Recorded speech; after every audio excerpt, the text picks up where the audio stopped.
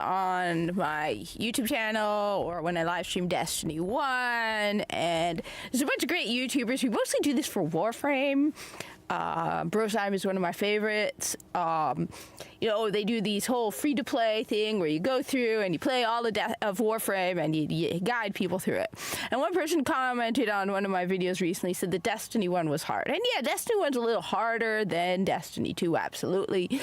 One of the criticisms that was big when Destiny 2 first came out, and it has gotten even more and more true as time has passed, is that there's a kitten sitting right over here, is that Destiny 2 was really made for casuals, and I have to 100% agree. Even from the beginning, you can tell the Destiny 2 was made more for the casuals than Destiny 1. To me, the biggest sign that Destiny 2 was going casual was the fact that you can shoot through the Cabal shields, okay? Destiny 1, you can't shoot through the Cabal shields. You either have to get them in the shoulder or the arm or the foot, an area where the shield doesn't cover, and they flinch, and then they drop the shield, and you can get them, usually pop them in the head. Which is a pain in the butt when the modifier called Berserk is in effect. Berserk means that enemies do not flinch, so you have a lot of fun going after Cabal then. That's sarcasm. That's a lot of sarcasm. When Berserk is in effect and you are going after Cabal, it is not easy. It is not fun. I am late coming on. So I thought, now I already started another character on Xbox, but I figured I will start fresh on PlayStation, just so we could go through. This is going to be no Destiny 2 mention other than various comparisons, no rants about the state of Destiny 2. This is going to be a guide. Welcome to Destiny 1. We will listen to cutscenes. Let me know if there's any problems with the audio. Destiny 1 in 2025. Now, first off, let me just say that there is a lot of stuff available in Destiny 1 in 2025. People underestimate what is available in Destiny 1 in 2025. Usually people are shocked to find out that the game still plays. It plays very, very well.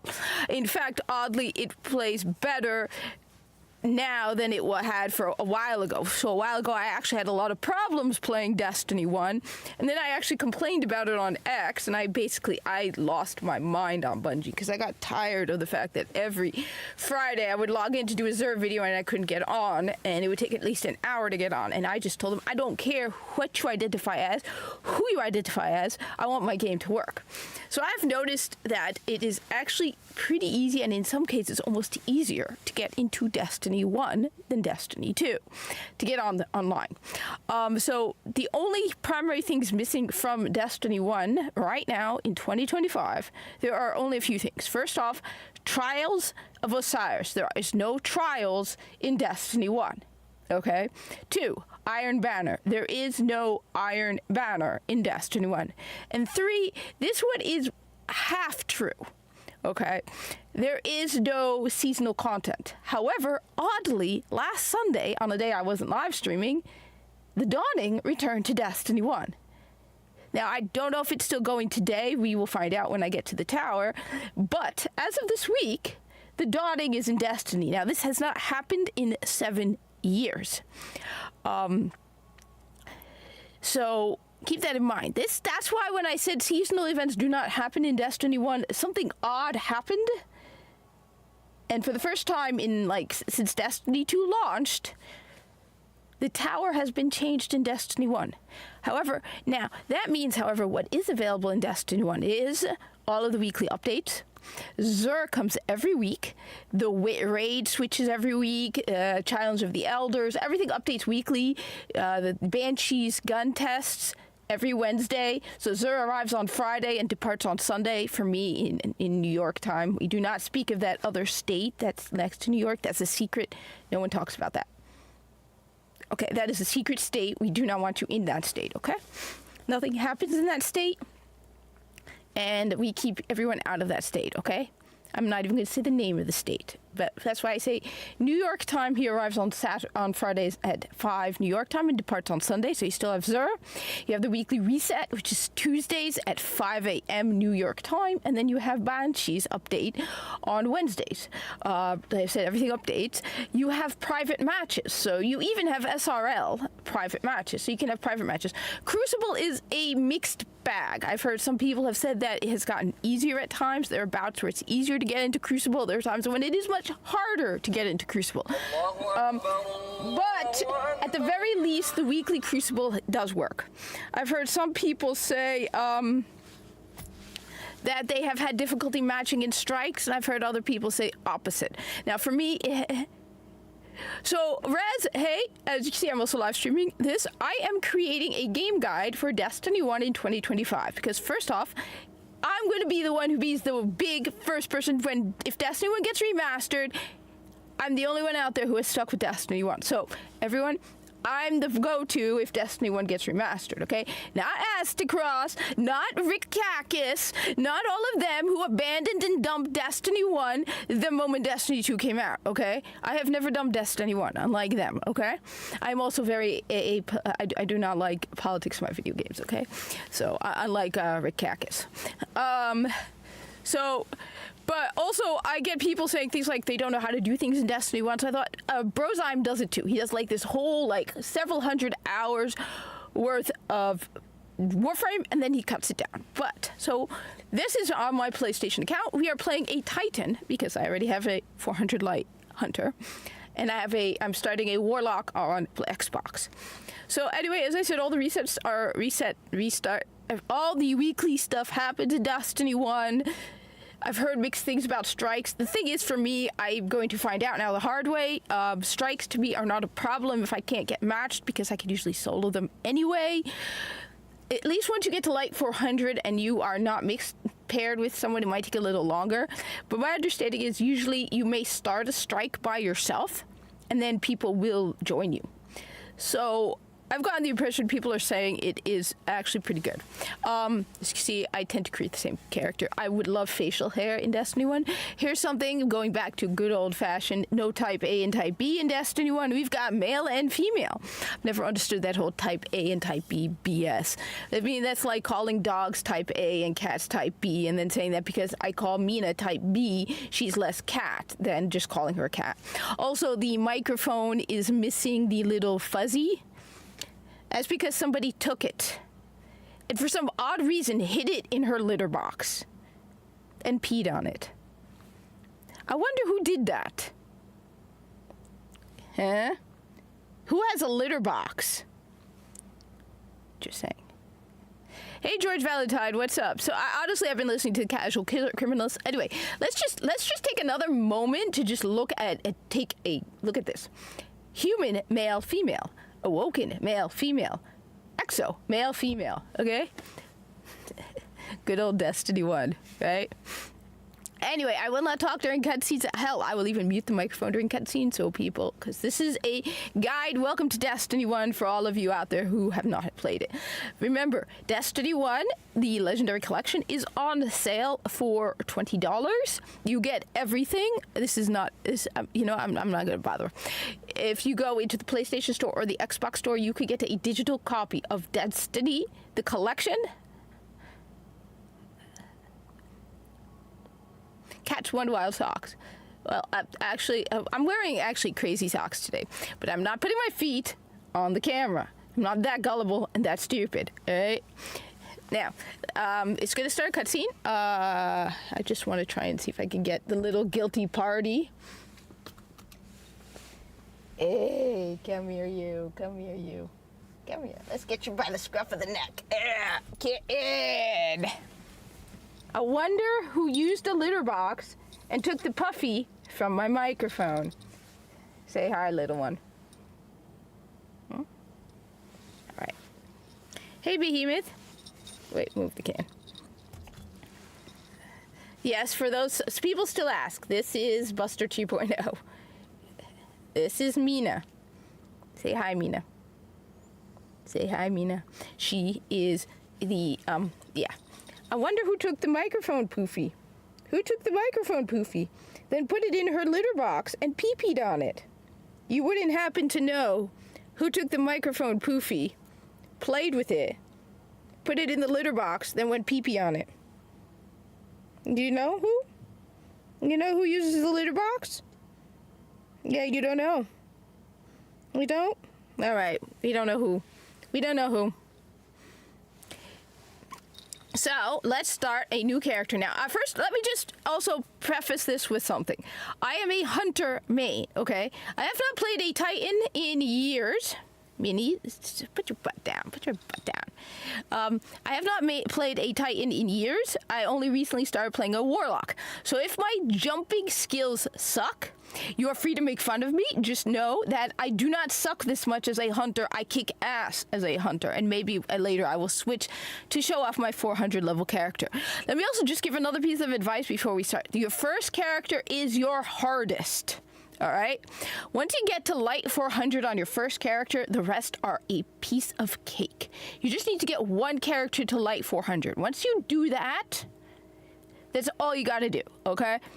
Then you can start infusing armor from across classes. See, one of the differences between Destiny 1 and Destiny 2 is, in Destiny 1, you can take a hunter helmet and infuse it into a Titan. You can't do this in Destiny 2. You cannot put armor from your hunter into your vault and then infuse it into your warlock's armor. So that is why, for me, getting to light 400 is going to be a piece of cake. All right, I already have a light 400 character, and I could just collect a lot of extra stuff and infuse it into my my character. So that's the main thing with Destiny 1. You just need to get at least one character to light 400. Once you do that, it's smooth sailing after that. All right, getting to level 40, that takes a little while. If you buy the game, you will get a level 40 character boost, but it don't matter really. Oh.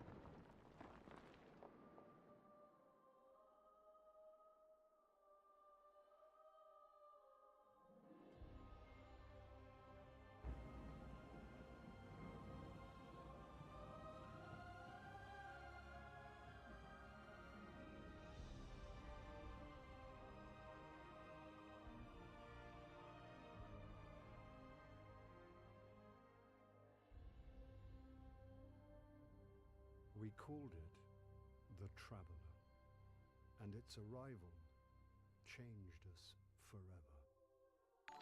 Great cities were built on Mars and Venus. Mercury became a garden world. Human lifespan tripled. It was a time of miracles.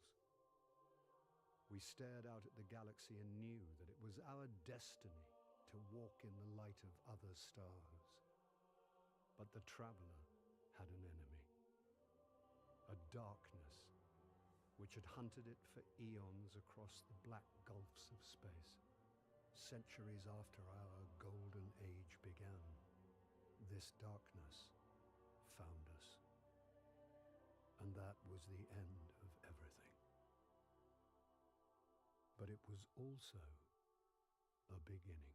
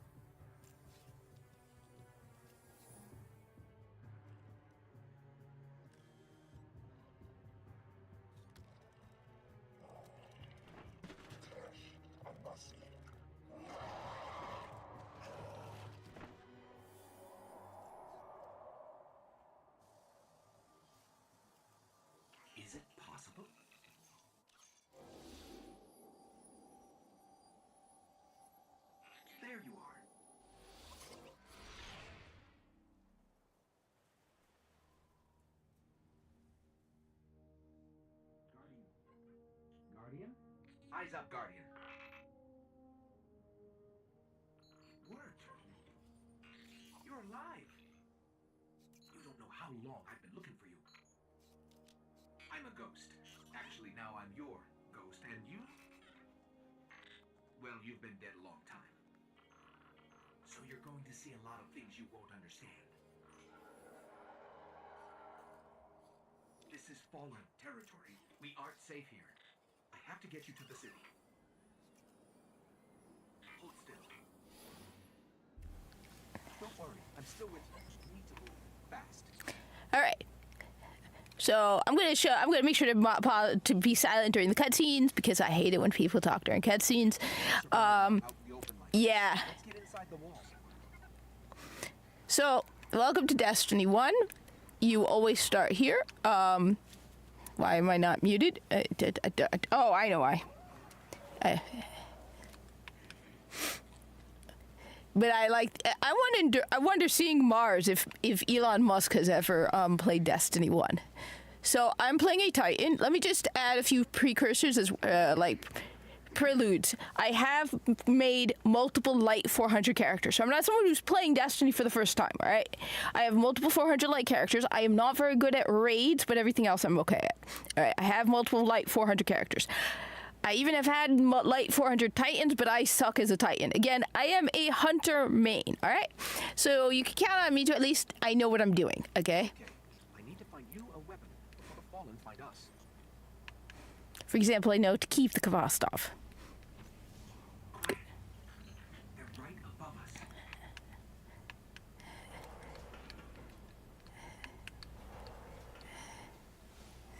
Hang tight. Fallen thrive. Yeah, I got someone stretching. Need more light. I'll see what I can do.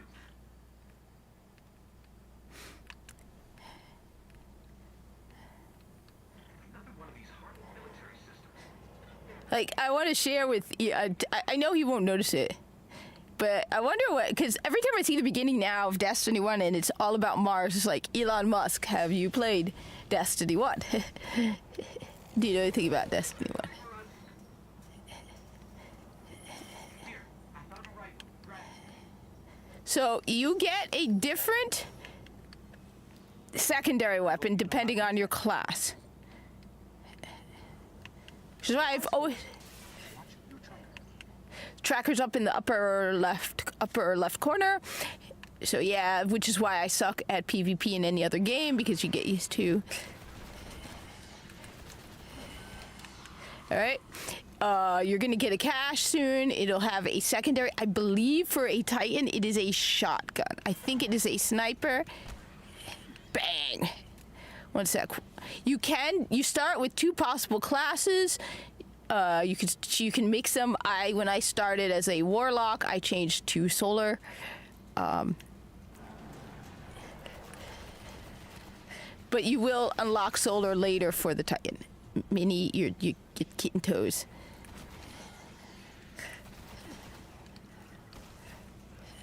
Now, even if you use the character 40 boost, you do not unlock everything. Keep that in mind. This is original Destiny. Destiny 1. See, so one thing to keep in mind is you have to unlock everything, all right? Keep that in mind. This is a Destiny 2, so you have to unlock everything. You're not gonna... Getting a character 40 boost Let's see what's inside. just means you can use level 40 stuff. See, okay, yeah, so we do get a shotgun for the Titan. I believe for the warlock, I think you get the shot. I don't remember what you get. Trip mines, you shoot them in the... You can see the difference. There's like a metal...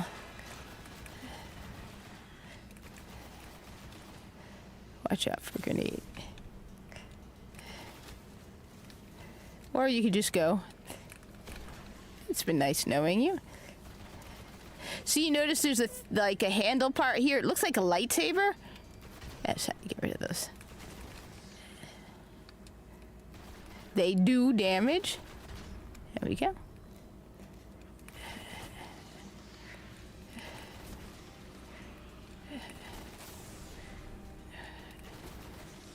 And yes, Destiny 1 is definitely harder than Destiny 2. but it's also, I think, I've heard a lot of people say Destiny 1 is slower than Destiny 2. Your health is like hardier. Your health like is harder to bring down, but it's slower. It's not like you get your. That's what I've heard people say.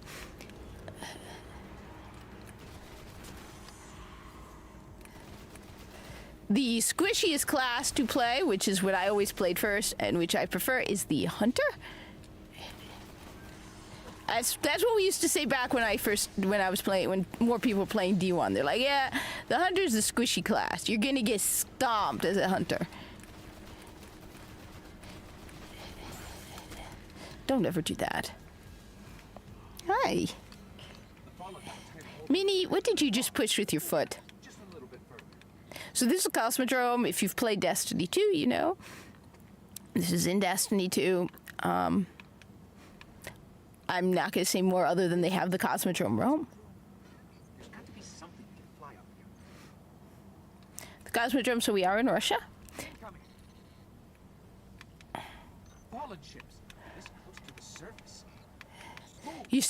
So you don't start with a double jump because you have to unlock it. Not even grenades. I have nothing except my secondary and primary. Now, I will show you a trick on how to get a... I'm not going to use my... I don't have my Iron Galahorn trick for my Xbox. So, I will show you a trick, though. How to get a heavy weapon early in the game. There is a trick that you can get...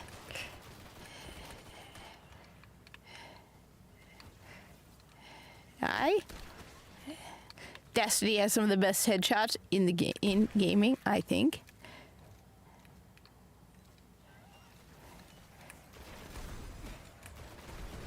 Shanks don't get precision kills. I found that out.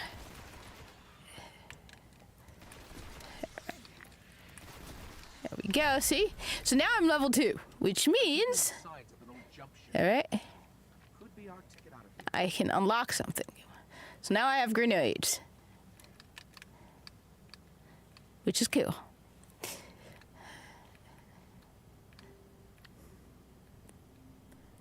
All right. See, I mean, seriously, Destiny has some of the best headshots you will ever find. Just they amazing headshots, okay? Now, it would be so much more satisfying if it were a hand cannon.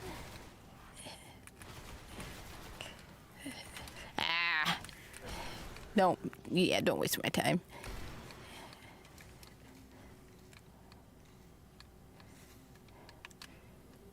There's a ship. Clear them out.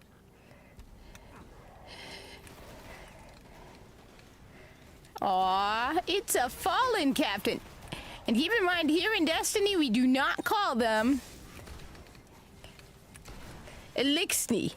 We call them fallen, all right? Let's just remember that, all right? None of this Elixni. It's the fallen, all right?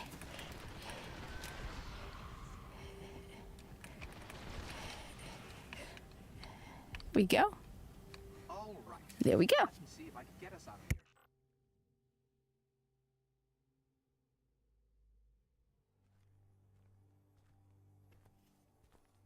It's been here a while. Hasn't made a jump in centuries. We're lucky the Fallen haven't completely picked it clean.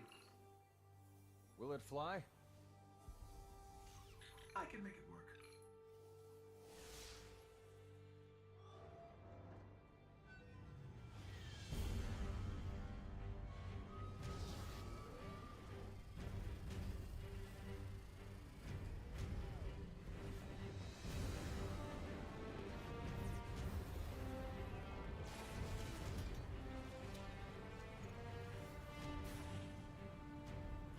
Okay, it's not going to break orbit, but it just might get us to the city.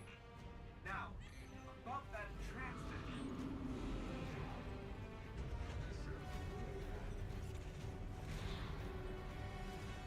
Bringing you in.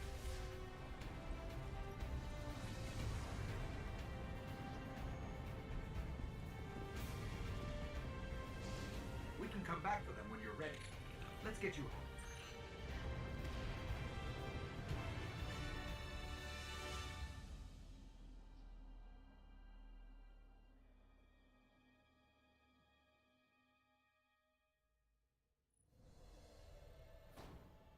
So I think the cutscene with the woman was added after the Taken King.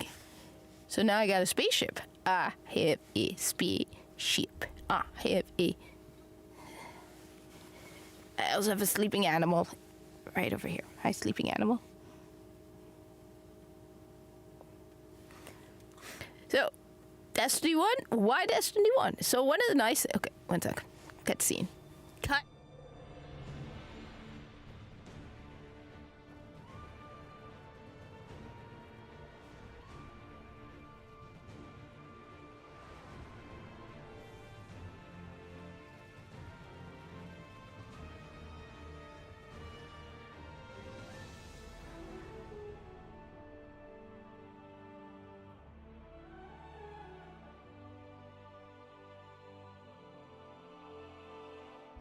Wait a minute, did they reuse that in Destiny 2? At the beginning of Destiny 2?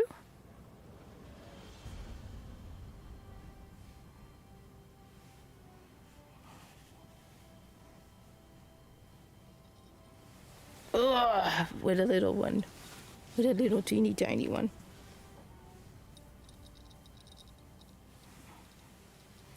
Welcome to the last safe city on Earth. The only place the traveler can still protect. It took centuries to build. Now, we're counting every day it stands. And this tower is where the Guardians live.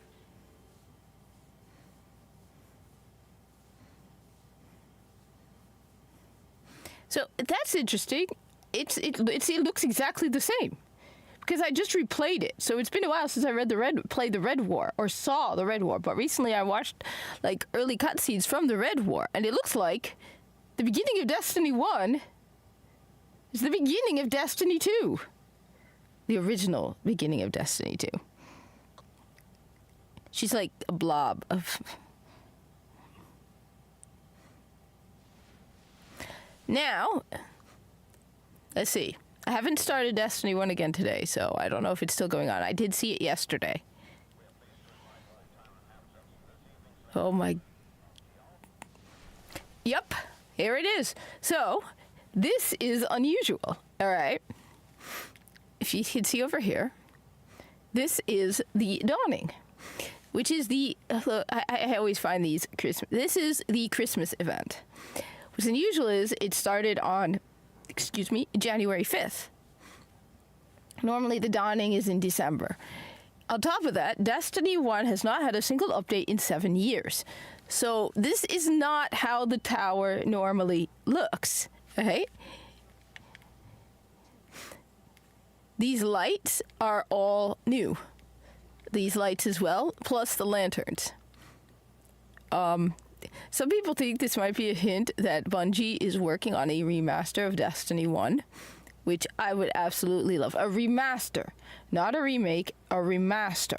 We do not want a remake. I do not want them to turn Destiny 1 into Destiny 2, in the sense that I don't want them to take everything that's in Destiny 2 and just put a thin coat of Destiny 1 on it. No. A lot of what makes Destiny 1 unique is what makes Destiny 1 unique. Now, there's some qualities. Look, you can even pick up the lanterns. All right? A lot of what makes Destiny 1 unique is not in Destiny 2. I won't deny there are things that make Destiny 1 more challenging, but it's what makes Destiny 1 unique. There's also bouncy balls all over the place. You know the balls that, like, the... See? Came from Destiny 1. The whole soccer game or football in Destiny 2 came also from Destiny 1. There was a football or a soccer ball, whatever. It's always around, unless someone takes it, it's usually around here, and you can kick it around the tower. So they added to that by giving you a full soccer game in the farm. But that started here in Destiny 1. You have a bouncy ball over here. Okay. And I believe there's always one over by him. But again, people could be taking them and throwing them around and kicking the soccer ball off the side. So all of that actually started in Destiny 1. I still don't know why they haven't brought the tower back. I mean, that's just that's one of the frustrations. So anyway, just a couple things to keep in mind when you play Destiny 1. All right. So you're aware you are only allowed across 3 accounts. So you can have up to 3 characters, 25,000 Glimmer. Okay? So no more than 25,000 Glimmer, 200 legendary marks. Once you reach 200, you will not get more. So even if you do an activity that would normally give you legendary marks, once you reach 200, that's the cap, you just lose out. All right? So why I have 100 silver, I don't know.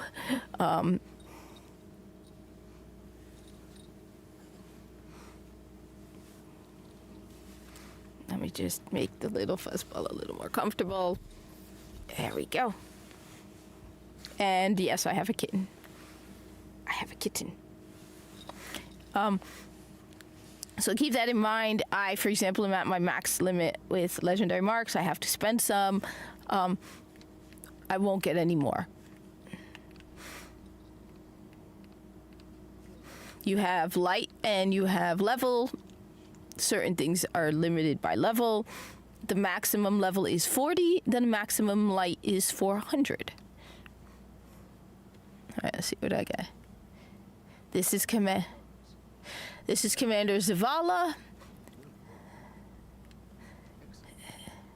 Commander Zavala is the Vanguard leader, and he is also the Titan Vanguard. So if you play a Titan, he is the one you go to.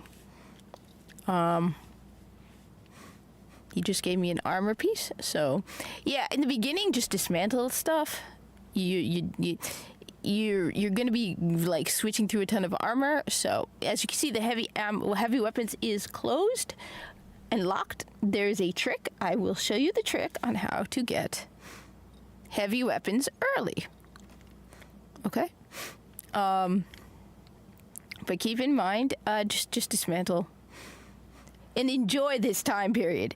The first 40 levels, up until you get to legendary stuff, it is so much fun because this is one of the great reasons why I absolutely love replaying Destiny 1, is that feeling of excitement of getting something new. Okay? You don't get that once you like completely just, let's see, we got an auto rifle. Let's go with the hand cannon. So,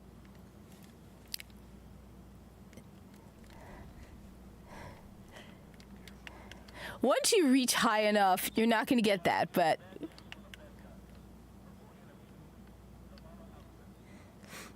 when you're leveling up, everything's going to be new. Most things are going to be better. So it's fun to get new gear and be like, oh my god, I remember when whites were valuable. Yes, when you play Destiny 1 at the beginning, right? Whites are valuable. So, this is Amanda Holiday. I'm not even going to talk about what they did to her in Destiny 2. But she actually isn't that young. People have pointed out she must be, because, okay, so one little detail. So Ghost talks about how we were building the tower for hundreds of years. In the beginning of Destiny 2, there's a cutscene or a trailer for Destiny 2 where you see Amanda Holiday while the tower's being built. Humans' life tripled, so humans live over 300 years. Amanda Holiday was like 250 years old. Okay? But your armor and gear gets cooler the higher you go, and a lot of it is based, like, you earn it. So for those of you who just want to know, who are new here, okay, you want to take a look at what Eververse looks like in Destiny 1? Because this will blow your minds.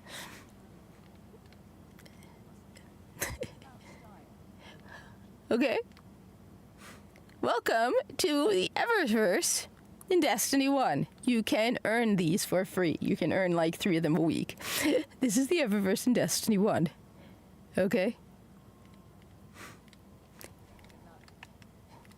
Now this is the Silver Dust store, so that you can earn it for free, and then you can buy. I already have everything. You can see my grimoire. So another thing to keep in mind: how to know if someone's a new player or not a new player. It's their grimoire score.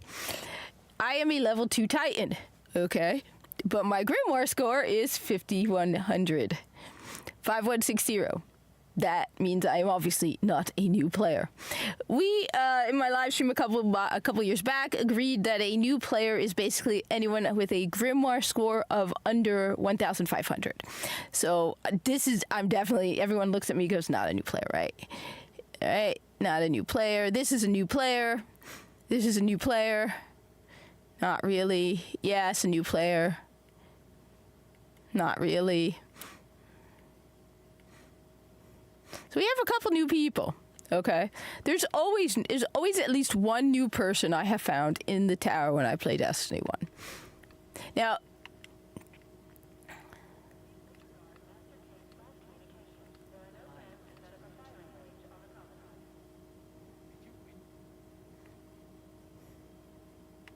oh, and then there's the ancient tradition of Destiny 1 where you must stand on the table. So we need to find a warp drive in the Cosmodrome. Now, I am embarrassed to admit, the first time I played Destiny 1, okay, was actually before the Taken King. And I got confused because I do not like slow-paced RPGs, okay? I like RPGs, but I like action, okay? And so here we are at the beginning of Destiny 1, and you are running around talking to people. So you had the first mission, which was fast-paced shooting. Then you're going around talking to people. And I missed one very important detail, and that is how to leave the tower. So I thought you could just look them up, T1.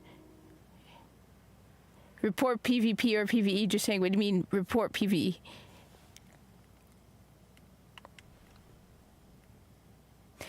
Yeah, but why would you do that when it's just a lot easier to just look at their grimoire score? It's a lot easier, right? Look. Yeah, you can look people up, but when it comes down to it casually, right? You know a person's a new player based on their grimoire score. Nobody who isn't a new player is going to have if you're not a new player, you're not going to have a high grimoire score. That's it. You're making it way too complicated. All you got to do is if you go right here, roster, right? All right, that person is not a new player. They have a 3,700. They are a light 400, level 40, and they have a high grimoire. That's all you need to do. Hey, Siege. This person here, definitely this is a second player. This is a second character. They have a grimoire of 2,600. They have a level 2 character, light 7. But they have a 2,600 grimoire. That means this is a second or third character. This is not their first character, okay? So why bother? This, on the other hand, this person here, this could be their first character. Their grimoire is only 1,000. They're level 18, which just means they're almost halfway to the max. They have a 97 light. So this is a new person, and this is probably their first character. Use logic. This person is probably on their second character. They have 1,800 grimoire, level 2, light 6. There's no way that you are level 2, light 6 if this is your first character, and you have a grimoire of 1,800. Just use common sense, all right? This is probably their second character. They have 4,700 grimoire, level 34, light 166. It's probably their second or third character, or they deleted a character and started over. All right? They're not new. It's just use logic, right? Level 40, light 206, 1650. This is probably their first character. All right? Same here, 2645, level 40, light 371. They're nearly at max light level. They have almost 3,000 grimoire. This is probably their first character, maybe their second. Yeah. This, on the other hand, is a new player. They have a grimoire of 230, level 6, light 24. First character, yeah. It's just common sense, right? Same here. Grimoire 520, level 8, light 33. It's possible this is either their first, they're definitely their first, or like they started a character and very early on changed their mind on the class, deleted it, but they did not get far. So 520, yeah. You don't need to do all that.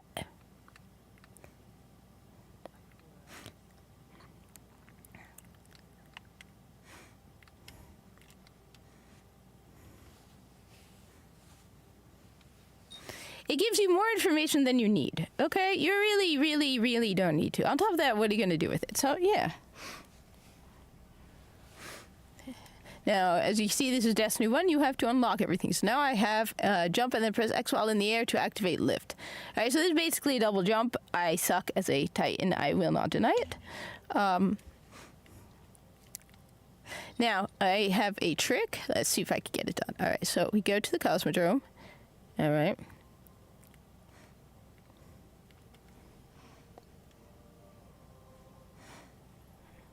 I mean, the only reason, honestly, when it comes down to it, that you are going to look up someone's score, look them up. Why? I tend to take people at face value. So little left out here. We were lucky to even find this ship. A Guardian can't do much to protect the city without one. But it needs a warp drive if we ever hope to fight beyond Earth. And that Cosmodrome is the only place I know where we might still find one. We survived the Fallen once. We can do it again. It's sort of like going through someone's Twitter feed and go all the way back. I mean, it's like, okay. Some people like to look them up. I don't see, like I said, oh, you know, I've had people lie to me. The ship was recently shut down here. If the Fallen haven't gotten to it, there might be parts we can salvage.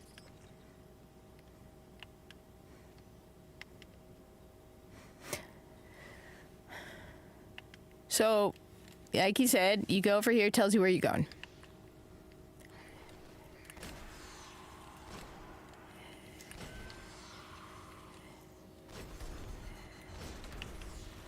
Now, I think I could do the trick, it's been a while, on how to get a heavy weapon very early on. So, in Destiny 1, you have all over the game. Avionics are completely catatonic, but I can code their last transmission.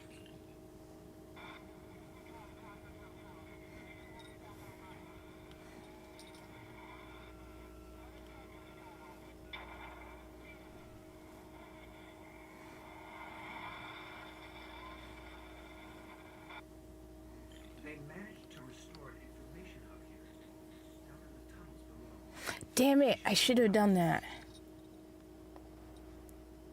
Alright, no, I'm not going to do that, because then most of the people doing this for the first time will not have access to that. So I could get my Sparrow, but...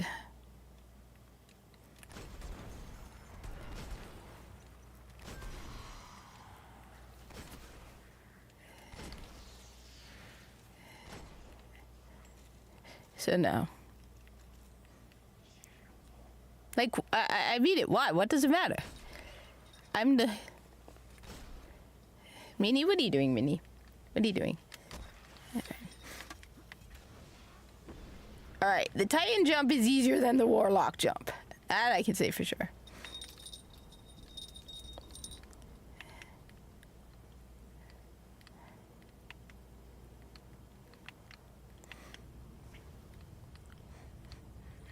map of the entire area.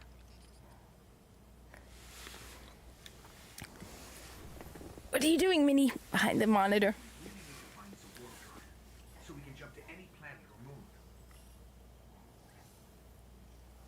Our only hope is where we found our ship. We have to go back.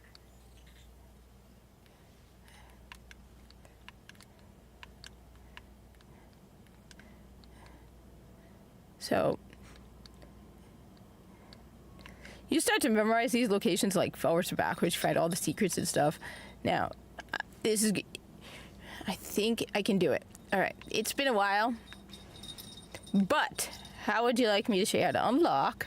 So, in the, in every planet in the solar system, okay, has 5 gold chests. Now, the loot in the chest is not based on where each chest is, okay? It's based on the order you find them in, okay? So, chest 1, regardless of which one is chest 1, will have the same thing. Chest 2 will have the same thing. Chest 2 is always a heavy weapon. So you need to find a second chest, right? It's not about the location, it's just finding a second chest. So the first gold chest is always right over here, all right? And it's an armor piece. Now, I'm going to show you where to find the second chest so you can get a heavy weapon early. But it's going to take a while because most of you are not going to have there's no Sparrow access yet. You can wait until you get Sparrow access, or you can do what I'm doing. So the trick is, so like I said, there are 5 gold chests. The loot is based on the order you find them in, not where the chests are. It doesn't matter the location. It's just if you find chest number 2, regardless of the second chest, it's going to have this in it now. So this isn't, so keep in mind, this is also not my Xbox account. So I do not have access to a light 400 Galahorn like on Xbox because I was stupid and I dismantled my pre-order Iron Galahorn, and now it is level. Her dingle dingle bell bell. You want me to get her here? I could easily get her here. It's a piece of cake, right?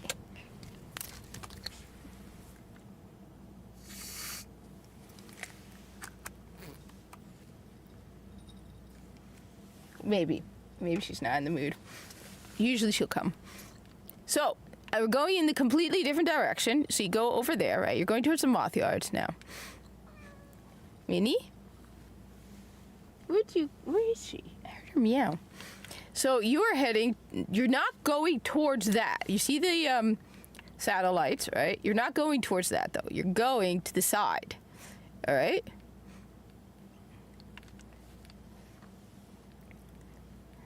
I said this is going to take a while because there is no Sparrow.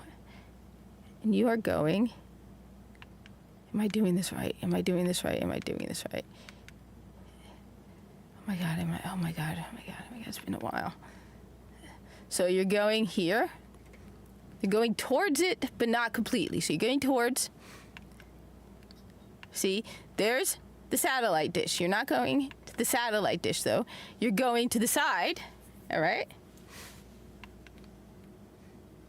Going this way.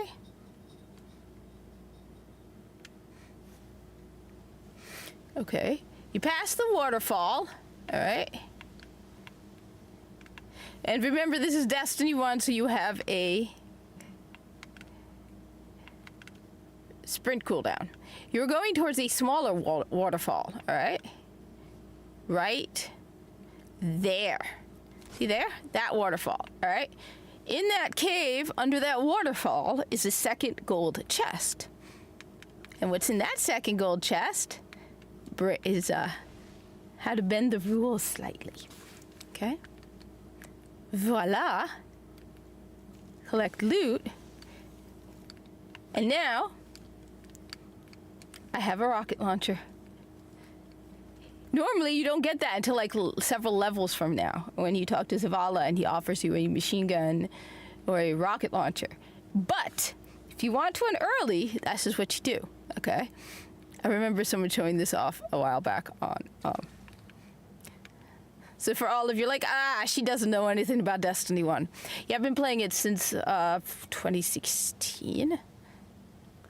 And I'm one of the few people who has not stopped.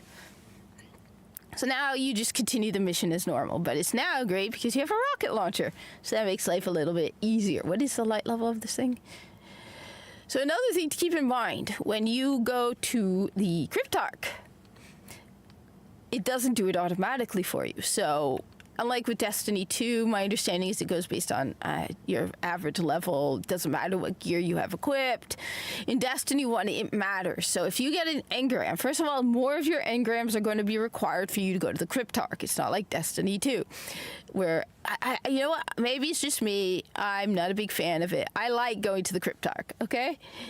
I feel bad for the guy, okay? You need to make sure all of your top gear is equipped when you go to do an engram. So let's say you have, an engram to decrypt. Make sure everything you are using is top level gear when you go to him. So you have the highest light level, so then you can have him give you the highest level. All right, and then don't mass decrypt things. Decrypt something. If it's higher light level, then equip it and decrypt again. Sometimes, you have 3 or 4 engrams to decrypt at the same time, right?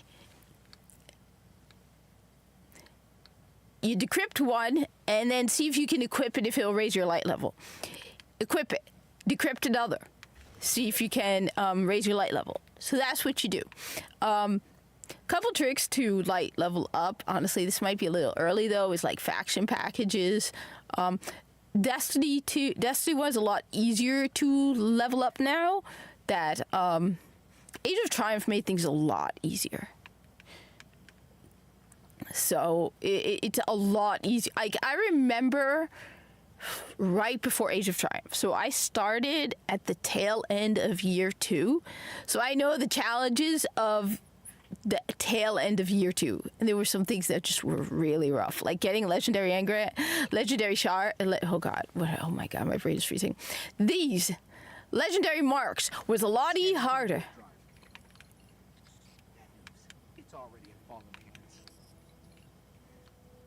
Yeah, but we now have a rocket launcher. So now, instead of having to do this...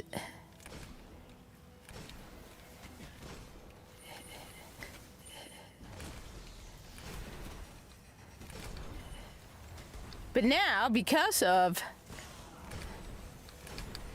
my little trick, and because you have a rocket launcher, you also get heavy ammo. Now, I have a max heavy ammo, but you will get heavy ammo, which you would not have gotten before. Now, this is a lousy rocket launcher. It's only...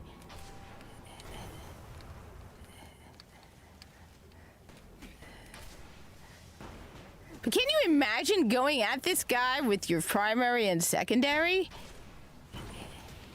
At least now I have a rocket launcher to go at him.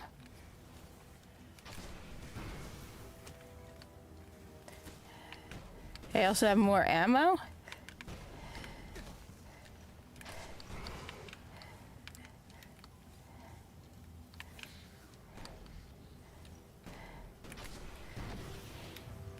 So that's a little trick you can do to make your life a little easier. There we go. You're gonna have to kill. This is unusual in that normally, if in Destiny, if you beat the boss, everyone goes away. But for some odd reason, they don't here. Him. There we go. So I only got one engram. I think I only got one. One other trick you can do is if you already have a light. So I'm going to try and do this as much as possible as if I don't have a light 400 character, because that is a great cheat. I have a bajillion. So once you make it to level 40, light 400, level 40, you're going to get just... You can just put stuff in your vault from your other character and pick it up with the other character. So, for example, I have like a bajillion blue engrams in my post of my level 40 character. I can just give them to this guy here. All right, I'll do it. I'll show you what I mean, okay? All right, so... I will show some of the tricks you can do to make it easier once you have multiple characters. So as you can see, I have a hunter human male. It's snowing for you? We have a little snow on the ground. But people close because of snow. Like, I haven't been in a position where work has closed because of snow in years. Like, people are always saying it's going to close. So this is for all of you who don't believe me, by the way, this is my level 400 character. I have a couple of them. I've deleted multiple level 400, like 400 level 40 characters. So, I mean, when it comes to church, I know people look forward to going to church. I've been to church services. So I'm sorry about that.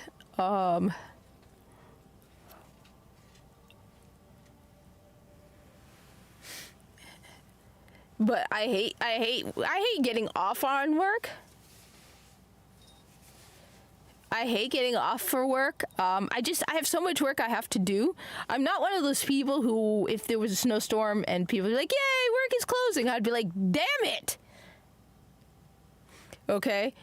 God, I'm the person who'd be like, absolutely not. I do not want time off from work because it puts me behind schedule. Like when Buster passed, the 2 day, like it was 2 days. I took 2 days half day for her passing. One day I had to take her to the vet, and one day they were like, go home early. You know, dealing with all that. All right, so what weapon do I have? I haven't used this character in a while because I've been always on Xbox. So, let's see. I probably need to see if there's anything I can wipe from here because my vault is full. All right. Let's take.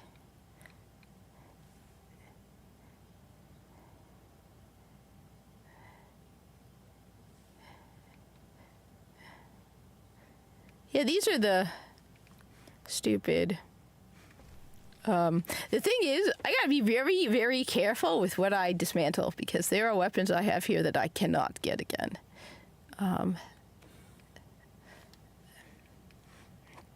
So I can go here.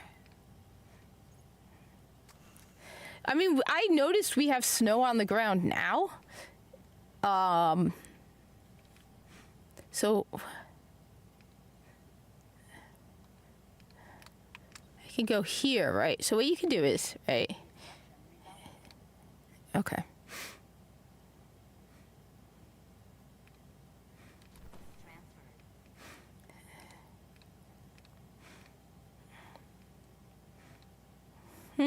Treads upon stars. What I could do is, right? I have that blue engram. You can store engrams, right? Alright, so what do I have in here?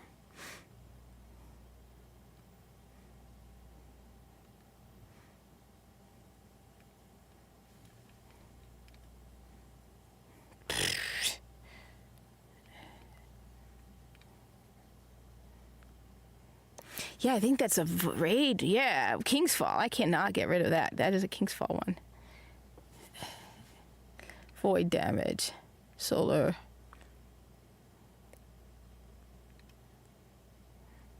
Okay, I could probably get rid of that.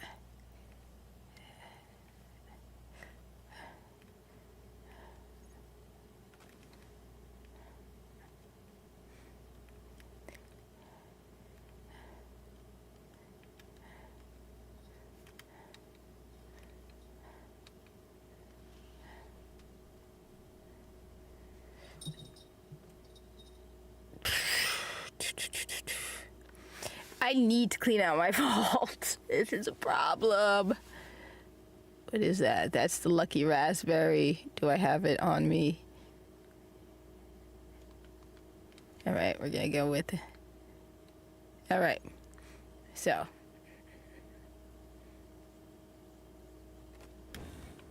Okay, so we got snow. Yeah, we have snow, but not that much. Okay, let me grab something here.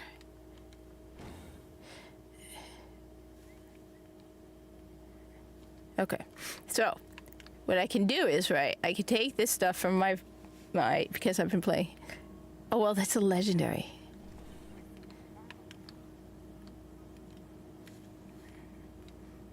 That's not going to do anything for my character, for my... Take this. Put this.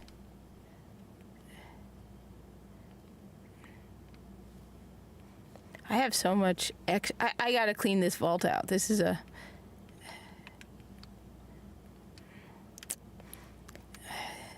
Anyway, the whole point is, right, to show that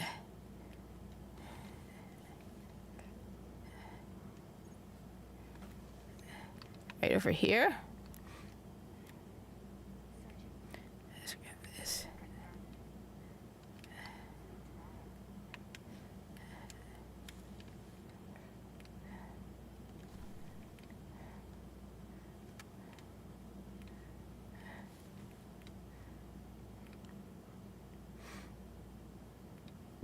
All right. If I'm heavy.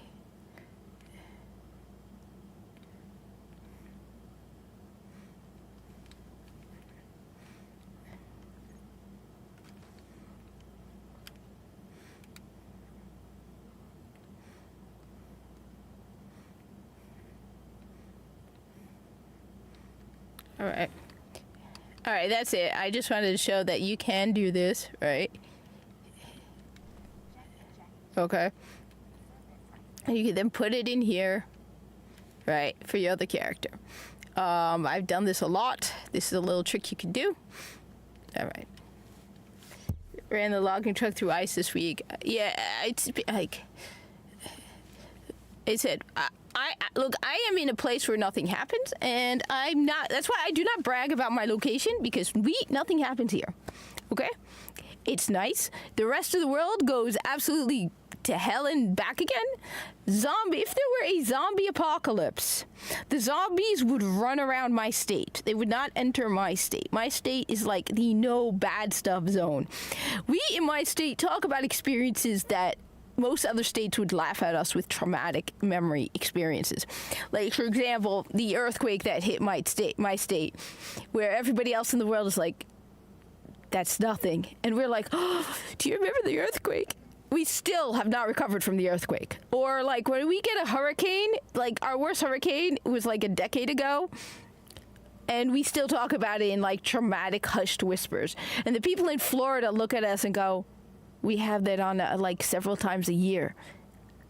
That's why we do not talk about my state. My state is a secret club, an exclusive club for boring people. All right? We like my state to remain boring. We do not want you to bring your exciting lives. We deny the state exists. Hell, even if you are in my state, we pretend that you're in another state so that when you leave, you think you are in another state. Like, you will go to airports in my state, and they will have t-shirts that say, I love New York. Why? So that when people leave my state and go overseas, they think they were in New York, okay? We do not exist. We are a figment of your imagination. Our politicians, okay? Nobody knows who they are. Like, someone was running at one point for president from my state, and people were like, who is this guy? And I'm standing there like, he used to be a governor here. Yeah. We don't exist, okay? My politicians in my state could be guilty of horrific crimes, but because people have no idea who they are, because my state is so inconsequential that they will fly right under the radar, okay? Completely. Like, I bet you if you were to go up to any president, be like, so, have you heard of Governor so-and-so? They'd be like, who? You're pulling my chain. He's not real, is he? Okay? That's why whenever I make a Zer video, you'll notice I refer to New York time.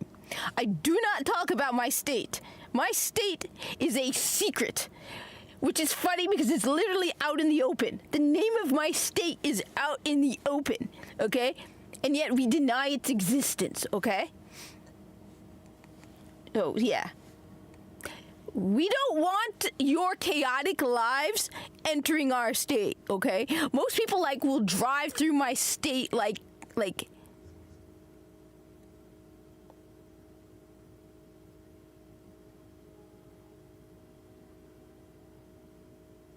Shh! Do not talk about this place! It is a secret! We want people to drive through as if it doesn't exist, okay? People drive through this state like sort of like we are even less important than the flyover states. We are the drive-through state.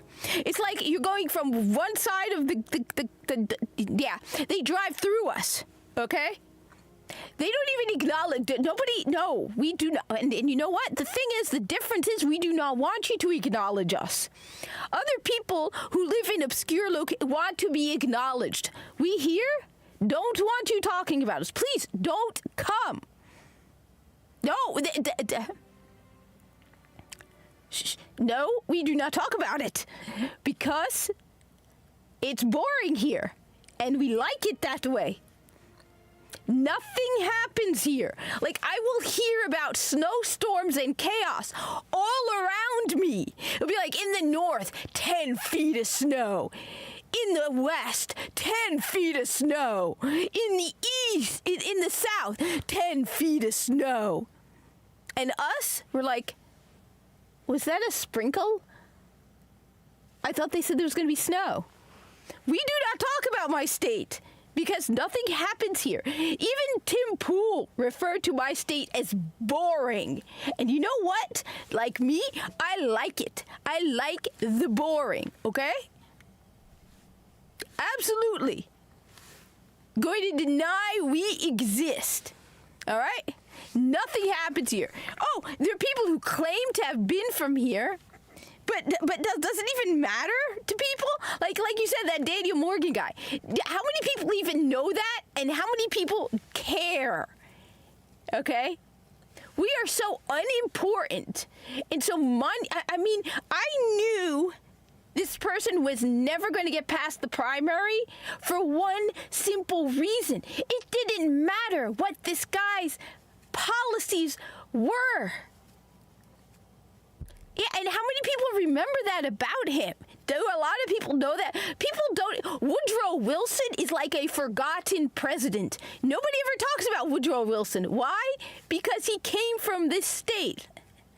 Okay? Most people forgot about Woodrow Wilson. Why? Because he came. I mean, I'm telling you, nobody from, like, my state has a chance at becoming president. Okay, you can literally be like, I'm the governor of blank, and I will give every American citizen $1 million if you vote for me. Your name will be forgotten. Okay, you will not win because it's almost like there's like a Men in Black kind of haze. Most people forget about Woodrow Wilson. You have to bring him up. Right? It's not like FD, RFK, the Roosevelts, Abraham Lincoln, hell, Grover Cleveland. There are presidents that are ridiculously obscure, but most people know. I'm talking about a secret state that we don't talk about because we in this state don't want you talking about us. We are boring and we like it. Nothing happens here, okay? I am telling you, if there was a zombie apocalypse, the zombies would run around my state because they do not want to come to my state because it is that boring, okay? That is my state for you, all right? And we like it. Like I said, we had an earthquake, and we still haven't forgotten about it. An earthquake that other people will laugh at. But us, it was like, I felt the bed move. It was a traumatic experience because we are... Yeah, but people don't know where that is. I bet you most people think the Jersey Devils in New York or Pennsylvania. We don't exist. I mean, go up to the average person, and say, Phil Murphy. No clue who he is. And you know what? I bet you he likes that. You come to this state to die politically, to die in every way possible. You are forgotten. There's like a have obscura around this state where you just, everything about us, like I said, Woodrow Wilson, the only time people think of Woodrow is if someone else brings him up. Nobody randomly in conversation will usually go, hey, Woodrow Wilson, because he was a governor of some place that nobody talks about. Wouldn't it be hilarious though if Destiny took place here? Talk to Zavala. You've only just begun your Guardian career, and already you've slain an Archon. Impressive. Let's see if you can maintain your tenacity. I'm sending you back into action. Fallen forces are strengthening their positions at the Jovian and terrestrial complexes in the Cosmodrome. Scout the areas, then report back to me. So the beginning of Destiny 1 is a little slow, alright? I won't deny it. Because it feels like they're just randomly throwing you at missions that kind of feel disconnected. It really starts to pull together at the Taken King, but the Reef does help when you have to do... So anyway, this is what you do when you come here to... So I have a 12, I have a 5, and I have a 17. So 17, okay. 23, 5... 19. Get rid of the 19.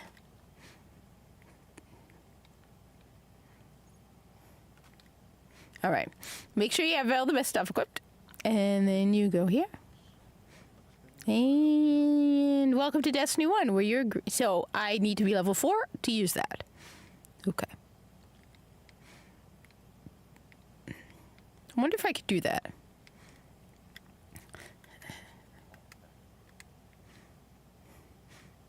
Let's see if this will work. Ooh, it does. Nice. I have access.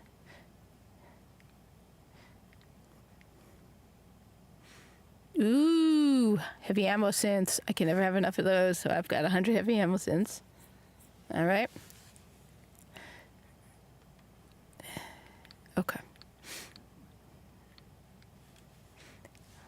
So this is this, like I said, this is, look, all right? If they remaster Destiny 1, let's be clear. I'm the authority on Destiny 1 now. All you Rickacuses and Lucky 10Ps and Astacrosses and all of you guys, you gotta wait in line. Shh, don't tell people that. No, he did not. We let them believe it was in New York and Connecticut, okay? All right? We don't exist, Behemoth. Stop telling them about us. It's a secret, okay? We don't talk about this place. What happens here stays here. We want it like this. It's boring here. It's quiet here, okay? Why do you think so? It's just, nobody talks about us for that reason, and we like it. Once you start jinxing us, then we'll start getting heavy snowstorms and real stuff will happen here. And then the zombies will come.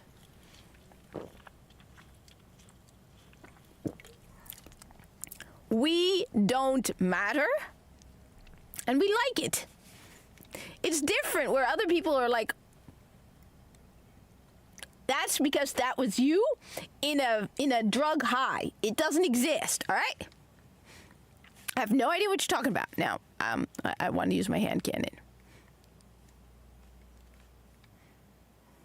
Yeah, let's use the auto rifle just because. Yeah, all right. So the problem with early Destiny also is going in order, because the beginning of Destiny is kind of chaotic, right? It's almost like you are starting your career off as a Guardian, and they want to test you out. So they send you out on random missions. I'm like, Guardian, go investigate reports of a hidden power trapped in the Cosmodrome. Shh. Yes, fentanyl zombies. Shh. Just, we don't talk about this state, okay? We are the biggest, most public secret there is.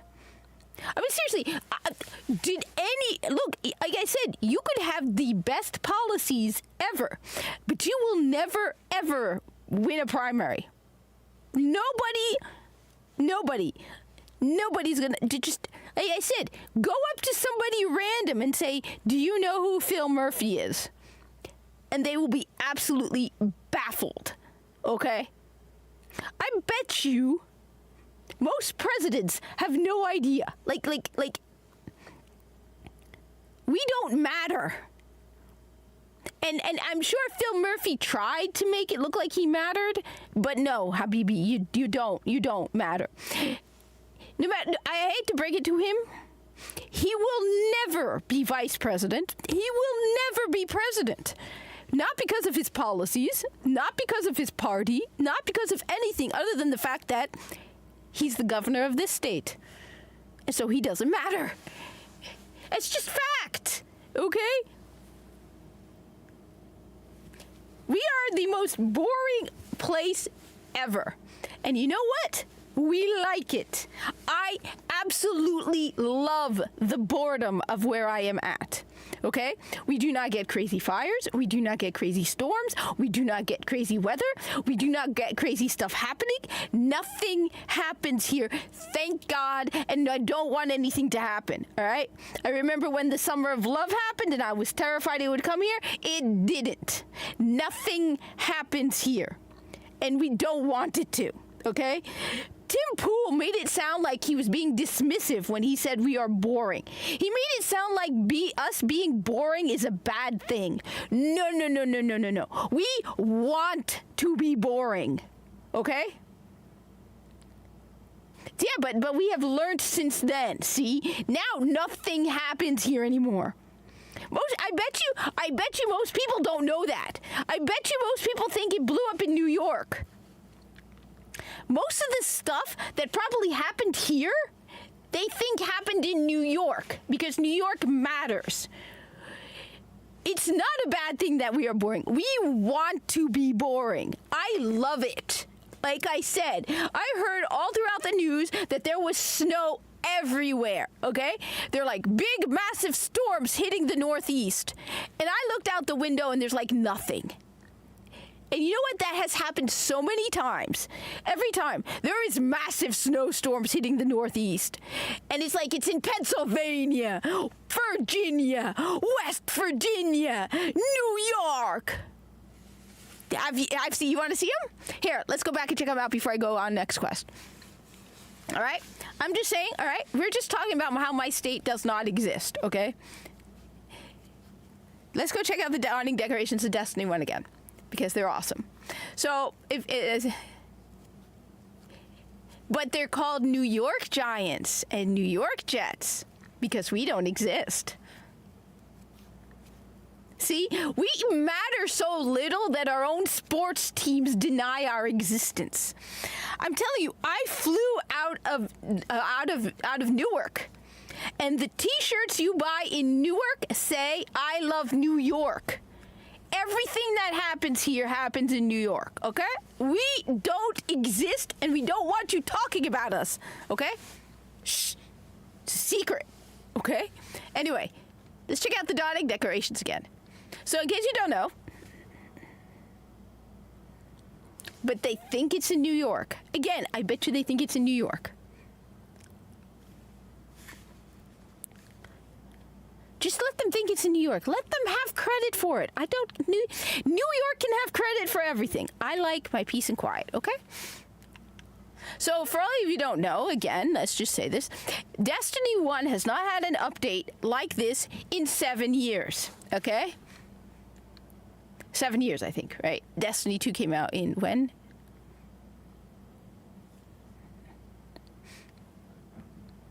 I like it. You don't understand. I like it. I like the peace and quiet. I like the fact that I literally... See? Which is why when I see other states and other places that make them, everyone wants attention on them, I go, thank God I'm in a place nobody cares about. Nobody cares. And we are so boring.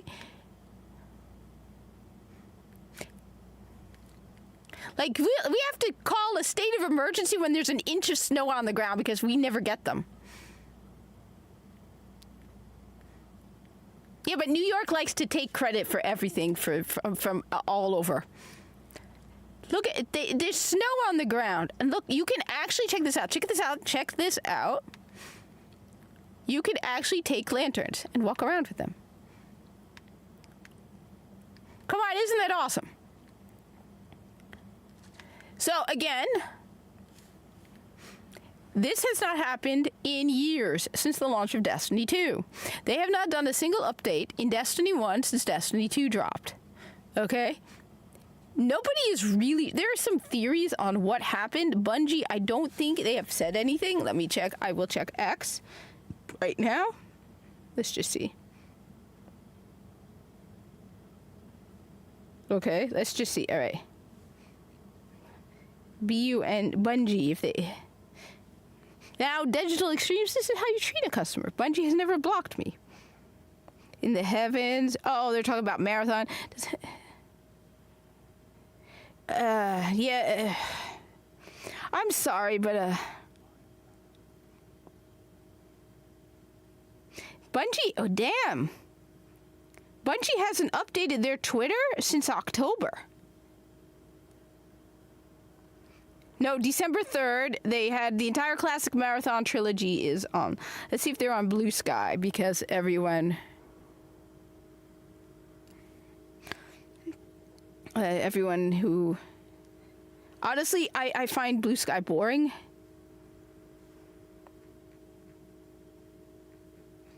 Yeah, Bungie's on Blue Sky. Of course they are. But they haven't posted anything, so... Nope, they haven't posted anything. Yeah, they just created an account on Blue Sky, I guess, to see if it would make it do it. But no, they maybe they learned their lesson and aren't posting anything on X. I'm not seeing anything about this from Bungie, so we don't know if it was a mistake or if they did it on purpose. But you know what?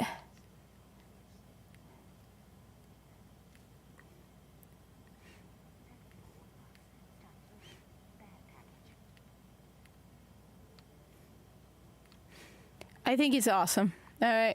Let's see. How many new people have we got in the tower? Again, we are not going to... So, this is not a new person. New person. 800 grimoires new.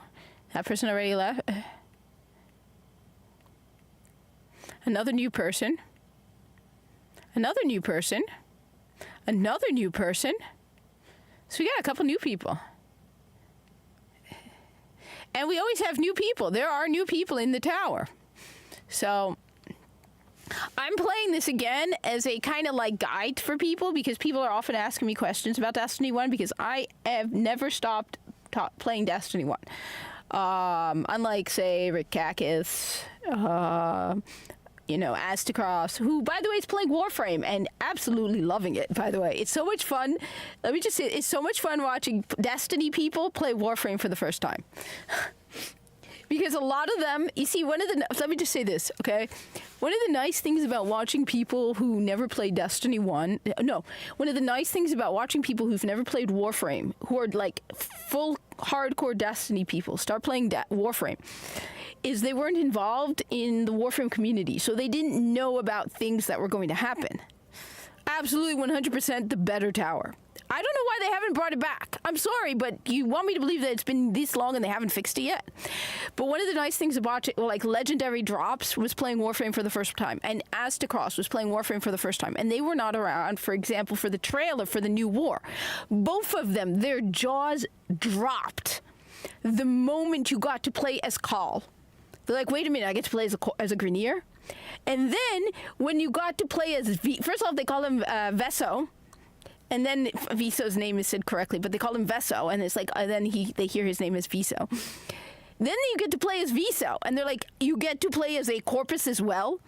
Their jaw, especially Legendary Drops, the moment they got to play the new war, their jaws dropped. Astacross, jaw dropped when he saw Railjack. He's like, why are you guys never telling me about this? He's like, if you keep telling me to play Warframe, and you don't tell. He loves Railjack. The dude is loving the drip. I'm not going to say anything about the second Dream Quest. No. But I'll just say they're every single moment, because they were not involved in Warframe, so they don't know what to expect. So you have these Destiny people who've never played Warframe, know nothing about it. Like, the best part was Astacross is playing Warframe, and everybody is spamming Clem in his comments. And he's like, Clem isn't real. No. I'm doing a solo playthrough for new players, so I can't have people joining me right now. His jaw dropped, like, right? He was so confused. He's like, "There's no. What is this Clem you guys keep talking about?" And so when he finally got to see Clem, it was just so much fun. He's like, "Wait, Clem is real?" Like, yeah, Clem is real. So it is awesome to see all these people who've played Destiny their entire lives. Well, not their entire lives. They've been hardcore Destiny people and never even looked at Warframe. And are all of a sudden playing Warframe and absolutely loving it. So anyway, they're absolutely baffled. Let me just see one other thing. Let me see what is the state of D1, Destiny 2 right now. So, because like I said, I should I'm trying to focus on doing this for people. All right, so what is the state of Destiny 1? Yeah, this is bad. 17,000 people, and they just started the third act. Whereas, so let's see, wait. Warframe is at 68,000, and Destiny 2 is at... Okay, they had a slight boost, 24,000. All right. So anyway, let me start with this. The beginning of Destiny 1 is a little harder to get into because it's a little chaotic, and they don't really give you very clear direction. It's always helpful to have someone who, I mean, you really, up until you get to the reef, it really isn't that big a deal. So, all right, you have two different missions. It feels like he's just sending you out there to try stuff. So, investigate reports of a hidden power trapped in the Cosmodrome array, or break the House of Devil's grasp in the Cosmodrome. Both of them are fine, do both. But yeah, a lot of people are getting into Warframe because I don't know what the state of Destiny 2 honestly is right now. I have not played it.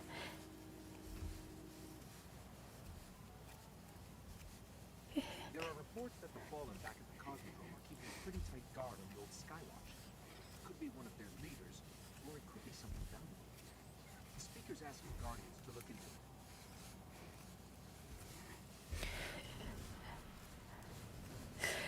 I'm not.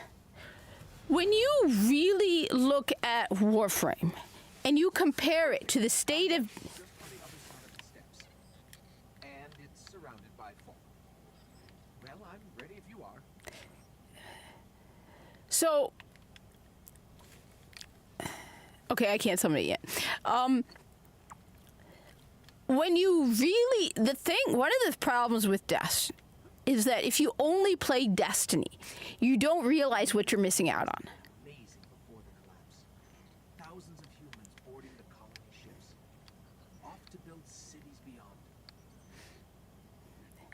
A lot of the people, like, so for me, okay, so how did I used to play video games most of my life, but I really wasn't into them until I had a really rough year in 2012 and 2013. I really don't go into it, but... Radar?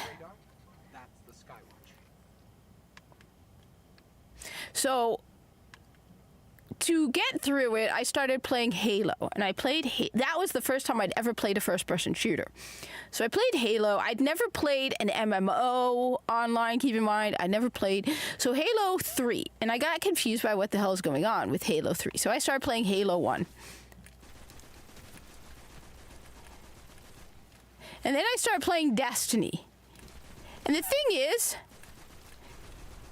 if all you play is Destiny, you don't realize how mid Destiny is. Now, keep in mind, for me, Destiny 1 is my all-time favorite game of all time. If you were to ask me, Kat, what is your favorite video game of all?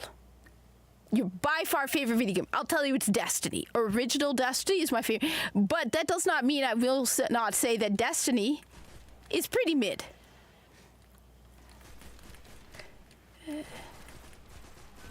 I won't deny it. One of the things that Bungie does have for them is their gunplay. The gunplay in Destiny is amazing. The feel of Destiny is amazing. I cannot deny that.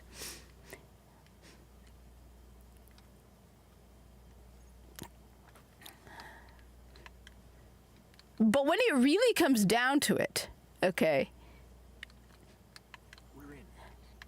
This was one of Skywatch's old array stations. A link to the lunar colonies. when you really, I mean, you have no player housing. Fallen sealed this gate. I can get it open. So you have no player housing. I mean, just think about it. How many player housing? Just that simple one. How much player housing do you have in Warframe? Like, I don't even want to leak it. I wanted to tell him. I'm like, dude, you haven't even found all the player housing yet. Lots of motion ahead. I've got a bad feeling about this.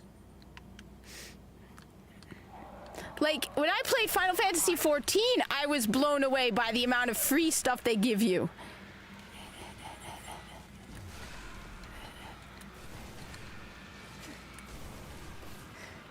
The amount of game content, the amount of stuff in the game. Like, the more you think about it, the more you wonder, what is Bungie doing?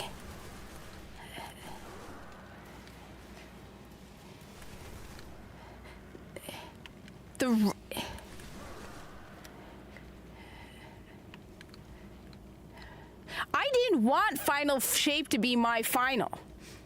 I have the full year, but I could not get into it after Final Shape.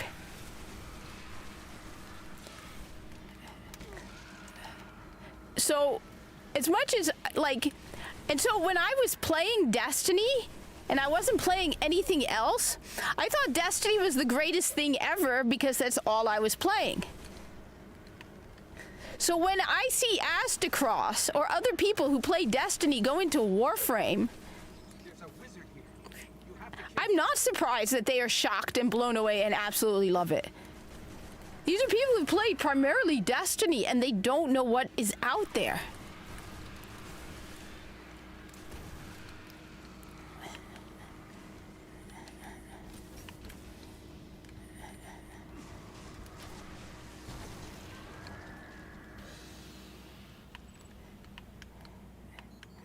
Hive haven't been on Earth in centuries. Darkness could be a lot closer than we think. We should probably get moving. But that's one of the things to keep in mind also when I talk about Destiny, okay, is that I will admit the faults and flaws in Destiny and Destiny 2, but I will tell you flat out, Destiny 1 is by far my favorite video game of all time. I will put Destiny 1 over Halo, over Doom, but that's because I am also biased. Destiny just, I love the feel of Destiny. I love the gunplay in Destiny. I love the feeling.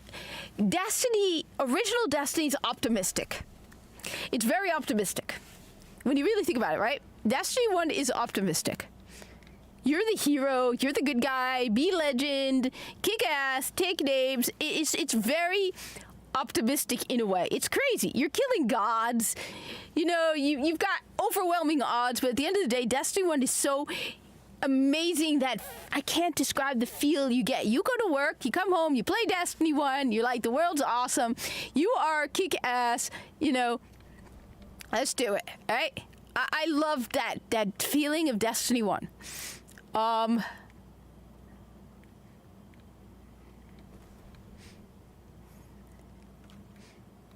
If I am down, if I need to boost a boost, you know what I do? I will play Destiny. The number of times I've restarted this game, I cannot begin to count. Just playing Destiny will make me happy. And again, I will not deny there are a lot of faults in original Destiny. And this isn't even coming from, I don't know very much about year 1, and I started late in year 2. So I have learned, one sec, cutscene.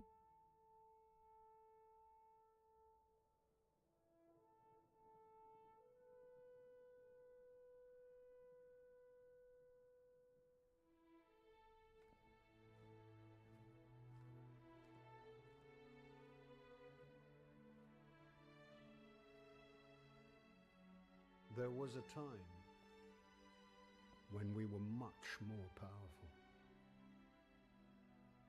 But that was long ago. Until it wakes and finds its voice, I am the one who speaks for the Traveler. You must have no end of questions, Guardian. In its dying breath, the Traveler created the Ghosts to seek out those who can wield its light as a weapon.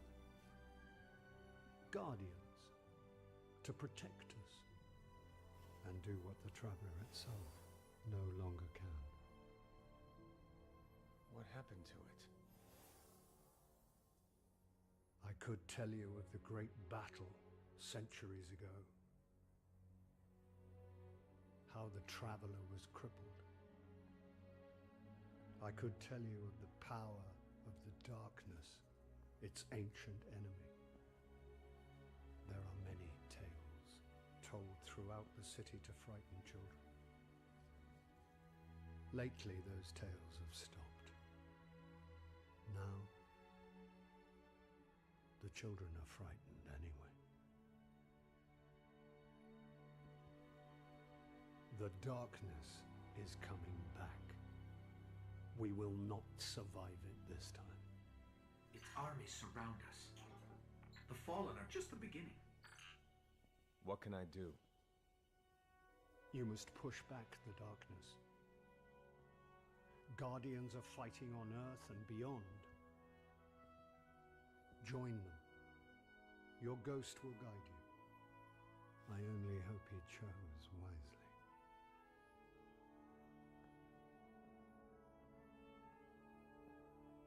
I did. I'm sure of it. We're in this together now. The thing is, I even liked the beginning of Destiny 2. A lot of people didn't like the beginning of Destiny 2. I did, because I was ridiculously excited. So one of the things is, I'll admit bias. When Destiny 2 launched, I was ridiculously excited. And I liked Destiny 2 at launch. I liked the Red War. I even liked... I didn't really care for Anna Bray. And... it wasn't too much, but I enjoyed the gameplay, and I had fun with the Warmind DLC, the Curse of Osiris. I even liked Forsaken. And the thing is, even with Forsaken, that old feeling of Destiny 1 was still there. Even with the death of Cayde 6 in Forsaken, there was still that feeling of being the good guy. And there was subtlety to it. Like, I was listening to an interview with Nolan North about Forsaken. Because remember, Nolan North voiced Cayde and Ghost. And he was talking about how Ghost takes on a darker turn in this. And there was more personality to the characters. There's more... Even, look, Bungie and Destiny 2 does not have the greatest writing of all time. But they still have decent writing up until Forsaken. And... The hardest part for me is trying to put into words the different mood to the game. When I play Destiny 1, regardless of I feel happy. The game is happy. You are fighting horrible monsters. You are taking on gods. But at the end of the day, what is Destiny about? It's about becoming a legend and being a hero. Saving humanity, fighting the bad guys. You are the Guardian. You are the wielder of the light. You are protecting humanity. It is basically black and white, good guy versus bad guy. The same with the beginning of Destiny 2. Up until like Forsaken, there was that black and white, good versus bad. You were the good guy. You played Destiny 2, even the beginning of Destiny 2 and Destiny 1. It fulfills that hero fantasy, okay? And the thing is, when you listen to a lot of people who are talking about a lot of these video game issues, right? They talk about how women view themselves, like I said, I'm one of the exceptions. There are women who are the exception to the norm, right? They talk about how women shape, I don't know exactly, I never really paid, but that men have hero fantasies. They want to be, it's more likely a guy is going to dream about, saving the world, like being like Viso, right? If you were to ask me any character who's my by far character in gaming other than Ghost, it would be Viso. Why Viso? I mean, Viso had 15 minutes of gameplay in Warframe. Why do I love Viso so much? Because Viso stood up, did what was right, and died in glory, saving thousands of corpus. So I tend to have the more male fantasies, okay? I won't deny it. Like I said, there are women like me. We're an exception, okay? But Destiny felt like it fit that fantasy of being the hero, all right? Going out there, just being a hero, right? And it's the same thing with early Destiny 2. Who's the one saving us from the Cabal? Who's the only one with the light who managed to find a shard of the Traveler and bring the Vanguard together and save humanity from the Cabal? You. At the end, it was you. Okay? There was no shades of gray of, we need to understand where the Cabal are coming from. There is no, the Cabal are the bad guys, we're the good guys. The Cabal came, invaded, took our home, and we're going to kick their asses and take it back. And in the process, we're going to bring the Vanguard together. We're the hero. We're numero uno. Okay? And like I said, there are always, that's why when you look at the people who play, like, first-person shooters, right, or games like that, it's like 93% male and like 7% female, because there are women who are the exception. For me, like I said, if you were to tell me which character I would be Viso. All right, because that's the thing I absolutely loved about Viso. It's that Viso did what was right, risked his life, died in glory, right? 100%, saved thousands of corpus probably millions of corpus in the process. His name will never be forgotten among the corpus, right? And he was a hero. Viso is a badass. If I could be anybody, it would be Viso. All right? But it's the same thing with Destiny. And the problem with Destiny is they changed that. After Forsaken, you could see the mind shift and the mood change. So now, when I play Destiny 2, I don't feel that same hero. One of the things that stood out for me when I started, every time I would keep going back to Destiny 2, get a sip of the state of Destiny 2, and be like, I don't like it. Brother, ooh. And one of those things that stood out to me was when they were trying to make, what's her name? We were trying to make Eris into a hive goddess. And you had Savathun's ghost berating you and putting you down for killing Hive and calling you a bloodthirsty monster and all of these things to make you, like, try to make you feel bad. And it's like, no, the Hive, there's no ifs, ands, or buts. That's why I was one of the few people who did not like the Witch Queen. I could tell you why I don't like the Witch Queen. I don't like the Witch Queen because it took away agency from the Hive. It turned the Hive from bad guys into deceived victims. Okay? That's the thing. The Hive chose the darkness up until the Witch Queen. They knew what they were doing, and then in the Witch Queen, they changed it so that Savathun was deceived. I did not like that. I'm one of the few people who does not like the Witch Queen. I like the gameplay for the Witch Queen. I like the mechanics. I thought it was fun. And up until you find out that Savathun was deceived, I had no problem with the Witch Queen. Just as I don't like Season of the Splicer. I don't like the shift in mood to Destiny 2, where it's all about belittling people, turning it into shades of gray, focusing on things that you don't expect in a first-person shooter, like a romance between Saint 14 and Osiris that is so poorly written. It's bad. Even if you weren't retconning anything, the writing is so bad. But Destiny 1 is different. Okay? And the beginning of and the sad thing with Destiny 2 is they took that away. If you had kept all of the old content in Destiny 2, I would be playing Destiny 2. But you took away the Red War. You took away the Curse of Osiris. You took away Forsaken. So you can't even go back and re-enjoy all of that. It's gone. And like I said, I don't come home from work exhausted, stressed from work, to not be a hero in a video game. To not be the good guy kicking butt and taking it. I don't need that in a video game. I want to be the hero.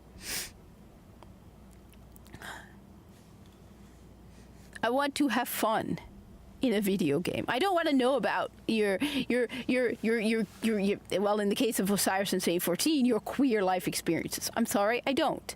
The life experience I want when I play Destiny 2 is the kick-ass hero saving Earth and humanity from aliens. Bad aliens.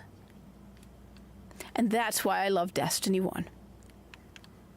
Because they took that away from Destiny 2.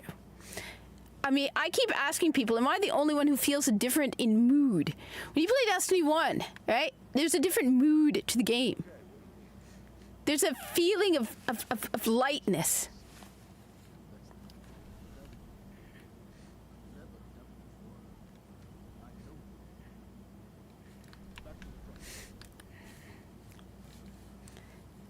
I mean, that's why I'm constantly asking people, am I the only one? Right?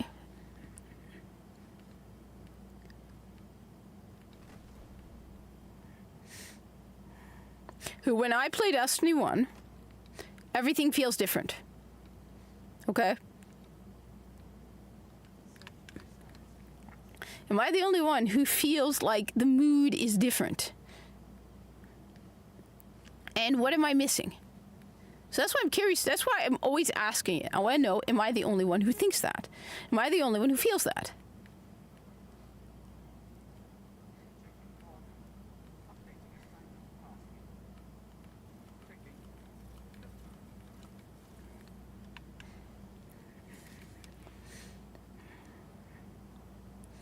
So that's the thing.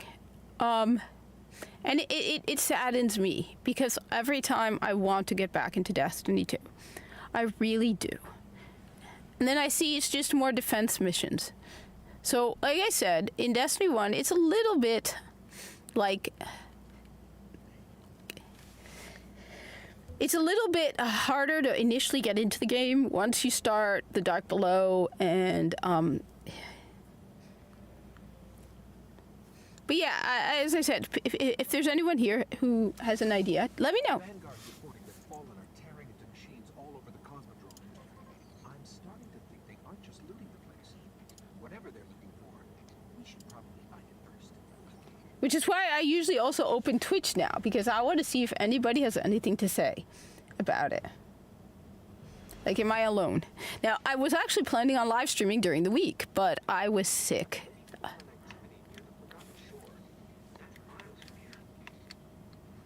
Guardians set up a vehicle here. If we sync to that, we can summon ground transport from our ship. Let's go. And yeah. The kitten made it even harder. She wanted to play. But that's one of the reasons why I actually opened Twitch, because Twitch, I usually have now Twitch open because Twitch says I'm playing Destiny 1. So I want to see if anybody like goes into Twitch and has any comments on that, on like I said, the mood of the game, the feel, that optimism that you feel in Destiny 1 that I don't feel in Destiny 2. It feels more grindy and monotonous in Destiny 2. It feels more chore-like.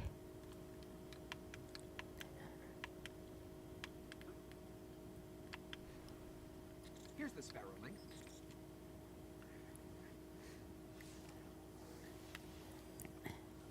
But yeah, that's why Viso is one of my favorite characters. Cat vectors and... We're late.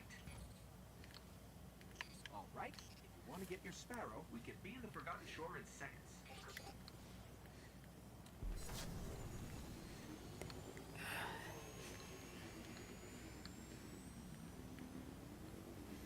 My skill with sparrow riding is also one of my weaknesses, okay? I will not deny it. I never use a sparrow. I rarely use a sparrow. I sucked in SRL. I don't know. You know, in Destiny, when Destiny 2 first came out, they did not have the sparrow available during the campaign because... Oh, wait, I'm going the wrong way. I'm supposed to be going...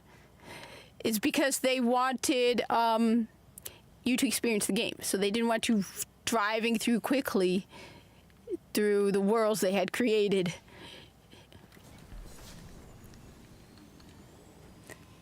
I miss that, Bungie.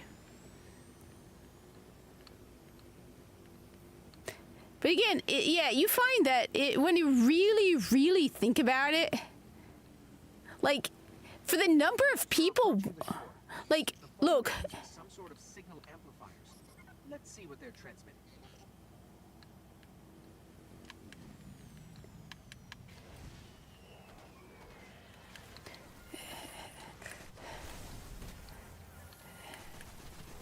So my own grenades blind me too?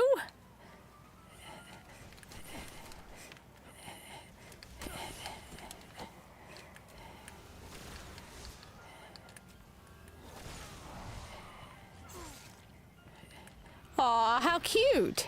That stupid drag. Like, I don't know, I feel like, and I'm also curious to know what people think, I feel like Bungie, for the number of people that work there, they're lazy. Like, when you look at other games, right, that release content, right? And then you look at Bungie, and you're like, Let's check the other ones. what's going on?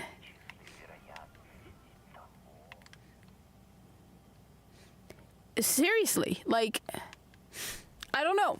I'm curious to know, am I wrong in thinking that? I feel like it's got, like, for example, the fact that they expect you to stand around and listen to long recordings. There are so few cutscenes.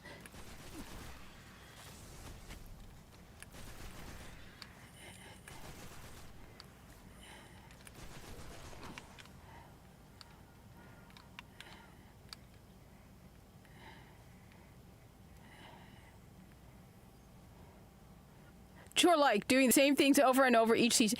And the thing is also, like, the rewards for the stuff you did, it felt more grindy than Warframe. Like, They're both linked to something in Skywatch. Let's check it out. like, I don't know. That's why I'm genuinely curious what other people think, because I feel like it's gotten more chore-like, and it's more grindy as well.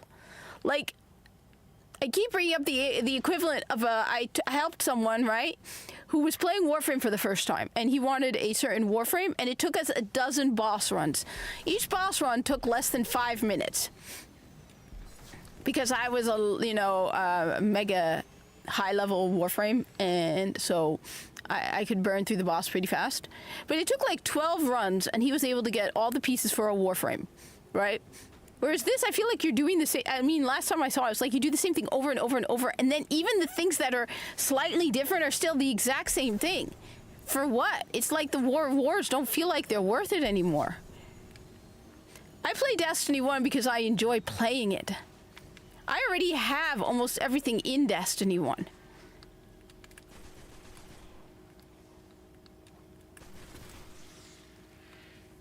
I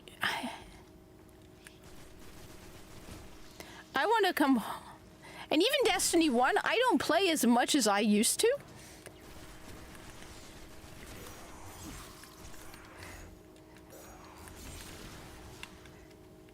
Because there's so many other video games to play. And it's not easy to break out of the Destiny 2. Wait a minute, I have my super? Oh, that's a lousy super.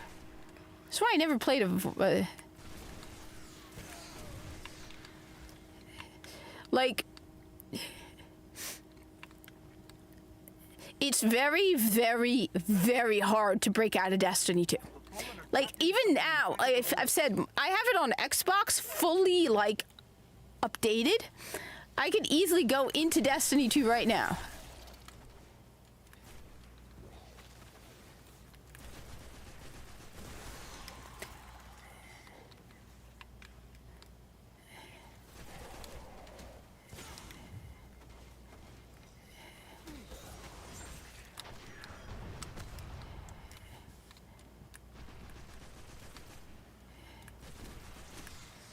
And a part of me still's like, what am I missing? What am I missing from Destiny 2 right now? It's very hard to break out of that Destiny FOMO. But once you do, you feel kind of liberated. It's like, oh, now I don't worry about making sure I get this and this and this done every single day and making sure I collect all of that. But a part of me still deep down is like, what am I missing in Destiny 1 right now? Didn't they mention an exotic quest? But then I tell myself the last thing I want to do is get caught up in Destiny. Oh, I got killed by my own grenade. I didn't even know that was possible. Look, I'm very bad as a Titan, okay? Let me be clear, I'm very bad as a Titan, okay?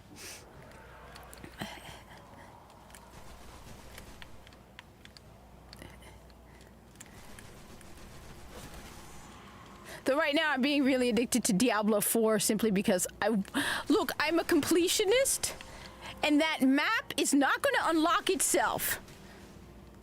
And all those altars of Lilith, which are a pain in the butt to unlock, there's like 30 in each area. And everyone's map with the altars of Lilith absolutely sucks. Someone just needs to come up with a path.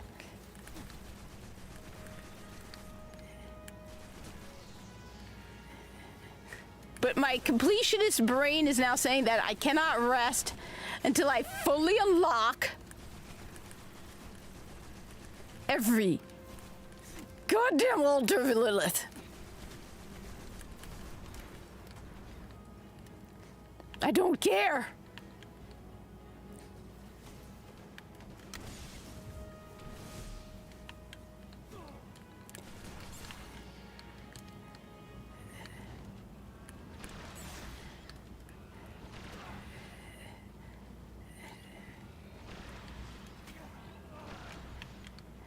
Oh man, Titan kicks butt compared to Hunter. You can survive anything as a Titan.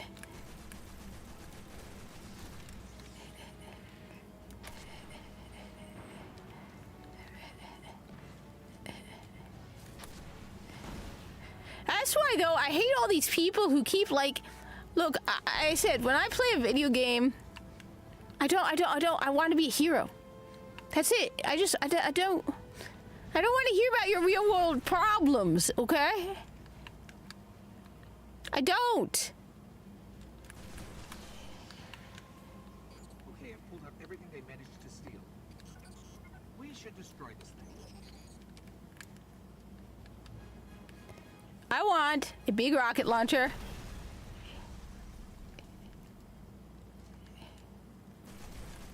And that's all I want. See? This is happiness. Didn't get much. Yay! Getting an active Hey. firewall.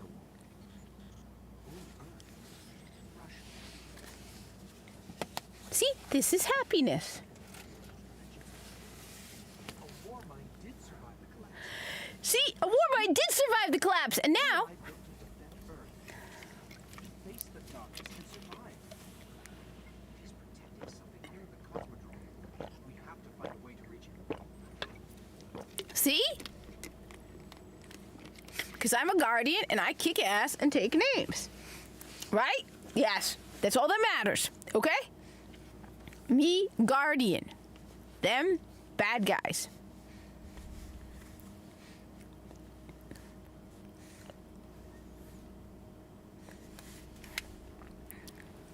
Like, it really shocked me the more I found out about other video games. Right? I started playing other... I'm like, wait a minute. Like I said, with Warframe. It blew my mind.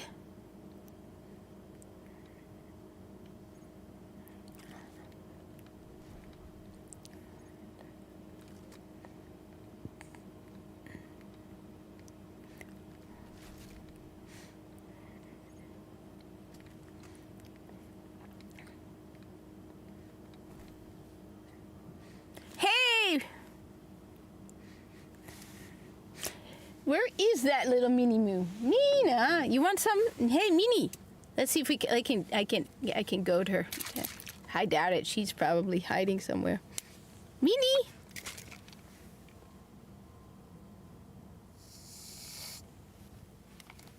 Minnie. If I make enough whipped cream noise, she'll come. Here she is. She's got a tiny bit of whipped cream. She's a good girl. So yeah, it's the beginning. Just level everything up. Just pick the highest light level stuff and equip it. Then go.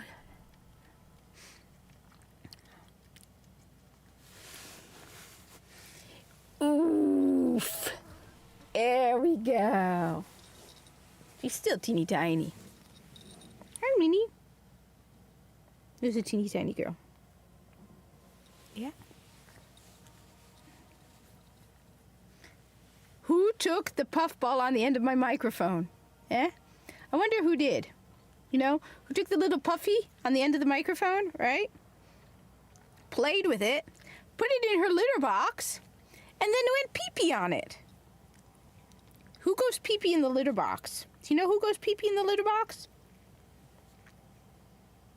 I don't know. It's a mystery, isn't it? Nobody knows who goes pee-pee in the litter box. It magically happens, right? Right? Right? Not you, right? You would not pee-pee on my microphone, Poofy. You see, this is a microphone. It has a little poof on the end of it. And somebody took that, played with it. Have a great day, too. Put it in the litter box. And then went pee-pee on it. But it wasn't Mina, of course not. She wouldn't pee-pee on that. Right?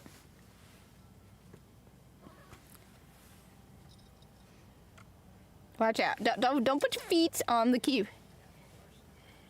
Minnie, don't do that. You unpause that. All right, sorry about that. She unpaused something because she touched the keyboard. She would never pee-pee on the keyboard, on that, right? So apparently we got a reward from him.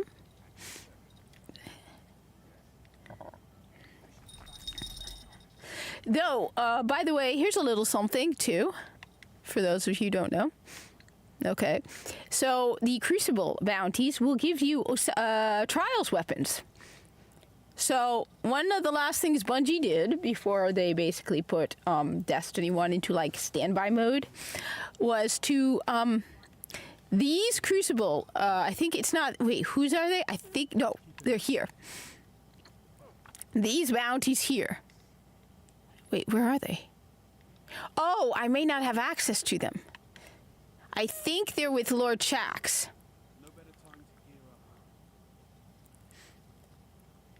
I think they're with Lord Shaxx. I'm not entirely sure. But there are Crucible bounties that will give you trials weapons now. I thought they were with Lord Shaxx. It could be my character's low level. I'm at 25,000 Glimmer, so I gotta buy something. So what I always buy...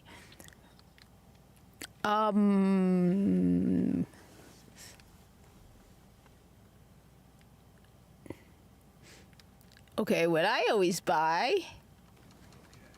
Look, you can never have enough heavy ammo since. Okay? Most important piece of thing you should learn from this whole thing about Destiny 1 from the beginning. Let's go cram in some of these missions, all right? I'm going too slow. We need to get to the Taken King. All right? Or at least the reef. Okay? Look, I was sick last week. And you can... What do I need that's a higher level? 26, 25, 25. Let's see, we got 24. So there's no boots. Great. I need the bootses. I need new pantses. None of this stuff matters. I need the pantses. Ugh. Damn it, Zavala. I need pants. Damn it. Oh, and that was not worth it either. Whatever. I'm going to use the green one, kiss. Green. All right.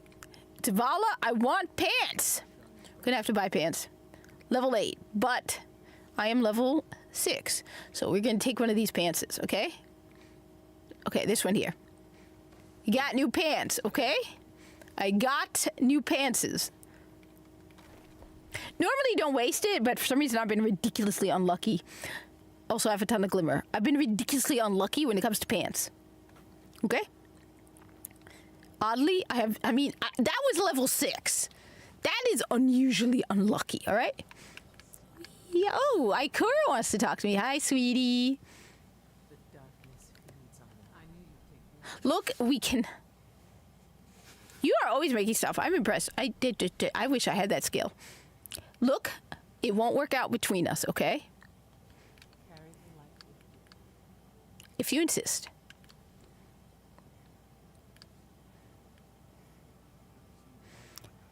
See, I am Titan.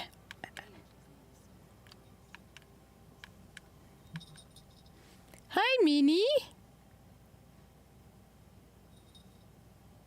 Who's up, baby kitty?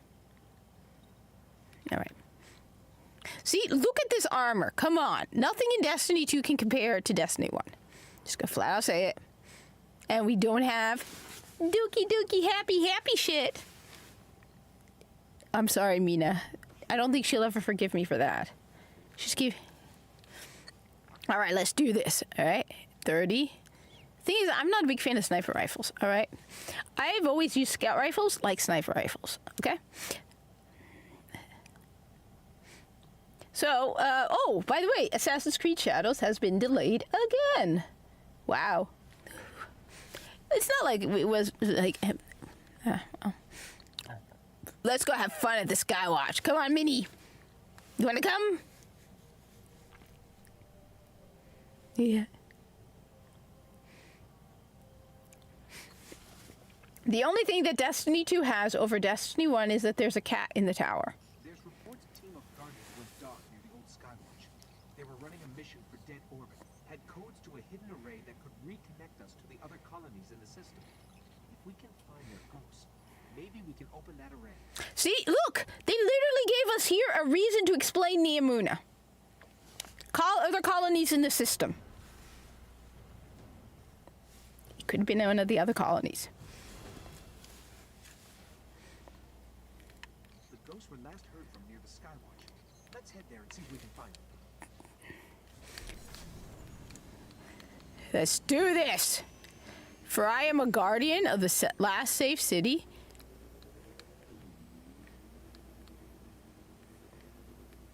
Oh, I agree with you.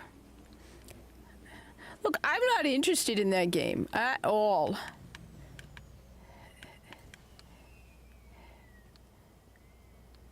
There is Sparrow. Wait, in Destiny 1, you can do private matches. You can do Sparrow Racing in Destiny 1. It's private matches, though. Hell, you can do it by yourself. Here, I'll show you. Let me finish this mission. All right.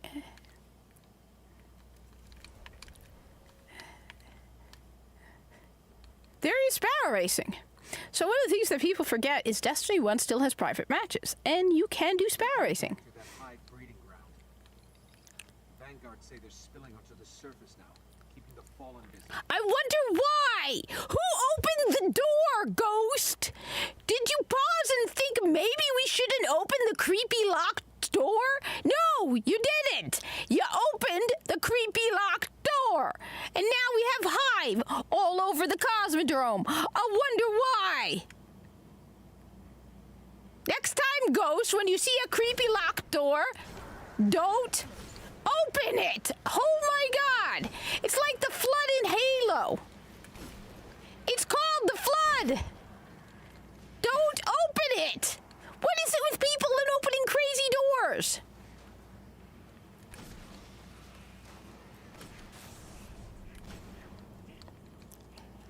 Like, you see big creepy door, what do?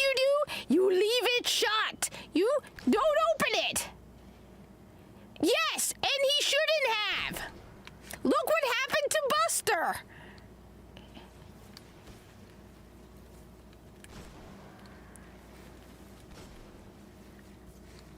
Never open the door. Just don't.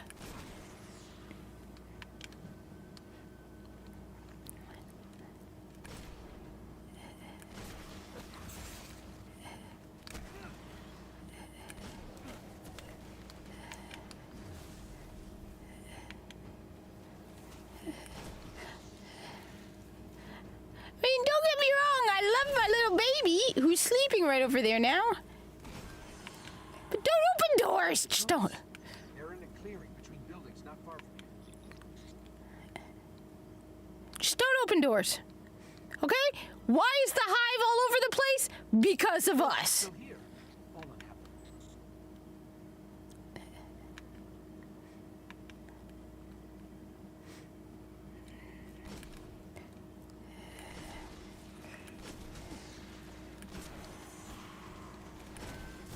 See,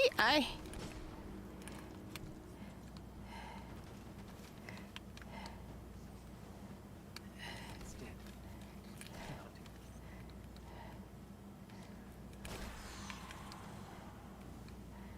all right. This By the still way, holds the codes. check this out, all right? Let's find the array. And yeah, that was a poor taste joke about my poor bow. Poor Buster. You know, at least it was fast for the sweet pea. She was like 78. So here's a little secret that they added with Age of Triumph. Okay. Disturb the remains.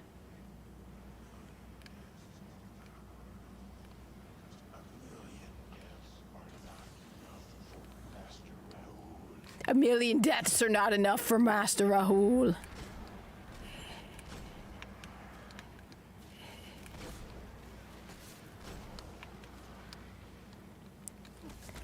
Yeah, I punch. See, I am Titan. I punch.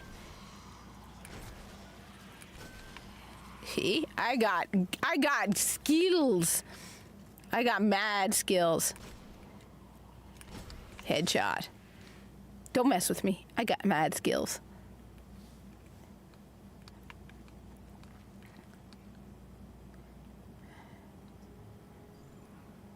Minnie, come sit. See? Headshot. Headshot. I wasn't even trying on that one.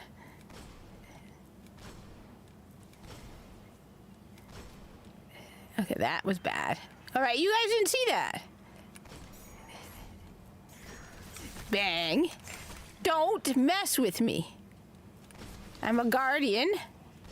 I'm the good guy. You are not. That is all that matters. Come on. Hello, cutie pie. Ew. Ew. I didn't say that. That's just gross.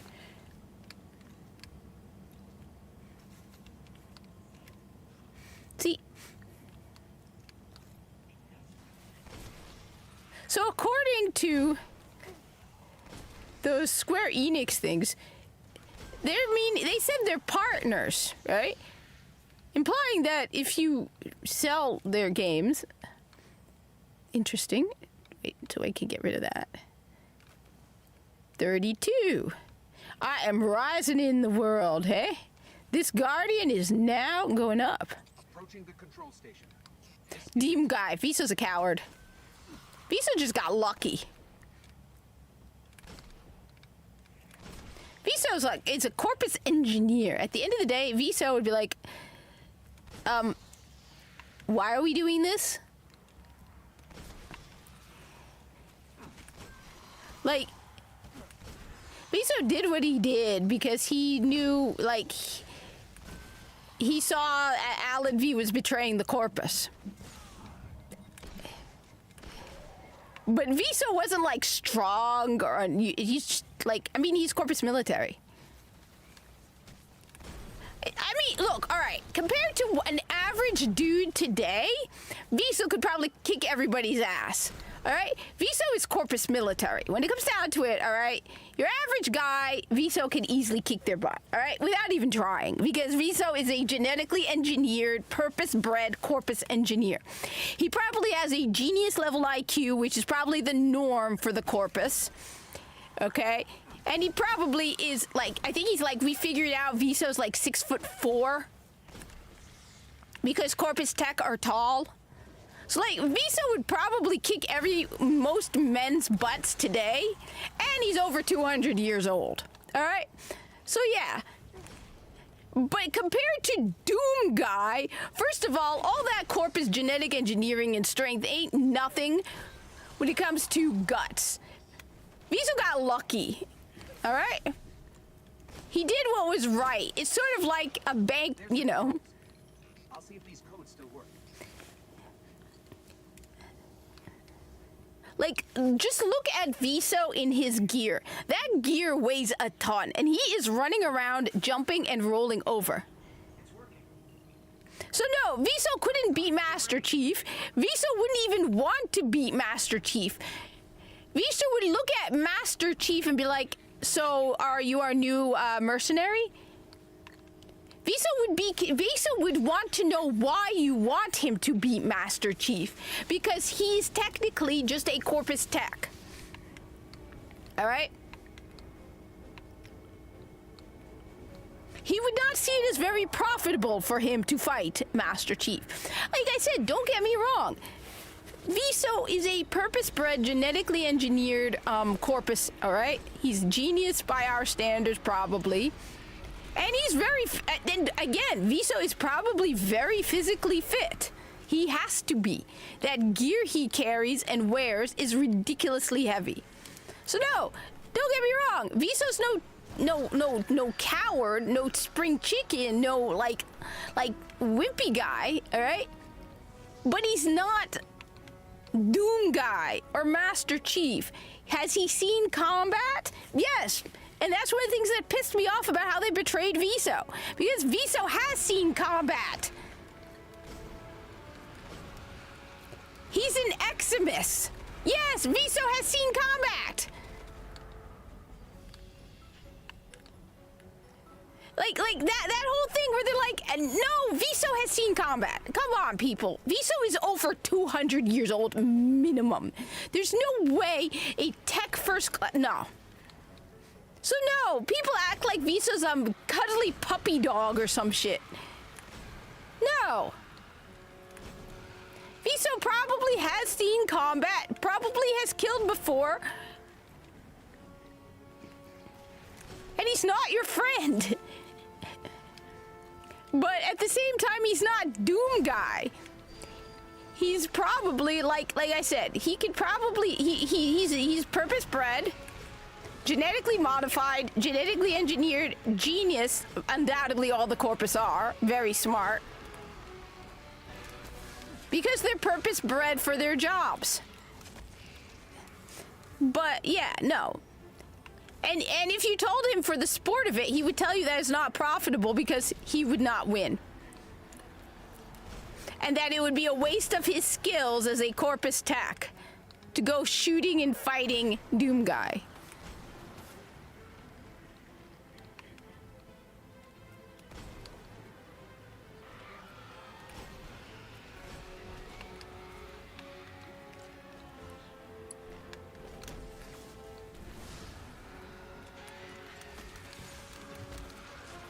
I suck as a Titan. And yet, maybe I'm getting a little better, because that was actually pretty cool. That was actually pretty cool. That was actually pretty cool. At the end, that was actually pretty cool.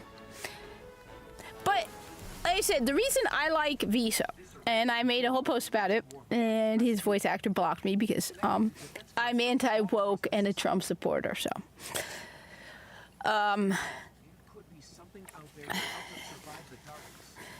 is because Viso, I have a lot of respect and admiration for people who do what is right, even in difficult circumstances, right?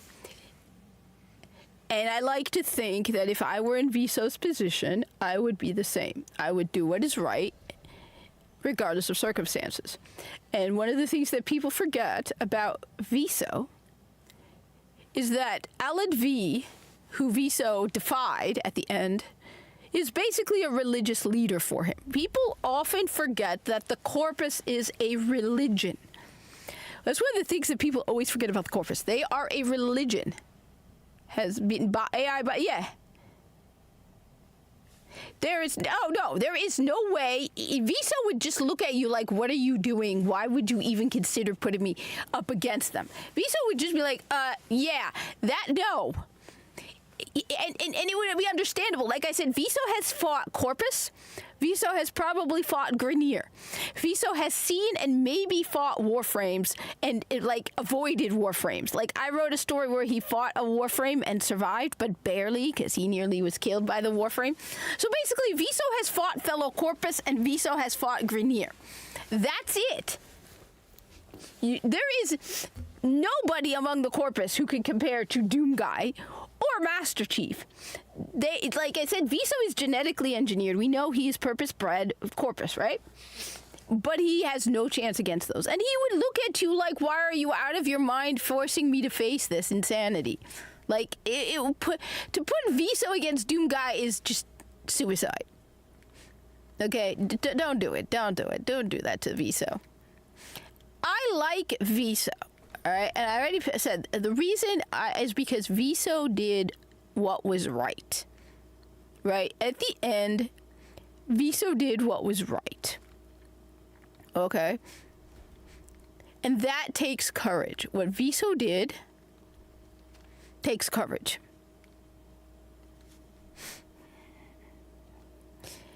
Like I said, people forget often that the Corpus is, a religion. And so, Parvos Granum is basically the Corpus of Jesus. And, people like Alad V, when you listen to how he talks about them, he says most lucrative and sagacious and, holy, leader for him. So for Viso... No, well, the thing is, Viso probably is a decent fighter because because all of the Corpus are. Okay, they have to be. The Corpus basically are all.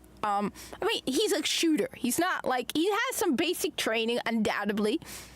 He's probably, like I said, he probably has military level of training, but his main focus is engineering. So that's why Viso could probably go toe to toe with the Marines. Okay, or even you know what? Let's even go with the SEALs. Why? The Navy SEALs. You want to know why? Because Viso has been genetically modified, all right? So he physically is superior to us. Viso and all the Corvus are physically superior to us because they are purpose-bred and genetically engineered. They can live for centuries. So Viso is definitely physically superior to us. He could probably go toe-to-toe with Navy SEALs. Now, his training is probably not that high, but he probably has basic military Corpus training because he has been in combat. He has fought Grineer and fellow Corpus. So, Viso isn't God-tier Doomguy, but he could probably kick the butt of military guys. So Viso we can't diminish. One of the things I feel like they diminish Viso's capabilities. Viso isn't stupid. Viso isn't weak. Viso isn't a nice guy. Viso isn't a puppy dog. I saw somebody give him puppy dog eyes. Viso is still a combatant who has fought in combat. He's has probably taken lives. So try to turn Viso into a nice guy is stupid. At the end of the day, you give Viso a gun, he will go out there and he will go after Grineer without a problem. He's not you want it here? Give me a sec, all right? Let me see if I have it on this. I will bring you the most important all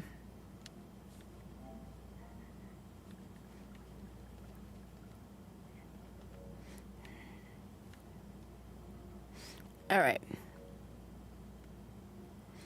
Here, I will get.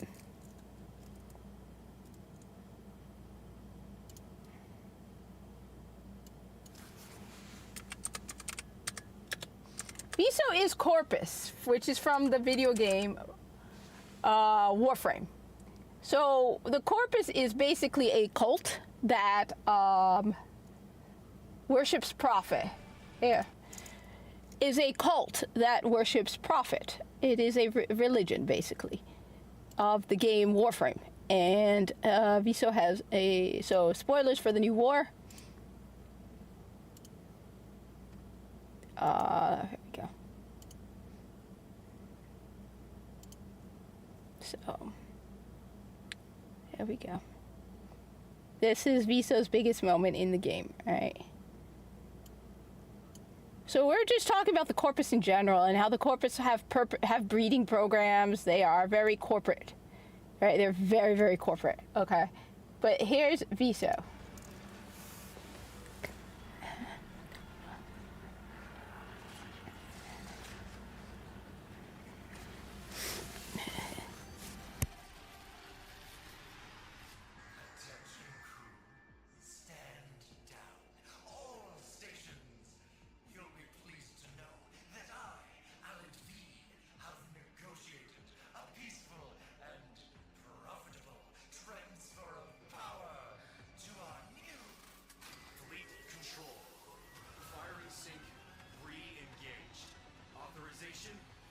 Corpus Tech First Class VISO-R.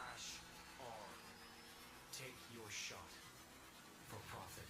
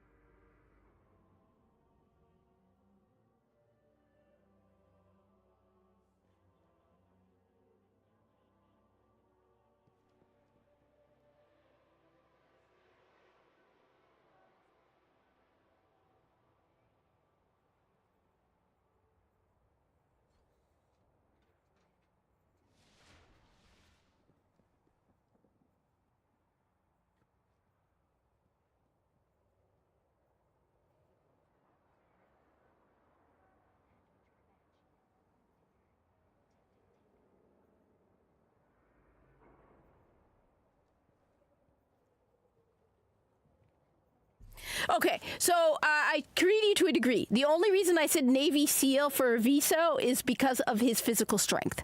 Caliber, top-notch shows with all the spent in military training, no. So the only reason I would say that is because I agree with you on he's probably typical naval soldier level of training. He is probably well trained in the Prova, which is his electric baton, the Plinks. He probably carries a Plinks as a secondary, and the Supra. He has to have been trained with the Supra. He just lost his Supra at some point because he's a tech. Tech use Supra. Viso is well trained with the Supra. He probably has some basic hand-to-hand training. He probably is training-wise on like your typical naval soldier. The only reason I said superior is because of the genetic First off, look at his gear. What he's wearing is extremely heavy. So all of that gear worn by a Corpus Tech, a Corpus, is heavy. It's extremely heavy what he's wearing. It's probably heavier than modern day soldiers. And he runs in that gear, and he jumps in that gear, and he moves effortlessly in that gear, which means he is very strong. For Viso to move the way he does in that level gear, and that is heavy gear, means that he is and he wears that probably for days on end. He has to be physically at top tier. Most Corpus are probably physically top tier physically because that stuff is heavy. I mean, just the harness he wears alone must be very heavy. And then look at the armbands that he's wearing. So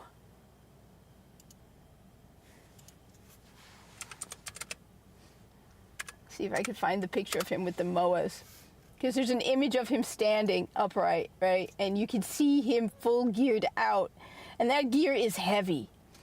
So that's why, while I agree he probably has basic naval training, he's probably fought in combat and probably has killed.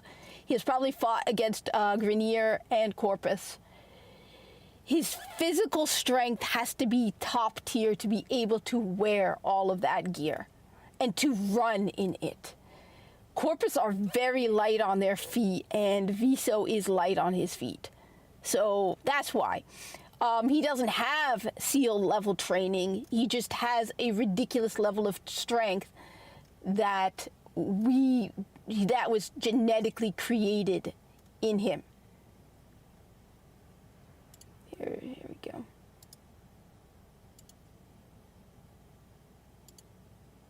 Here we go.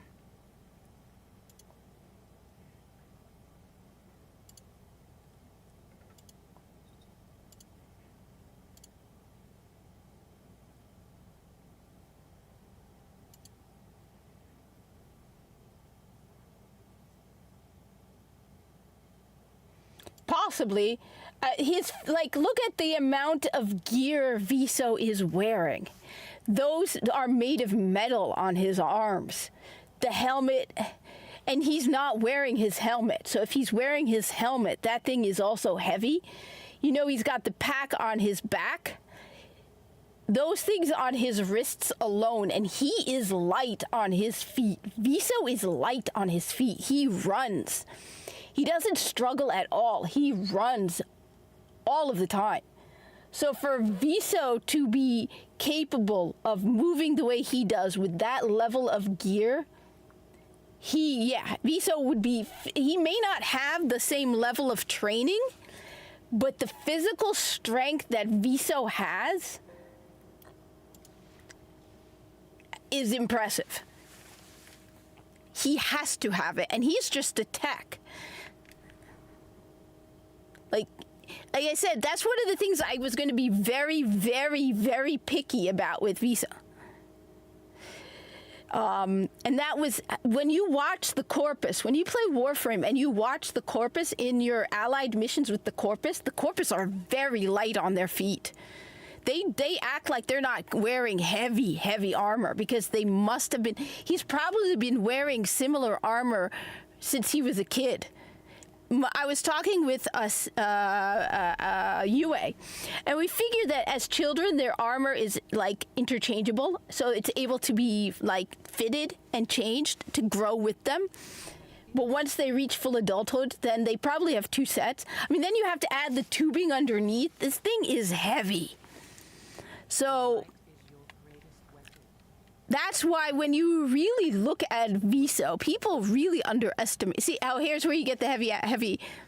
Finally get a heavy. When you really, that's why it bothers me. When you really look at the Corpus, we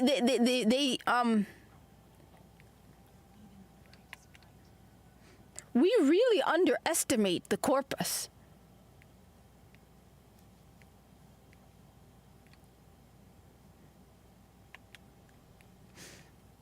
Even the Grineer, we underestimate them.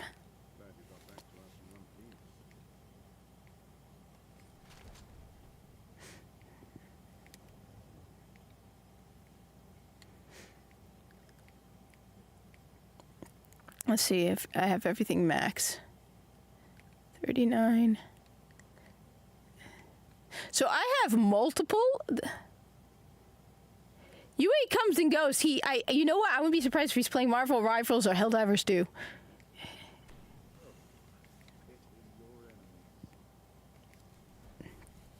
He comes and goes. I've seen him come every now and then. The thing is also, I have not been very regular with my live streaming because for the last month it's been the holiday season and it has been exhausting. keep that.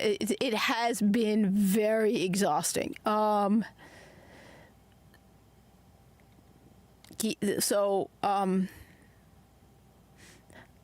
trying to get more regular. I was planning on live streaming. I live streamed earlier this week, and then I don't catch cold.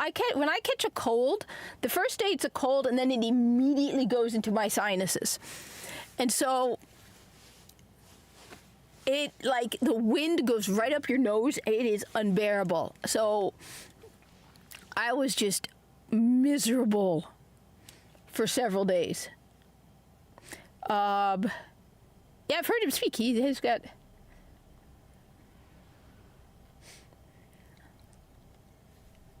At least he's not in Canada.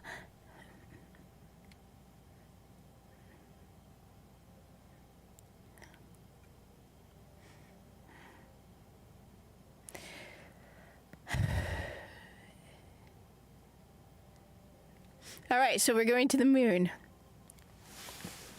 Minnie, Minnie, Minnie, Minnie, Minnie, Minnie, Minnie, Minnie, Minnie. Why are you sleeping over there by yourself? Huh? Huh? I've never been to Wales. I've been to London. Gave up the moon to keep the hive away from Earth. We gave up the moon. Be enough for them.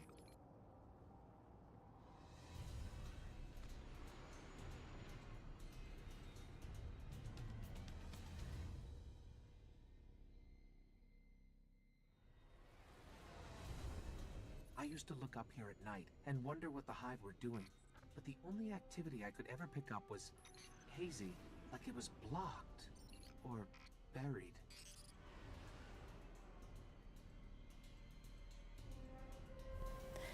I've never been to Holland. I've been to Germany, Switzerland, and England. I've been to Dubai and Egypt. I've always wanted to go to Bahamas. A guardian came here searching for a way into the hive fortress, but he just disappeared. And then never leave Jamaica. His last known coordinates are up. I was only spent a few hours in London. The Guardian's last report said he captured this old accelerator from an unknown fallen house. I think one of my things with London was I expected it to be more Englishy. Like you have these ideas of what England looks like, and now it looks more like international. Recent activity had to be the Guardian's ghost. But this was years ago. I haven't. I've been to Dubai. I have been there to the UAE. That's Dubai. Dubai is the United Arab Emirates. Looking for the remains of an old colony base. Hot. Maybe he's still there. Okay. I have only one thing to say about Dubai. I went in the summer, and it is hot.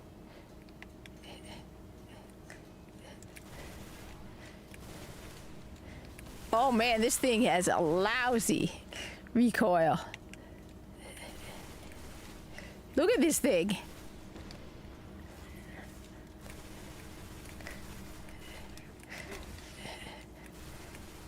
Oh, I hate this gun with a passion. Damn. This thing has a spray and play. Honestly, I only went to visit family, and we were there for like a day. And I can tell you, we visited a museum. It was fun. We saw that like frame. But the main reason was to visit family. This gun is, look at this thing. The pattern of fire for this thing is a nightmare. Do I have anything else primary that I can use over this? I'm gonna go with the hand cannon. That thing is awful. Oh, they do. Yeah, I'm sure. Yeah, they do everything. I said I was there visiting family.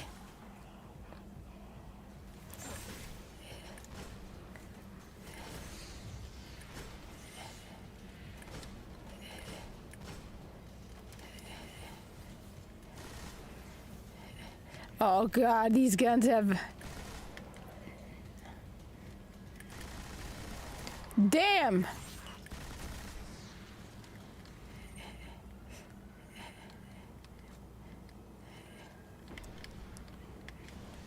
So yeah, I gotta get back into a more regular schedule, like logging in at like live streaming at like 11 instead of like 2. I was watching The Casual Criminalist and got distracted. And playing Diablo. Because those stupid altars of Lilith are not going to be found by themselves. And I'm going to get them all. This is why I don't play Pokemon. It would be very dangerous for me to play Pokemon, okay?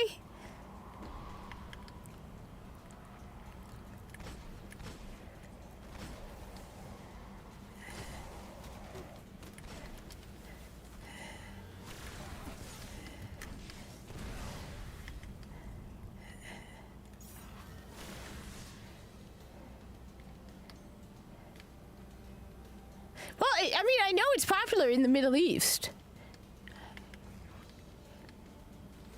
Horses. The Middle East.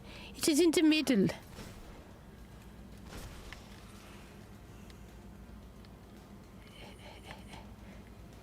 Stupid altars of Lilith. We're late. The colony base he was looking for. If I played Pokemon, it would be dangerous, okay? It's bad enough I refuse to stop on those stupid altars of Lilith. Lilith, your altars will be mine. All of them, woman. All of them. You hear me? I am a terrible Titan. I am a terrible Titan, okay? Make fun of me all you want. I will not deny it. I am a terrible Titan. I don't jump as a Titan.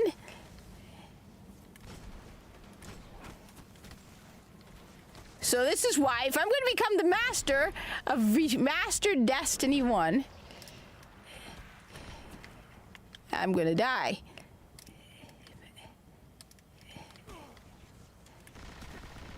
Spray and play. None of these guns have good aim. Mini, stop. What is this? There. Okay. If I play Pokemon, I will lose my entire life to Pokemon, okay? So no, I do not play Pokemon. If I did, it would be a disaster, okay? This is why I should not have started going after those stupid altars of Lilith. And they are now my altars of Lilith. I will find them all, Lilith.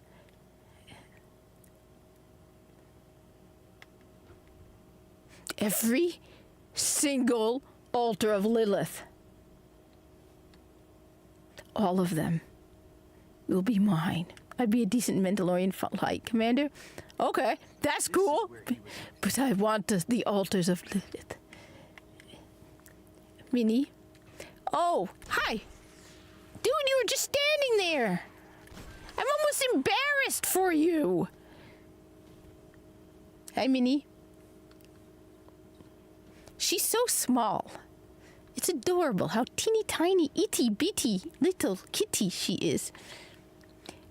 The thing is, you guys got to understand one important thing. Buster was a big cat. People do not understand. So when I carry an average sized cat, to me, is teeny tiny, okay? Let's be clear, all right? Buster was big. So little mini me here. Temple of Crota. It's not far from here. Sounds like a dead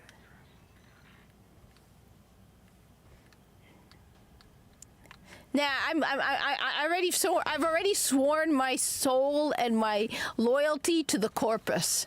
All right. So as much as I would like to, I am already sworn property of the Corpus. Now, if the Mandalorians are willing to work for the Corpus for a price, we'd really appreciate them joining us, Temper, as paid employees to the Corpus. We will pay them well. Okay? Look, just assure them we will pay them well, okay? In the Corpus, if you do a good job, you know, if you're profitable, we'll make sure we make it worth your while. Sort of like Zur. Zur is one of us. We just don't talk to people about that. Shh. Zur works for the Corpus. We've taken over Destiny. Okay. You know you never move that corpse. It stays there. I mean, that is a dead guardian, people. And what happens? His body just stays there. You never move his body, okay?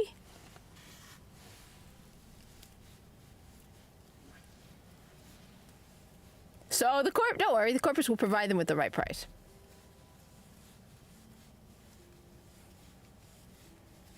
How do you think we got Zur into our pay?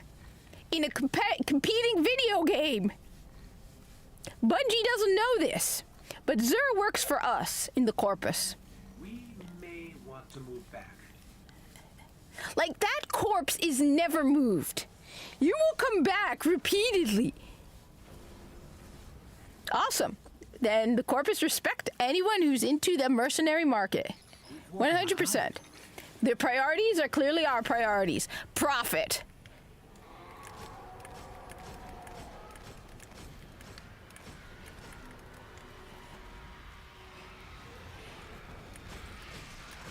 See, they talk the language of the Corpus. That's good. We have a mutual interest then. And we can mutually agree.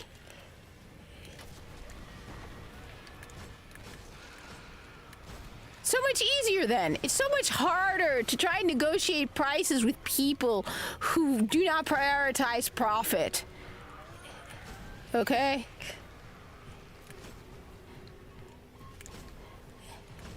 They ask too many questions. Look, we'll just pay you, you do it. That's it. How hard can that be?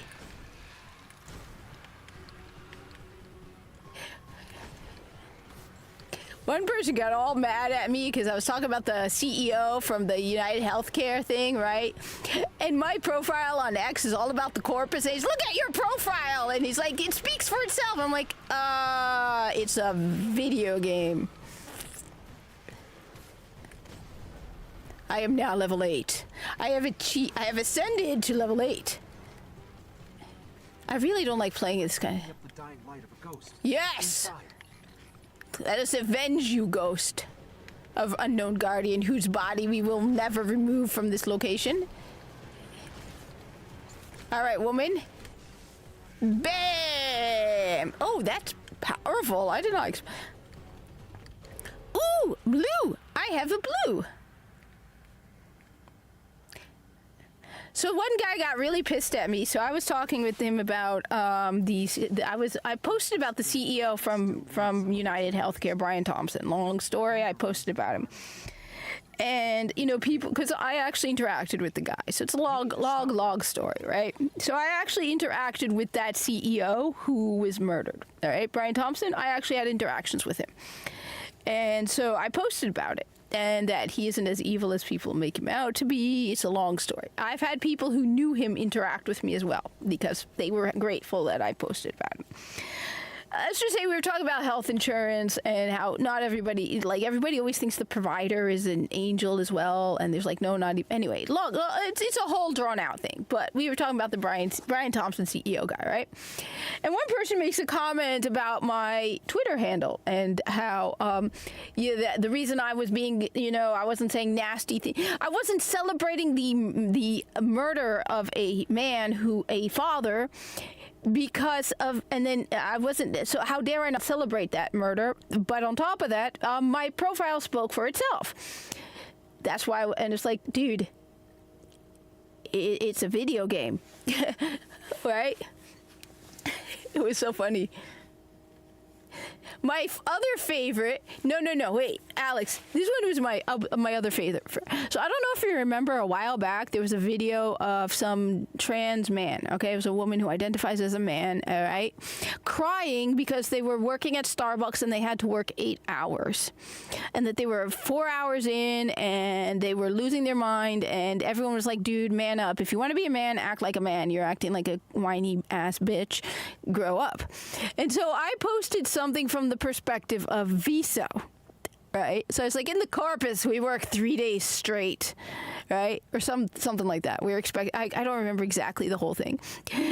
And the person responded with something like, "If your employer is that bad, it's your own fault." I'm like, And the funny thing is I had posted a picture of Viso.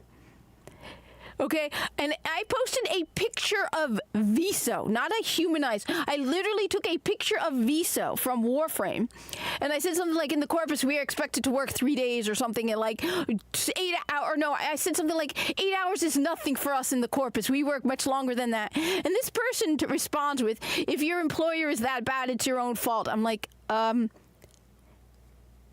Viso isn't real. And it's not like I referred to Viso. No, you could see the drones in the background, and you can see that it is a video game character.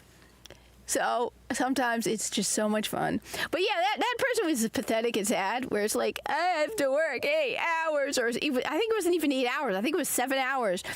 And somebody misgendered me. And it was like, yeah, because you're acting like a bitch. No matter how much facial hair you grow, honey, your bitchiness comes through. Like, no matter how many shots of tea you're taking, it ain't working for you, honey. You might want to get a refund. A lot of people were like, yeah, you might want to get a refund. That was at least 2 years ago. It was a very long time ago, because I remember it was at least a holiday and a half. Because I remember just people making so much fun of this person. And I was like, yeah, dude, if you want to be a man, act like a man. I know women with more tea than you do, than you have. I was like, okay.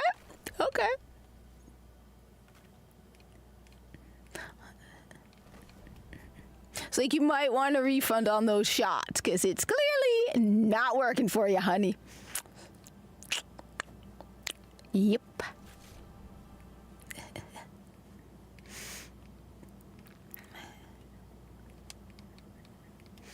But yeah, the person actually, like, it's not even like, I had a picture of Viso, right?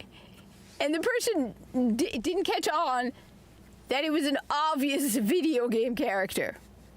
But whatever.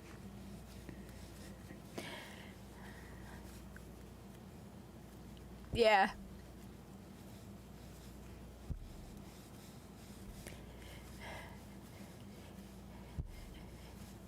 Yeah, well, people are still bitching about Elon Musk. It's like, I heard that clip from The View where they're all like, oh no, it's like, no, free speech. Hey, I hate to break it to people, hate speech is free speech, and look at me. I've read a lot of hate speech, okay? Doesn't change anything. Do I like it? Yeah, I ignore it at this point.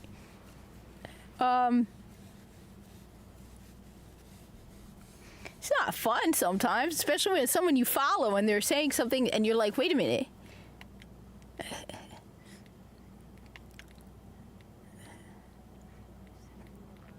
See, this is when Destiny was a still old-fashioned video game. Where the guys look like mega buff dudes. I don't know anymore. Like I said, I don't know anymore. Like, if I have a heart... The thing I don't understand are the people who come online, right? Like, I did that mistake once where I got really mad about the masks and I, like, ranted for, like, an hour or two about the masks. And then I learned, you know what? It's not the place of the internet, okay? It just sometimes you need to understand... I don't know. You don't go sitting in a corner at the back of your job crying on TikTok about how you have to work an 8-hour shift. Like, people were making fun of this person because they're like, okay, well, I'm working outside, and it's like, okay, yeah. Yeah, I would not mind working 8 to 10 hours. I've worked like, especially during the holidays, there were several days where I worked 12 hours straight. And you know what? I wish I could have worked longer. Like, I went up to my supervisor. I'm like, I can stay if you want. She's like, no, you have to be here early tomorrow. But I swear I can stay. The only reason I sometimes need to head home is to feed the munchkin. And she's easier than Buster. Buster was a lot harder. She has crunchy food, so I can put her a bowl of food that can last her all day without a problem. Buster, on the other hand, was a soft food girl. I'm going to look more into what I'm going to be feeding Mina better, because I want to get her some better, healthier food. Yeah, we're going to get you some healthy food now. We're going to look at the kitten food. That's good for the little kitten. But, but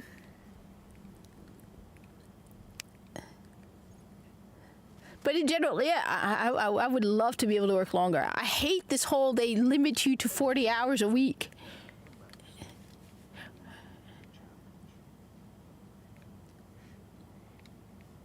We're like, yeah, we don't want you to work more than 40 hours a week. It sucks. It absolutely sucks. By the way, see, if you go in here now, right, I put, see, that from my other character.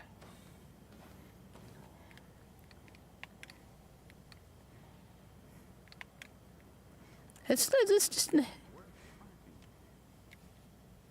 well, not now. I'm gonna go. But yeah, that's yeah. You see these kids, and you wonder, like, I don't know. They're so spoiled. So yeah, I need to do that eventually. But let's go continue on the moon. So we have I said the beginning is very disjointed until you really make it to the reef. And I think in a way, like at first I was like, why is it so disjointed? And then I'm like, you know what? It kind of makes sense. Your new guardian. There may be a way to find out what the Hive are planning. That ghost we recovered found a library in their fortress called the World's Grave. It's said to hold everything they know of Earth. If you can get us down there, I'll steal all I can.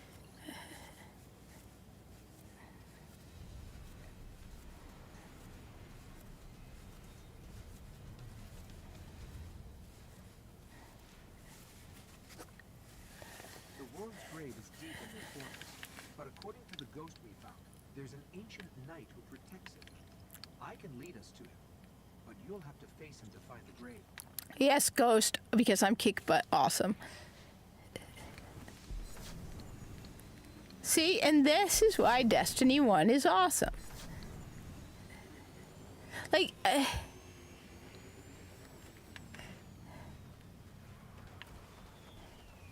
I feel so broken, and it saddens me so much to see Destiny 2 dying. It really does. And I wish it could be as great as it used to be. And then I remember the state of the game.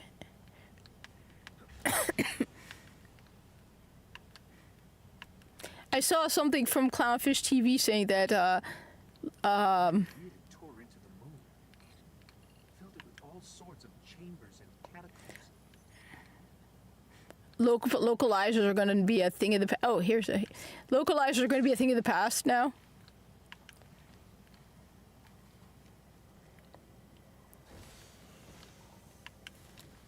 That they've finally started, like, they It's a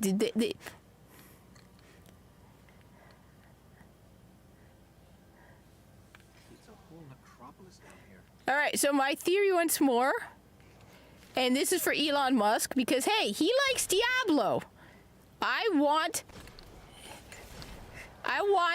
underground crypts like Diablo in America.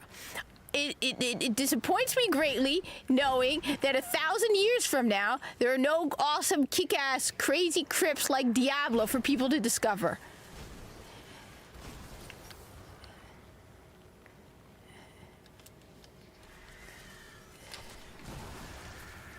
Woman, you pissed me off and you farted in my face.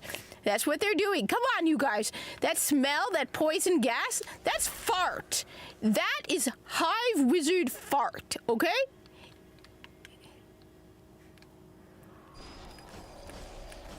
Oy vey, knights. Being knights. Come on, honey.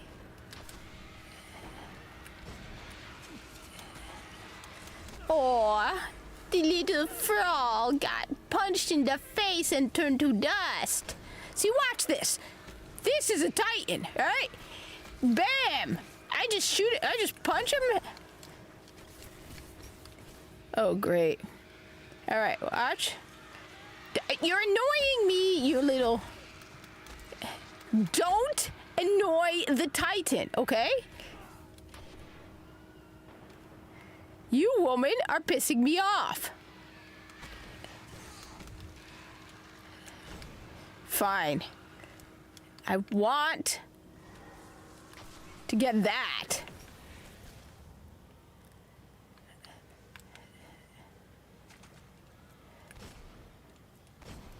Because those are gonna kill me. This is Destiny 1, alright? Here's another lesson for all of you who don't... I am? Awesome, thank you. I babble like an idiot, but I appreciate that. Watch and learn, woman. You piss me off. I don't know what I do.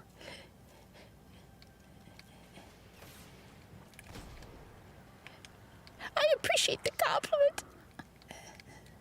So, I am playing Original Destiny.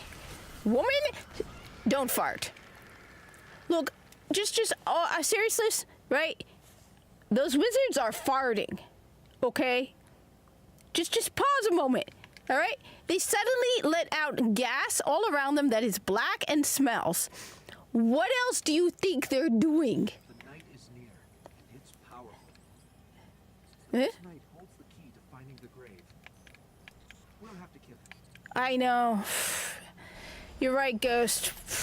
That's gonna be difficult. That night, we're just gonna have to kill him. I'm sorry, but... Look, Ghost told me I had to do it. I'm doing what I gotta do. Hello, woman. Woman, don't annoy me. Alright? But yes, just a reminder, this is Destiny 1. Shriekers are not fun in Destiny 1. Okay? Destiny 2, they are pussies. Like, they make Mina look like a monster. And I got scratches on me from Mina. Alright? They make my kitten look nasty. Destiny 1 Shriekers will kill you. Flat out. You kill it, it will shoot void after you, and you will possibly, if you don't know, if you're not ready for it, you will... Look, she farted. You will die. Especially if you're a hunter, watch out for the Shriekers, okay? Watch out for the Shriekers.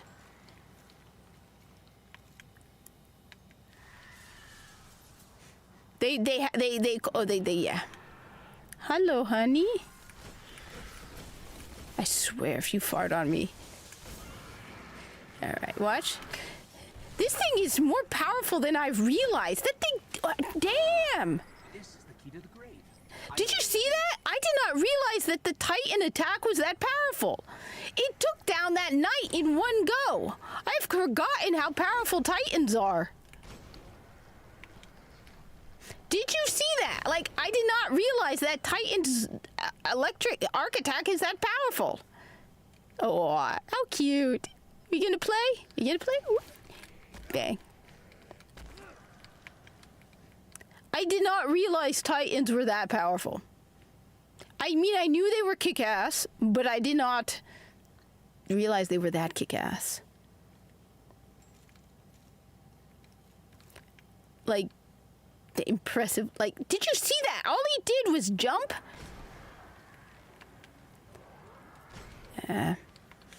See, I got skills. I got skills. This should lead us right to the grave. The world's grave. not ours. No, I would rather face a Kraken than a Shrieker. Because they hit you in the back. Okay? Those Shriekers, you think you got them, right? And then they release their death blow. And most people who haven't played Destiny 1 come in, they're like, oh, cute, it's a Shrieker, just like in Destiny 2. I'll just snipe it, right? And end it with my sniper, right? Right? Only for the secondary attack to come zooming right at you and ending you in one go. See, that's the thing.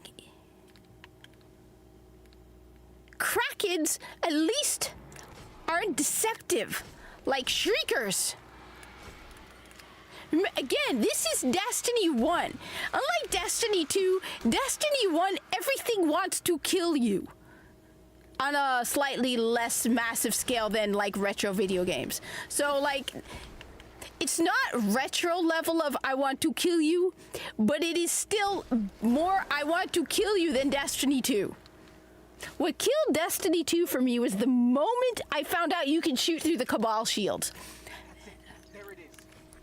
Then it was like, wait a minute. They want you dead. And they will trick you, deceive you. They will put up walls so that they bring back, I mean, come on, look at that.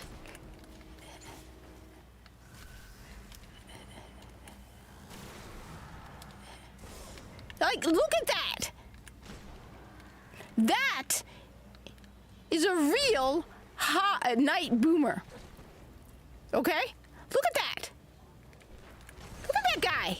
He is mad at me, and Destiny wants you dead. It's not that hard, don't get me wrong. Destiny 1 is not that hard. But compared to Destiny 2, Destiny 1 is mad at you. Okay? It was made by people who were like, okay, yeah, you think you killed it. Nah, you can think it if you want. You can say that all you want. And up until a point, up until Forsaken, yes. Now Destiny 2, absolutely. It's like Warframe defense missions. Destiny 1 is better content. It's got Challenge of the Elders, Archon's Forge, all of the story missions still there. The strikes are second to none in Destiny 1, absolutely. But I mean, you're free to think that. I know some people, most people though that I speak to prefer Destiny 1 at this point. But it's subjective. I absolutely think Destiny sucks. Destiny 2 sucks.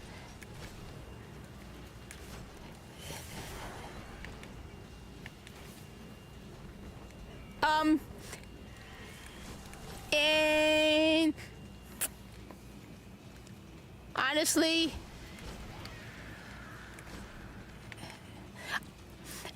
you know what? I don't think that makes the content better. A part of me will. The thing is, I don't know what I feel about that. You see, one of the things with I liked Final Shape, all right? I won't deny I liked Final Shape, but I liked Final Shape not because of the story content. It took me a while to understand why I liked Final Shape. And I can tell you why I liked Final Shape.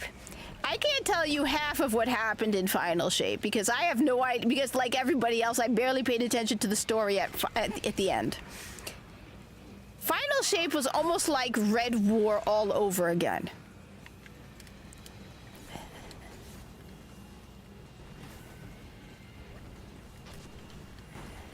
Okay. What I liked about Final Shape was the nostalgia. Final Shape. You want to know? Yeah, you want to know why you have? Okay, you want to know why you have infinite ammo in Destiny 2? I'll tell you why you have infinite ammo in Destiny 2. You want to know why you have infinite ammo in Destiny 2? It's because of the bullet sponges. That's the reason why. Okay. That's why they gave you infinite ammo. Destiny 2 has infinite ammo because of that. The moment somebody told me that, it broke me. Destiny 1, you have to manage your ammo. Okay? That's part of the challenge. And yeah, do I like the weapon system in Destiny 2? Yeah, I won't deny I like it. But one of the things that makes Destiny 1 challenging is the way the weapons are set up.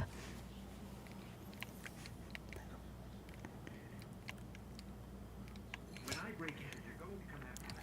Make sure you're ready. And I mean, there are primary exotics in Destiny 1, of course. I have primary exotics.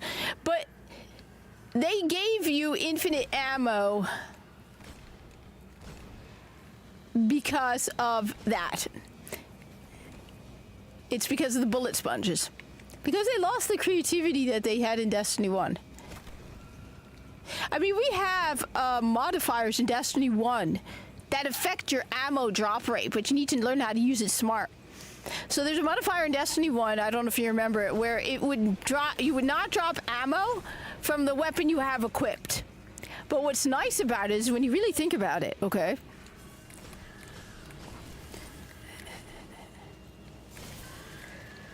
If you're smart, okay, if you're using a primary weapon, you don't get primary ammo drops. But you know what that means? You get a lot more secondary and heavy. There's so much. They've broken the Bekenstein limit. And the crafting, I don't like that because it or how about I put it this way? Destiny 2 has its own challenges. Destiny 1 has its own challenges. And Destiny 1 in some ways is harder than Destiny 2 because of the limitations. I have not played or crafted I have not crafted weapons in Destiny 2. I will admit I have not crafted it because I find the system so ridiculously convolutedly complicated at this point. Okay? Like, I know all about the red box weapons and all that, and honestly, just I haven't been able to get into Destiny 2 in a while.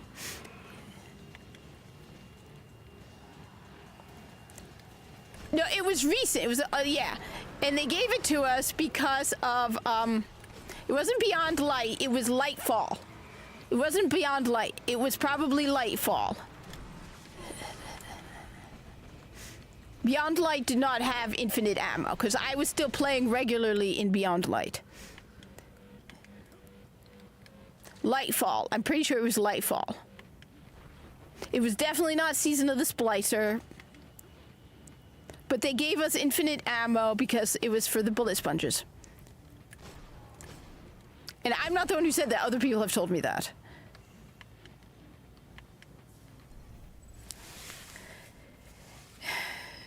Okay, I've got it all. There's unbelievable stuff in here. I have seen thousands of worlds taken by the darkness, and they've been seeing So, Earth like for I said, I don't know much about the crafting of the weapon system because I kind of found it really convoluted, and it's like you have to keep unlocking all these red box weapons, and somebody tried to explain it to me, and I'm like, that is the most tedious, mind-numbingly tedious grind I've ever seen. I played Final Shape. I started the first episode after Final Shape. I played one mission and was so thoroughly disgusted by the story and the writing quality that I did not go back for several weeks. I then tried to go back again and saw that it was basically defense missions from Warframe.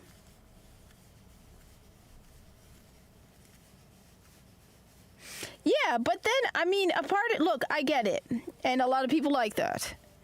But then, I mean, like I said, I don't know much about the crafting system other than when initially my understanding is you need to grind a shit ton to be able to start to do it. And so someone was like, yeah, you need to unlock like 5, you need to. So my understanding of the crafting system is you need to get the same weapon like 5 times. Yeah, but no. When did infinite ammo was definitely not Beyond Light. It was let me see. But it was because of the Destiny 2 get infinite ammo.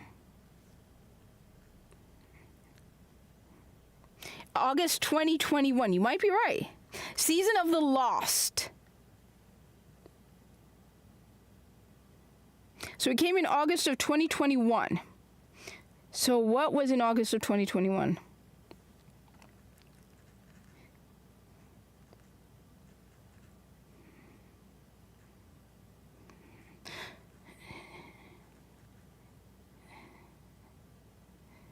So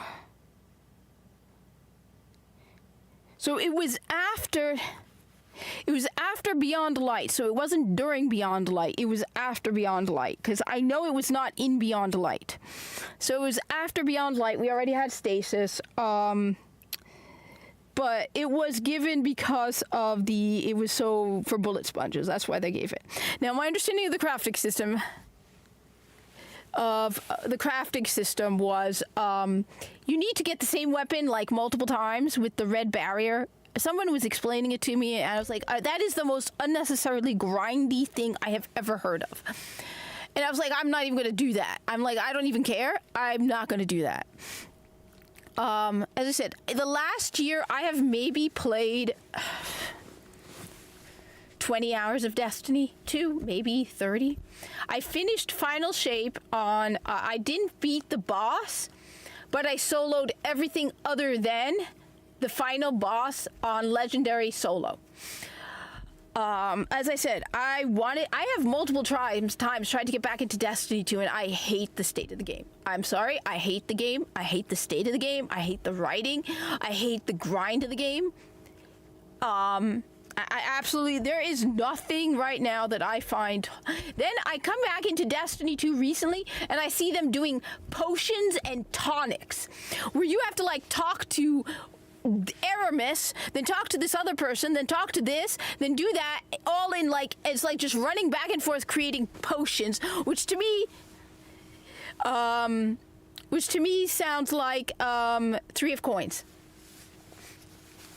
Check it out. Check it out. Check it out. The Dawning in Destiny 1. So, the Dawning in Destiny 1.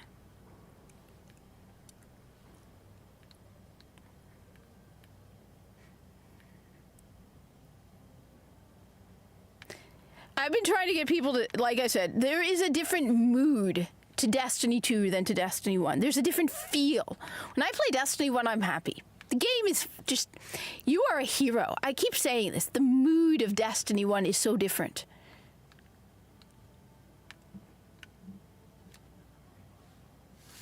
The whole feel of it. I come home from work tired, and you know what? I play Destiny 1, and I feel happy. Oh yeah, self-res Warlock I did do. Honestly, I'm more of a hunter main, but I'm replaying the game as a Titan and a Warlock. So I'm on on PlayStation, I'm replaying as a Titan. On Xbox, I am replaying as a Warlock, because I have not played a Warlock or a Titan in years. But I am a hunter main. And you can see for yourself, my grimoire is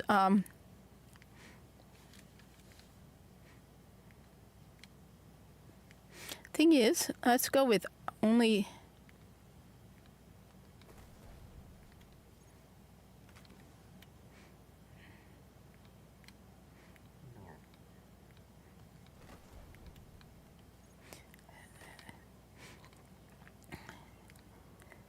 $42.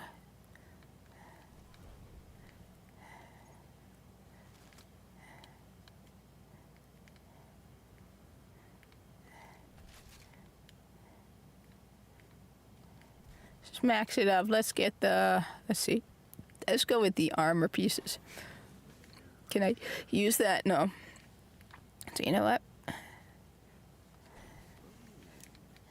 Ooh. 40, 42, but this is a green. Let's go with that, baby. Just as I never really played my Warlock or my Titan a lot in Destiny 1. I primarily played I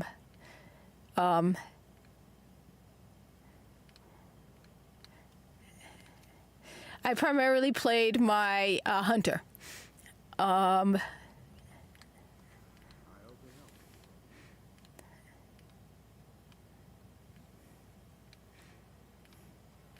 But I want to have one of each, and I figured since I wanted to start this over, because a lot of people are asking me questions about Destiny 1. Destiny 1 is only $20 for the entire Legendary Collection. They added the Dawning, which is a surprise, and there's talk that they might be remastering it. So you know what? I'm the one who was the only one of the Destiny creators who stuck to Destiny, all right? All the other ones abandoned Destiny. So when it comes to a remaster of Destiny 1, all right? You guys are coming to me, not Rick Cacus, not what's his name? No, me. I got everything all done, so there's nothing. I have raids to do, but honestly, I play Destiny 1 because I like Destiny 1. I have the only things I'm missing in Destiny 1 are exotics related to the raids. There are raids I have not done. But I enjoy the challenge of soloing a Nightfall or soloing Challenge of the Elders. I actually enjoy playing Destiny 1 because Destiny 1 just... They won't even bring back the Cosmodrome from Destiny 1. Do you notice it, right? Both of you have noticed, right? The Cosmodrome in Destiny 2 is wrong. You know that, right?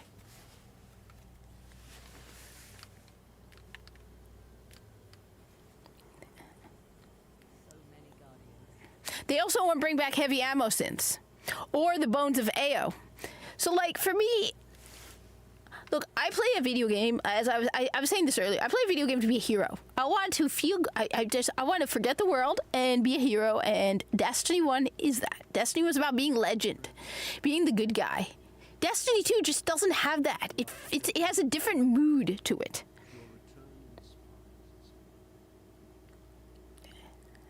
Hey, Zerod. The reason I didn't get to do a lot of the raids in Destiny 1 was when I first started playing Destiny 1 was at the end of year 2. And I was very shy, okay? Okay. I was very shy. So when I first started playing Destiny 1, I wasn't into playing with other people online. So I played, at most I did matchmaking with other people. Like, Blueberry, random matchmaking. But I never had anybody to do raids with. When I finally worked up the courage, because, look, I was new to the whole online gaming thing, all right? Okay. And by the time I joined a clan, it was the summer before the release of Destiny 2. And I would beg them to do raids in Destiny 2 with me. And nobody wanted to do them. I finally managed to get them to do Wrath of the Machine. I would beg people to do raids. And my clan hated me because I wanted... And they're like, we're just waiting for Destiny 2. It's like, it's July. It's not coming out for several weeks. We could do raids in Destiny 1. Nobody wanted to do raids in Destiny 1. And then when Destiny 2 dropped, I was like, hey, can we still do some Destiny 1 stuff? They actually kicked me out of the clan... Right? They kicked me out of the clan because I wanted to do Destiny 1 stuff.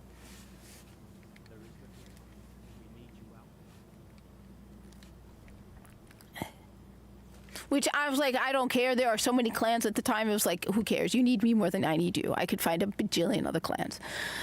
So I'm still very much a solo player, which is why I solo Challenge of the Elders. I've soloed Nightfalls, and so for me, I enjoy that. Destiny 2 feels so superficial. Okay, it feels so pointless at this point. I describe Destiny 2 as Destiny 1 and Fortnite combined, whereas Destiny 1.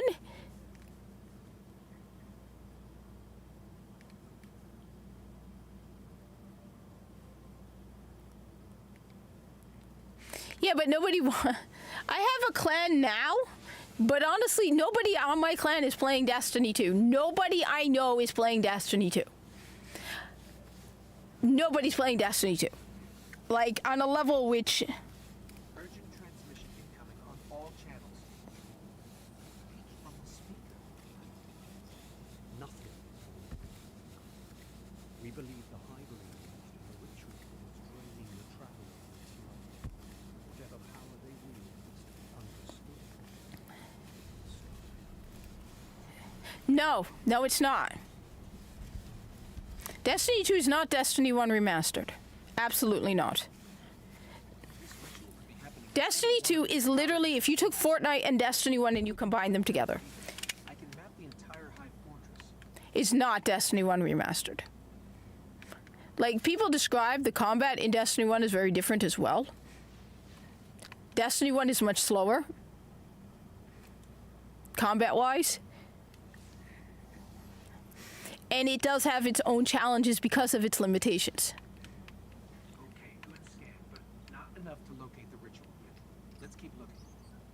Most of the people I know who play Destiny are now playing Warframe. A lot of the big Destiny content creators are playing Warframe. Astacross is playing Warframe and absolutely loves it. Like, Warframe is at over 60,000 players and Destiny's at 25,000 right now.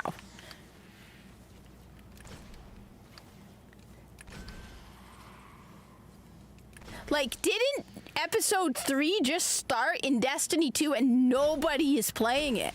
Like, I have never seen Destiny's numbers this low. I've been playing Warframe, but I've never stopped playing Warframe. Let me see. I have it up on my phone.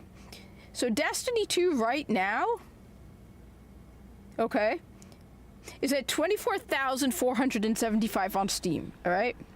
Warframe is at 65,000.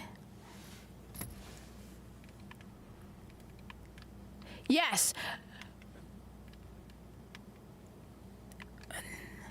But Warframe has never beaten Destiny 2 with this level. Like I said, if they're going to ever update, if they're ever going to remaster Destiny 1, there are a couple quality of life things they could do. Fire Team Finder, hey, Bakunawa, Fire Team Finder, yeah.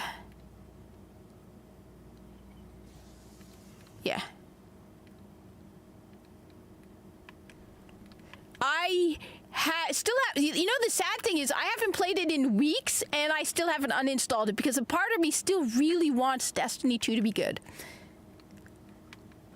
But I haven't played it. But so people are always telling me how I hate that, you know, I'm a horrible person about and it's like, I hate Destiny. It's like Destiny 2. It's like, yeah. For me, the reason it's like Warframe, like Fortnite, is because it's got that seasonal superficiality. Well, the thing is, though, the skins, it's got that Fortnite superficiality to it. Where it's like everything is gone, right? Once you move on from the season, it's gone. The next season you move on, is gone. Hold on.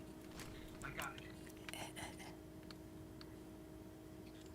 That's why it's so superficial. That's why I say it's a Warframe Destiny crossover. It doesn't have that permanence that Destiny 1 had. It's like, oh, you didn't play that content? Well, it's gone. Oops, it's gone. Destiny 1, the story missions never left. Hold on.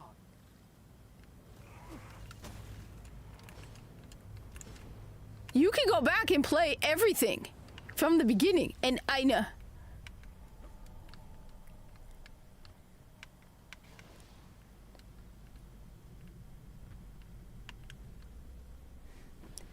And yes, Destiny 2 feels like a 9-to-5 job. It does. And it's like, and you have that FOMO, that fear of missing out. We're like, oh my God, well, if I don't play, this content is going to be gone for good. And it's very hard to break out of it, which is why I still have the game. on my console, even though I haven't played it, because there's that feeling, that fear. Your game, I'm But it feels like you're only playing it to get the stuff so you don't miss out on getting the stuff. It no longer feels like you're doing it for fun. Whereas for me, like, I don't play Destiny. Whereas with me, with Destiny, I don't follow Astrocross's Destiny content. I just am loving watching him play Warframe because he's hilarious when he's playing Warframe, because he's never seen it. Whereas, like, don't get me wrong, I don't play Destiny 1 every day. I only play it, I'm doing this right now because people are asking me questions about Destiny 1. So, like, all right, let me show you what it's like, you know, give you advice, tricks. I'm playing Destiny 1 through. But truthfully, I play very little Destiny 1 too. Right now, I've been obsessed with Diablo 4 because I have a serious problem with... I'm a completionist.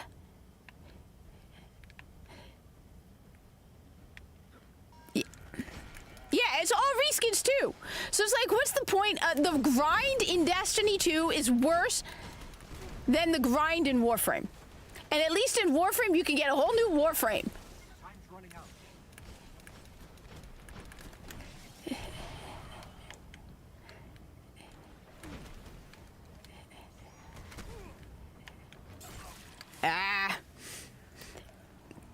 It's all reskins, it's all superficial, it's all FOMO, and it's like, okay, well, if I don't play it now, I said I suck as a Titan. You're only doing it because you just don't want to miss out. You're not doing it because it's fun, it's a job. I haven't played Gears of War, but... I haven't played Gears of War, but it's on my list of games to play because I do have an Xbox. So no, I want to play Gears of War. So wait a second, I have like multiple people. I don't, like I said, I'm already preparing my boundaries for episode 3. This stuff is obviously, yeah, like I said, it feels like a chore. You're getting the same stuff, and it's only because you're afraid of missing out at the end, right? With Destiny 2, you're afraid just of missing out. So I realized that it's very hard to break the cycle. Like I said, a part of me is like, what am I missing in Destiny 2 right now? It's very hard to break out of that cycle. But once you break out, then you realize that there's so many other games out there to play. Like I said, I of course jumped on another crazy one. I've been playing Diablo 4, and I have an inability. I'm a completionist, okay? This is why I don't play Pokemon, okay? I have to get all those Altars of Lilith, okay? Once I get all the Altars of Lilith, I can then go back to playing something else. I want to play Lies of P. What's it called? The game that's coming out. Not Dragon's Dogma. The new one coming out. I know I have a YouTube video up that someone's talking about it. Kingdom Come Deliverance 2. Because I want to play Kingdom Come Deliverance. I have a massive backlog of video games to play.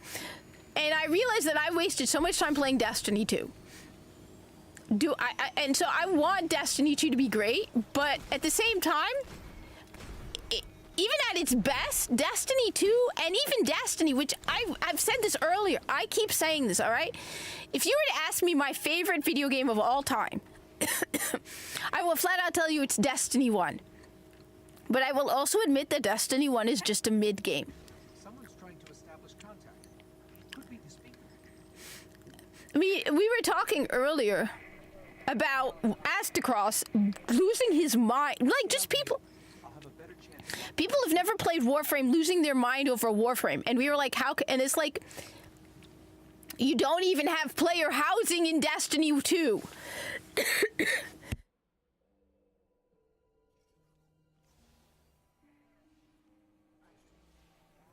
While this cutscene plays, I'm going to go use the bathroom. You're interesting. Not entirely interesting, but you have promise. Who is that? I don't know. I'm losing the signal. Guardian, I know what you're about to do. It's brave. But there are enemies out here you would not believe. Out where? Go down and face the hive. And if you live, come find me. Signal dropped. I got some broken coordinates. Venus, Northern Hemisphere, Ishtar region. Great. What do we do now? We go down.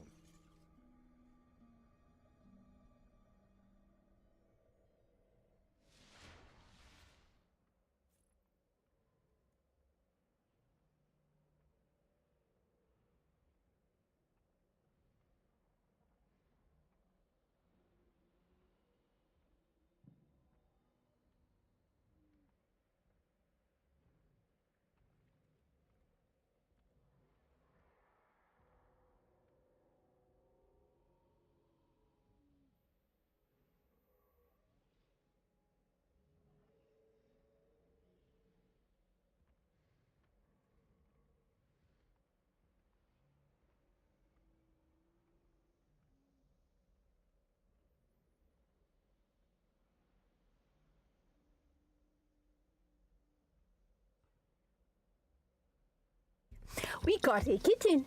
Hi. Say hi. This is Mina. If you are new, this is Mina. Say hi, Mina. Mina, say hi. Hi. Person whose name is in Arabic and I can barely read it because it's teeny tiny.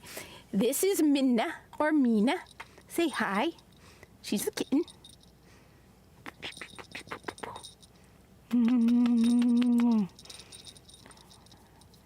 All right. So what did I miss? Okay. So the thing is, like I said, I one of the great things though about breaking free from Destiny 2. Yeah, this is my kitten. So I had a cat who passed a couple weeks ago, and then I ended up with this little one. I mean,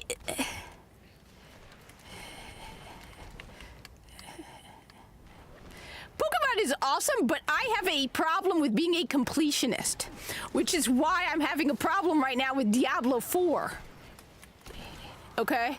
I will not, I agree, Pokemon is awesome. I also have a garbage ton of packs I've been thinking of opening as short videos for my YouTube channel. So I have Pokemon cards, but I am a completionist. Yeah, so Buster died on October 10th, and I ended up with this little one. She's a baby. Let's see if this works. No way! Did you see that? Shh! I did not know we could do that. I did not realize just how powerful a Titan arc attack was. Okay? I am a hunter main, okay? So I like Pokemon. Do not get me wrong. I absolutely like Pokemon. But I am a completionist. Like I said, those goddamn altars of Lilith will be finished and all of them will be found. Okay? But I am not getting involved. Yeah, Buster, she had kidney. She went into kidney failure. She was 14. Yes, like I said, a lot of people, I want Destiny 2 to get better, but at this point, the thing is, I didn't play a lot of games before I played Destiny 2, so I thought Destiny was amazing, and Destiny 2 was amazing, and then I started playing other video games, and I realized, like, the first time I played Final Fantasy 14, and everyone was like, and I'm like blown away. I do not want to start my poor bow. It was quick. Let me just say this about Buster. It was quick. I was very lucky. She did not suffer. I think I am very lucky because I see cats that live to be like 20 and they're blind, deaf, and barely able to function. Buster did not suffer. So that's the important thing for me. Buster did not suffer. We didn't put her to sleep. She died naturally. Her kidneys failed. And the vet was an amazing vet, and I will go around sharing the vet's card to people because the vet that did an amazing job, and I have a lot of respect for him. He did not try to cheat me like another vet did. No. So, Minnie, it's fun seeing the comparisons between the two of them. Minnie here likes to eat people food, for example. What are you doing? Don't play with that. That's not a toy. Come here, you. No. No. She is teeny tiny. Buster was massive. Hey. Hey.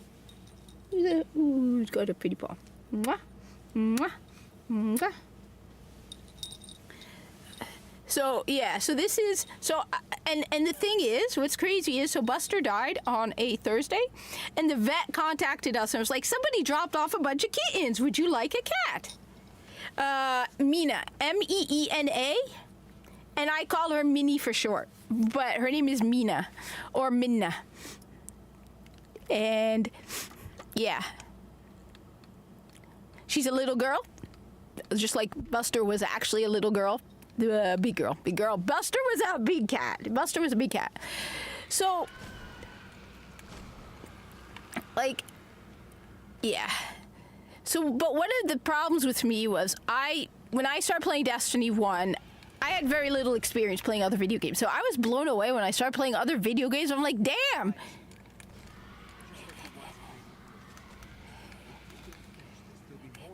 And I was blown away by just how great so many other video games were out there, and that I had denied myself so many opportunities. Wait, let me try this. Whoo! Oh, I am liking these. Maybe Titan is... I mean, I still got used to it. The jump. I hate the jump.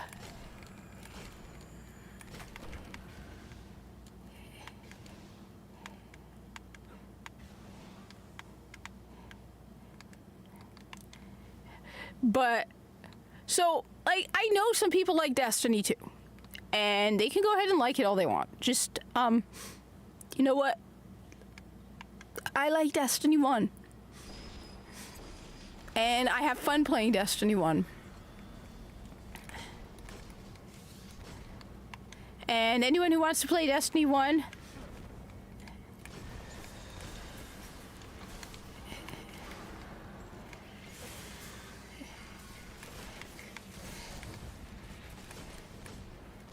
I gotta learn. Alright, I gotta master this Titan. I gotta master the skill of the Titan. Yeah.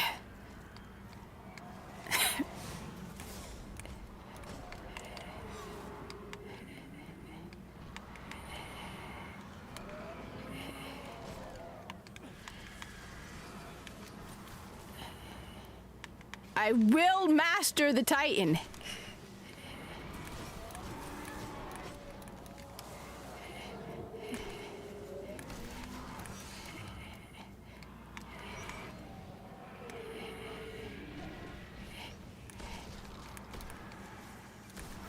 There we go. I'm getting better at the Titan. Look, I've had 400 light Titans, but I haven't played a Titan in years, okay? She farted, you disgusting woman! That is just rude, woman. Okay. That's just disgusting. 10 years is the story because I haven't played Day 2 for years and I didn't. Yes, and that's one of the reasons why I also recommend people play Destiny 1.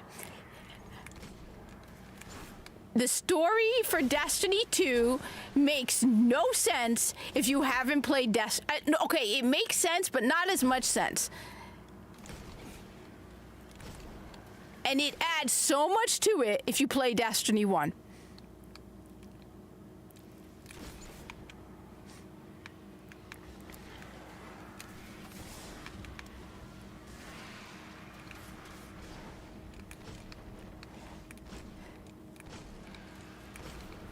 The the thing is, all right, look, I am no expert, all right? Why are they redoing Forsaken again? Are you guys fighting the Barons all over again? It's like, do they... I don't understand it.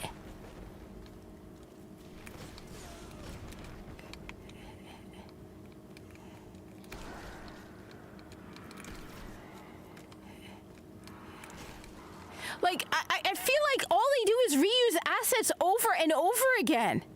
Like, correct me if I'm wrong, but I feel like all they do is reuse the same assets over and over and over again. And it's like nothing is new.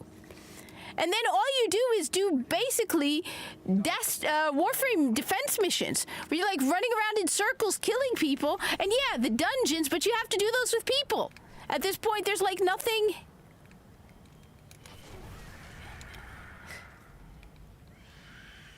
I don't know. I just hear that people talking about the Barons in Destiny 2, and I'm like, wait a minute.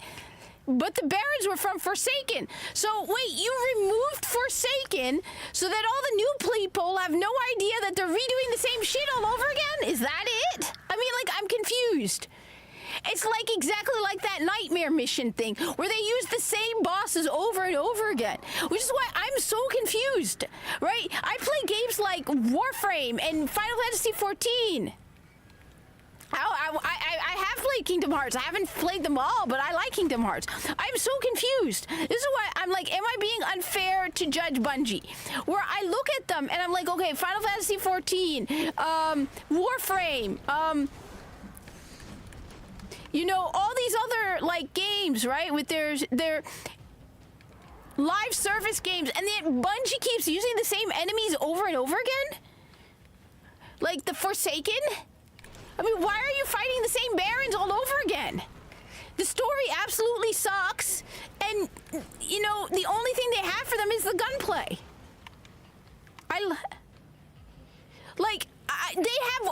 They're down to 800 developers, right? But at one point they had over 1,000 developers, right? They had over 1,000 developers, and you're telling me that they can't do, like, anything new for Destiny 2? Like, that's why I'm like, what am I missing here? People get mad at me for saying they're lazy at Bungie, but then you're telling me that you are literally fighting the Barons? Did you remove Forsaken so you could just reuse the assets all over again so that dumb people who never played Forsaken are like, oh, this is so new and exciting, whereas people like me are like, this isn't new? Like, seriously. That's one of the reasons why I'm glad I got out of Destiny 2, because I started playing other games and realized that Bungie, even Destiny 1, which I love Destiny 1, that's why I want to make it clear, I absolutely love Destiny 1, is mid. Like, Destiny 1 is mid.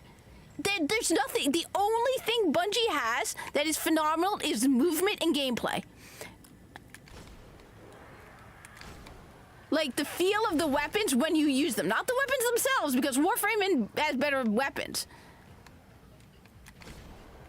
But, like, for years now, I look at it, I'm like, wait a minute, you... At least... Look, I didn't like Season of the Splicer, but I like the stuff they added. Those missions that you did...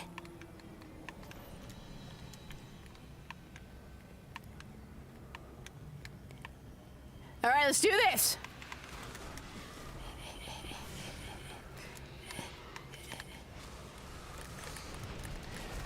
Damn it. Yes, they should make Field of Vision. I totally agree with you. I 100% agree. I think that there are a couple of quality of life updates that they need to make for Destiny 1. FPS, Field of Vision, so you don't have to go to orbit all the time, ability to see the map. There are a couple of things I would love to see in Destiny 1. But, like, I don't understand it. And do they... I'm sorry, but does anybody actually think Marathon is going to be a success? Forgive me for sounding harsh, but does anybody actually think Marathon is going to be a success? Because it's not even meant for us. Marathon isn't being made for Destiny people. They've even said it. So I'm genuinely curious. Like, what are they doing? Like, what happened to Bungie? But then I shouldn't be surprised because we had that idiot who was boasting about how he made Osiris and Saint 14 a couple because he wanted to live his queer life and share his queer experiences. Dude, I don't want to share my Muslim experiences in a video game. I don't want to hear about your queer life experiences, all right? Especially not in two established characters who were established as not a couple. But hey, whatever. I'm not going to go back on ranting about that again because I'm so freaking angry about that. I think they should retcon everything past Forsaken. But I mean it. I'm sitting here and I'm confused. I am absolutely confused. Where people are like, you get all these people like, oh my god, Bungie just fired more people. They can't do anything. And I look at other video games that come out with content often with smaller studios and less people, and then I see people on X going, oh, Bungie, they just fired another 200 people. How will they keep up with everybody else? And I'm like, oh, well, wait, but.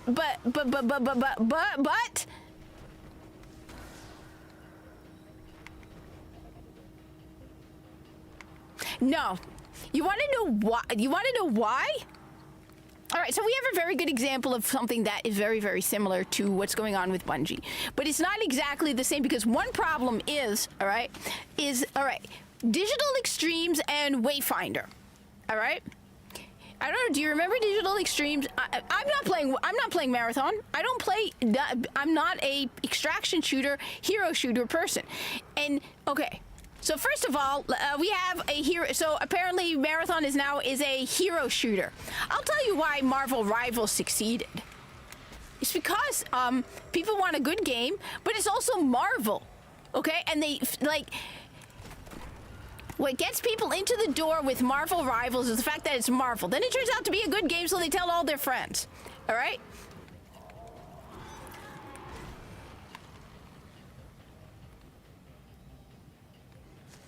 No, you want to know why? I'll tell you why. They're getting rid of the bloat. They're getting rid of the bloat. They shouldn't. They had way too many people. And hopefully they got rid of the excess baggage who aren't working. And Sony finally had. It's clear Bungie is incapable of managing themselves. Think about it, right? Okay? Bungie's incapable of managing themselves.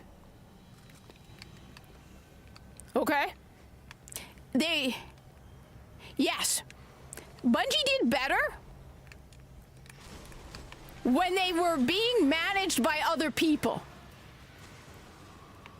So, I still have I primarily play my 400 character. I actually play my light 400 character more than my than any new characters. I've already had a light 400 Titan, Warlock, and Hunter on Destiny 1. So, for me, I play Destiny 1 because it's fun. I don't play Destiny 1 very often. All right. So I don't play Destiny 1 very often. When I do play Destiny 1, it's because I enjoy playing it and I enjoy the challenge. So I solo Challenge of the Elders. I might solo a Nightfall. It's not very often. Like I said, it's been a while since I even played a Titan. Okay? When I play Destiny 1, it's because I have fun. I'm not doing it to grind for anything. I enjoy the story. I enjoy the characters. I enjoy soloing stuff. All right? There is stuff that I still have not soloed in Destiny 1. That's why it's not about getting everything. The only stuff I am missing in Destiny 1 come from raids. So the only way I can get something that I am missing in Destiny 1 is to raid. And I would love to be able to raid. But when it comes down to it, I have everything else. I have all the other exotics. I have done everything else. Okay? I do it because I have fun playing Destiny 1. Destiny 1, it's a much happier, cheerier, more heroic game than Destiny 2. I have said this before. When I play Destiny 1, I feel like a hero. I love the mood about Destiny 1, the feel of Destiny 1. If I'm having a hard day at work and I want something to have fun in, I will play Destiny 1 just because I enjoy Destiny 1. But I do not play Destiny 1 as much as people think. I play it usually when I live stream it. So anyway, Marathon. So first off, Marathon has a lot of problems going with it. First of all, Marathon is going to be $40. All right. So you are creating basically, now remember, most people this day, most normies, all right, you need normies. You don't need us, you need normies. Okay. Most normies have no idea what Marathon is. Okay, they're going to hear the name Marathon. Now, the advantage Marvel Rivals has is because every normie has heard of Marvel. Even me, who was more of a DC person. I'm not a PvP person. Keep in mind, I'm very much not a PvP person. I am interested in installing Marvel Rivals simply because you get to play as a Marvel superhero. I would love to be able to play as Wolverine or, Captain America. So for me, even me, just the fact that these are Marvel characters, and I'm not a PvP person, I am tempted. I will probably end up downloading Marvel Rivals simply for that. Marathon, nobody has any reason to play Marathon except because it's Bungie, right? It's paid. They're going to charge for it. Now, one other problem Bungie faces is, okay, so first of all, nobody's going to play Marathon because of the name Marathon, other than the people, older gamers, or like not normies. We're not normies, okay? We know about Marathon, right? So they're not going to appeal to normies with the name Marathon. All right, so they have to now appeal to its appearance. Second of all, the name Bungie. All right, a lot of people have heard of Bungie, but you'd be surprised the number of normies who have never heard of Bungie. Remember, most people, Destiny 2 is their latest thing, and a lot of people aren't playing Destiny 2, and a lot of people actually are surprised to find out that Bungie's making Destiny 2. I talked to normies, and many of them have no idea most of the younger normies are not going to play Marathon because of the name Bungie. You need to appeal to people. You need to really, really impress people. And you need, for this to succeed, this isn't like that game that came out by Steam, Valve. This game needs normies because Sony is going to expect normies, all right? They're going to expect massive success. Oh, Marvel Rivals is definitely better than Overwatch. I mean, look, you have me, someone who never plays PvP, interested in Marvel Rivals. So the problem now is this, all right? Now you turn to the Destiny people, all right? Marathon has a serious problem, okay? Let's look at, so I used, last time I talked about Marathon, I used the example of Wayfinder and Digital Extremes. How many of you have heard, most of you probably have never heard of Wayfinder. Wayfinder was a MMO, it was a live service MMO created by published by Digital Extremes. Digital Extremes, aka the company that makes Warframe, did not make Wayfinder, but they published it. I have Wayfinder. I had early access to Wayfinder. Okay, why I had early access to Wayfinder? There it is.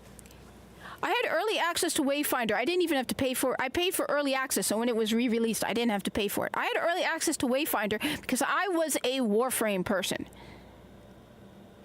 Now? No. They were better under Activision. They were way better under Activision. Under Sony? No. And what do you talk about under Xbox? Halo was one of the top games ever made under Xbox. The Xbox exists because of Halo. Bungie was doing better when they were... Yeah, no, you're right. I misread you. Bungie was doing better when they were with Xbox. They need somebody on their back. Bungie needs somebody on their back giving them deadlines. Because I had somebody come to me and tell me once, he said, I'm going to give you a controversial opinion. I'm like, okay. He's like, Bungie was better under Activision. Why? Because Activision gave them deadlines. And the monetization in Destiny 2 is so disgusting, you can't blame Activision for the monetization, or even Sony. The monetization was getting bad long before even Sony bought them. Now, Wayfinder was not made by Digital Extremes. Wayfinder was published by Digital Extremes. Digital Extremes makes Warframe.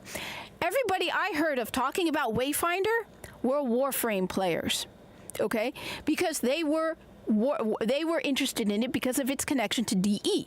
I was interested in Wayfinder because of their connection to DE, because I thought with them on their back, they would keep up with it. Now, DE dropped Wayfinder. However, one advantage Wayfinder has is it's very similar to Warframe. It is made for Warframe people. So if you play Warframe, you can at least appreciate, and it is a similar genre to Wayfinder. So a lot of Warframe people did go and play Wayfinder. It wasn't as good as Warframe and they went back, but it's similar. Marathon and Destiny 2 are not the same. They are very, very different. You are not going to get a lot of Destiny 2 people. To assume that people are going to play Marathon because they play Destiny 2 is very different. I am not even going to consider Marathon. I have no interest at all in Marathon. I don't care what it looks like because I play Destiny 2. And I play Destiny 2 for Destiny 2. All right? If they were to release a game similar to Destiny 2, a new sci-fi world similar to Destiny 2 first-person shooter, I would play it because I know that Bungie has good first-person mechanics. But they can't even keep their PvP balanced in Destiny 2. My understanding is that, now correct me if I'm wrong to all of you there who can correct me, because I am not very up-to-date on the PvP scene in Destiny 2. All right?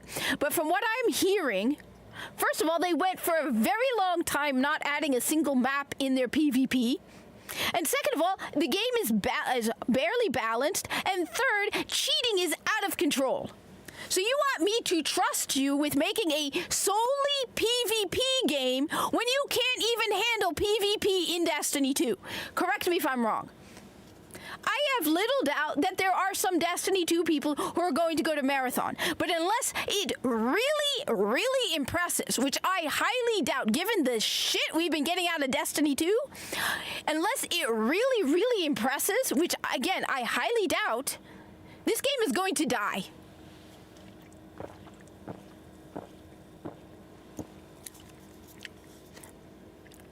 Which is why I really hope they have people in the back either working on remastering Destiny 1 and bringing Destiny 1 to PC, or they are working on Destiny 3. Because Marathon, like I said, we have so many free-to-play hero shooters already. Marvel Rivals, and add the fact that, and I hate to say this, Bungie is a woke company. All right? Marvel Rivals is being made by a company that is not.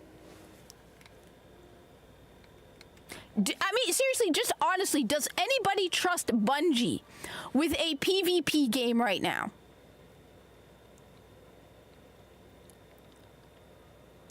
Does anybody?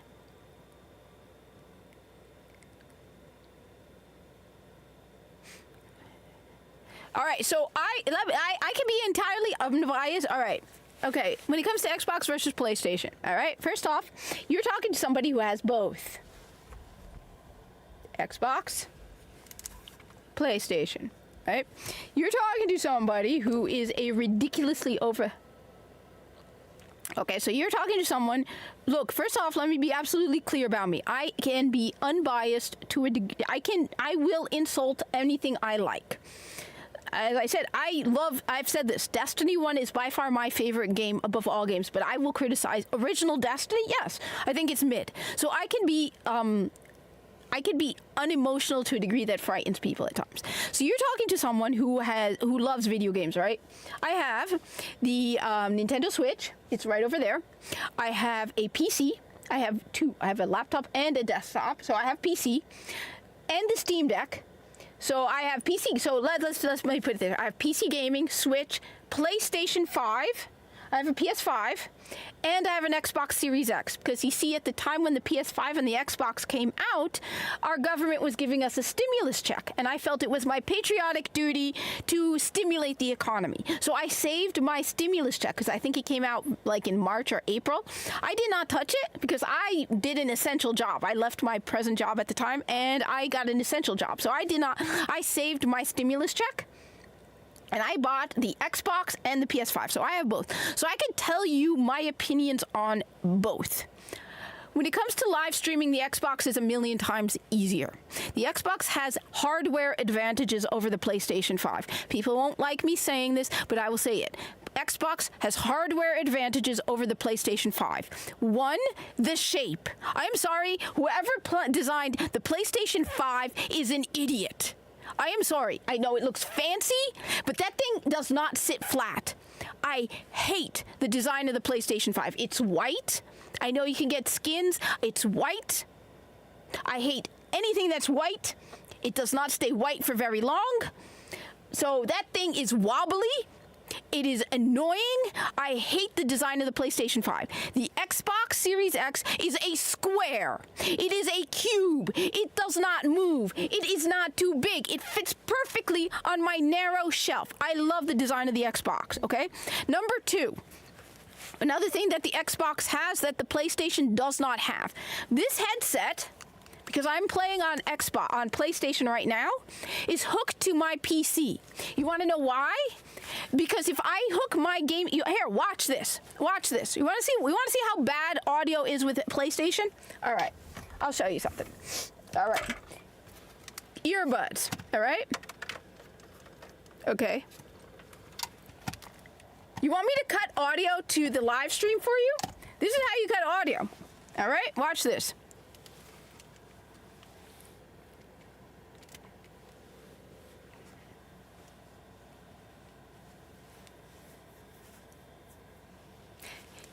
I bet you can't hear the game now, right? You can't hear the game. So one of the other disadvantages that the PlayStation 5 has over the Xbox, PlayStation only allows one audio output at a time, okay? You cannot have multiple audio outputs. You plug in a headset into your PS5, it automatically cuts audio from HDMI. If you're live streaming like me and you're using a capture card, you need the audio to come out of the HDMI cable so it goes to the live stream. I can't join a fire team while I live stream on PlayStation. The only way I can do a live stream and play with other people on PlayStation and have a fire team going is I need an elaborate cable hookup that connects my controller to the capture card. Xbox does not have that. Xbox allows you to have multiple audio outputs. So I can plug in a headset into my controller or use a wireless, because it's the same with wireless. If I were to turn on my wireless headset right now, here, I'll do it. Okay? Right here. All right? This is my PlayStation 5 headset, okay? Where's the power button? I keep forgetting this power button because it is a pain in the butt because it's so hard to see because it is just so horribly designed, all right? Yes, but you have to then use Discord, which is a pain in the butt because then you have to, it's easier to use a fire team on the console, okay? Okay? I get it, you can use Discord, all right? You can use Discord. But most people don't want to use Discord. They just want to play with the party chat on their console, okay? So you know what? This was a problem with the PS4. They never changed it with the PS5. Why the hell does Xbox allow you to have multiple audio outputs, but PlayStation does not? Now, I'm not going to only shit on PlayStation. Don't get me wrong. There are advantages to the PS5. I'm just telling you, like I said, my problem, why I prefer to live stream on Xbox. I prefer to live stream on Xbox because of that. I can use my gaming headset. I can have multiple audio outputs on the Xbox. Okay? So, that's another advantage the Xbox has. Number 3. The Xbox is backwards compatible with their goddamn hardware. Okay?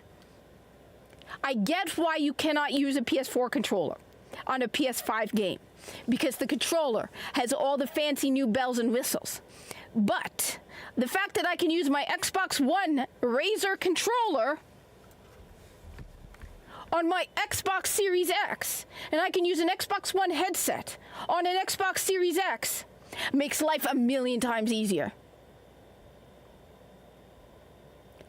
Dude, most people do not want to go turning on and using Discord, all right? It's a lot easier to just use a Fire Team, okay? Look, I'm going to come to the advantages of the PlayStation 5, but this is bullshit.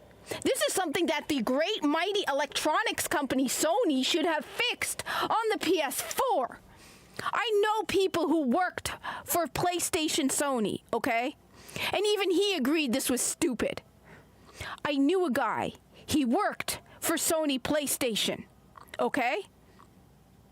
Even he thought this was stupid. Stop. You come here, I know you, Resogen. You come here always just to argue with me because you want to make me angry. I'm standing behind it. Most people don't want to use Discord, okay? It's just easier to use the party chat. I've played with people using the party chat. It's a lot easier. I've live streamed Destiny 2 with my clan, and my clan is primarily on Xbox. Why? Because it's a lot easier to live stream on Xbox, all right? The fact that simple, tiny thing that they knew was a problem on the PlayStation 4, but they never fixed it on the PlayStation 5. And it's not like, okay, Microsoft is primarily known for software, right? They have their console, they have their Surface. But what is Sony known for? Oh, audio. And yes, Resogen, you come here just to cause trouble. You suddenly popped up again after weeks away. I haven't forgotten. Sony is known for audio. Okay, they make I have them right here. I have Sony headphones. They make phenomenal headphones. They make televisions, okay? They make TVs. They make Blu-ray players. They make cameras, okay? You'd think they would know better than to not do this, okay? But no, this whole audio output thing is stupid. So the backwards compatibility is another issue. Deny it all you want, bro. The fact that you're saying no is you're arguing with me, okay? You come here. And you used to, it's been a while. You've been gone for a while. But you come here to argue with me, and I'm not going to argue with you anymore, okay? So, the backwards compatibility, okay? The backwards compatibility is a pain in the butt. I get why. Like, at one point, because I like my back buttons, okay? I had to wait 2 years to get a Razer controller for the PS5. So, pain in the butt. Yeah, there's more third-party options when it comes to Xbox than PlayStation. PlayStation has very few third-party options. Nintendo and Xbox are very good with the third-party. You can get a lot more options with Xbox than PlayStation, which is just funny. So it's interesting that despite the PlayStation 5 being the more popular, you have more third-party options with Xbox than PlayStation. Another advantage that Xbox does have over PlayStation is cloud gaming. Now, yeah, you watched for a while, but when you do speak up, you speak up just to argue for the sake of arguing, okay? Cloud gaming. And you can't say I don't know because I have used both, and I use them from work. So I tried them both from a distant location. Xbox, first of all, has their own kind of Stadia option where you can cloud stream from their own computers. Okay, you have cloud gaming, and then one of the things that it has remote play as well. Okay, so with Xbox, I can go to work, use the app, and and cloud stream, and basically remote play from my Xbox console. I don't even have to leave my Xbox on. My PlayStation 5 has to be in sleep mode. I have to turn my PS5 on. My Xbox does not have to be. And there's only remote play with PlayStation. Now, my understanding is somebody told me they're going to be getting their own cloud service. On top of that, they have so many different ridiculously convoluted levels of PSN where they're not even clear on which one you have. So those are my problems with PlayStation. On the other hand, I do not agree with you. I think PlayStation does have the... yes, my experience with PlayStation's remote play is it's horrible. It is really laggy. It is really badly done. I have never had a good experience with PlayStation's remote play. Xbox's remote play is very good. both their remote play and their cloud gaming is very good. On top of that, if you want to use remote play with Xbox, you can use any controller. You can use the Razer Kishi. You can use the Backbone. You can use anything. You can use any controller. You can install... Okay, get this. You want stupid? You want to know how goddamn stupid Sony is? All right? You can use Game Pass on the ROG Ally, right? You can install ROG Ally Game Pass. You cannot remote play on your ROG Ally with your PlayStation because you have to use a PlayStation controller. Remote play with PlayStation has to be a PlayStation controller or the special controllers made for it. Xbox, you can use any controller. Moga, Power A, okay? Remote play, you can use the Razer Kishi. You cannot with Sony. Sony is a pain in the ass. When it comes to something, Sony can be a major pain in the ass. It's just like the PS Vita all over again with the stupid micro SD card that was proprietary. Now, on the other hand, there's one thing I will give Sony. They have a good library. Especially in the last year, I will not deny it. Sony has better exclusives than Xbox. I cannot deny that. And in fact, people have asked me, what would you get, Xbox or PlayStation? Usually, it was what your friends have. But Black Myth Wukong, Stellar Blade, Astrobot. $2. Thank you for the $2 super chat. Sure, you can. Thank you for the silent games. You know I can be unbiased when I tell you, on the other hand, I will praise PlayStation. Okay? They have a very good library. And they have a lot better exclusives than Xbox. Their whole having to sign in on PSN for Steam is shitty. Sure. The fact that you keep coming back, like that comment, that last comment, you didn't say anything for a long time. You could have stayed silent. So you just proved my point. Thank you for proving my point. Okay? Good job. You just proved my point. Anyway, I won't deny it. PlayStation has better exclusives. What are we getting on Xbox exclusive? The Indiana Jones game, I hear it's good, but I'm not interested in it, but that's an Xbox exclusive. Avowed, I think that's an Xbox exclusive. But at the end of the day, yes, I will not deny it. PlayStation has better exclusives. Like I said, Black Myth Wukong. It's on PC, though. Helldivers 2.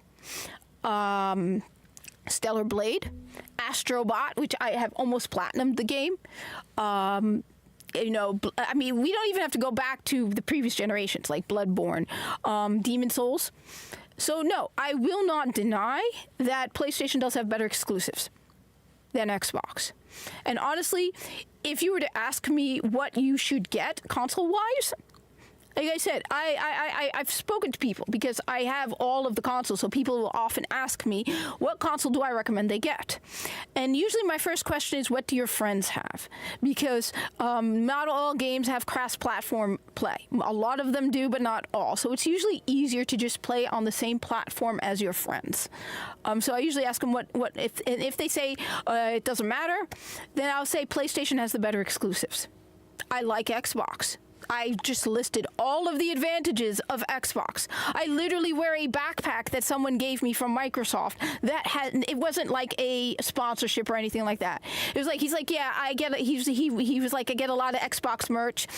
And he's like, here, you want to have an Xbox backpack? I was like, great, I'd love it. No, I can't say his name. I can't call anything out. It's not like he was telling me to do anything for Microsoft or Xbox.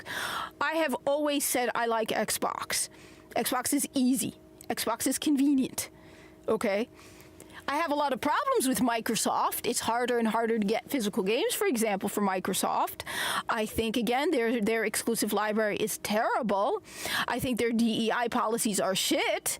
I have problems with Microsoft, but like I said, I find a lot of advantages hardware-wise with Xbox. So you cannot call me biased in this regard. I'm telling you 100% my experiences, why I like Xbox, the good in PlayStation, and like I said, I have a Nintendo Switch, okay?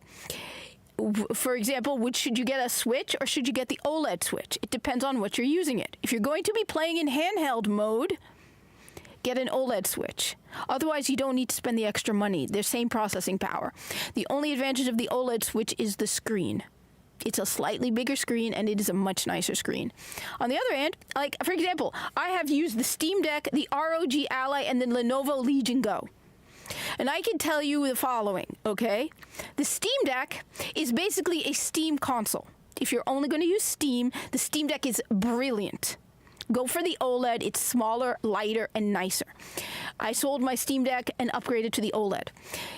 It is designed for Steam. If you're only going to use it for Steam, it is phenomenal because it is designed for Steam. It has buttons for Steam. It is made, the entire operating system around it, to work Steam. I like how people describe the Steam Deck. It is basically a Steam console, a Steam handheld. On the other hand, if you want to expand beyond Steam, the ROG Ally is lighter and smaller, and you can play Destiny 2 on the ROG Ally because it is basically a portable Windows computer. So, ROG Ally is lighter, smaller. You can probably get some really good deals on it. I saw some really great deals on it during the holidays. ROG Ally has two different versions, but the ROG Ally is light, it's small, and you have more options. If you want to use Game Pass on it, you can download Game Pass on it because it is basically a portable Windows computer. So it isn't as well designed for Steam, and is not as streamlined for Steam as the Steam Deck, and honestly, Armor Crate from Asus is a pain in the ass, and I never use it. But the Steam Deck, the ROG Ally, is great because it's small, it's light, and it's basically more broad use. Okay, the Lenovo Legion Go is too big. It is a pain in the butt because of its size. It is way too big. I barely use the thing. It is so clunky and big that you don't want to take it with you anywhere.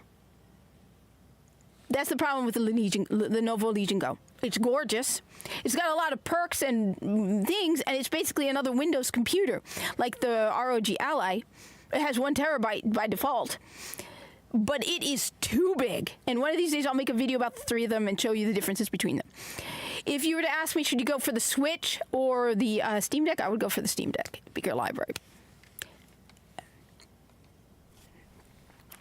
So that's me going on my opinions on hardware. Like I said, I do not have a bias. I am not a fan of any particular company. I'm not going to say a company is great because it is this company. At one point I would have said that of Bungie. Now I know that you cannot put your entire identity into a company or a game. It makes you look, if you are incapable of accepting criticisms when things are not good, then you're biased. And like, if you're incapable of seeing that there are problems in Destiny 2, then nobody can trust your opinion because you are completely blinded. There is nothing perfect. So anyway, like I said, I will accept criticisms of Xbox. I like Xbox, but I will not deny, for example, that PlayStation has a better exclusive library. 100%. Whatever Xbox is doing, Game Pass is also very good. Game Pass is much better than whatever's on PlayStation. And I have both.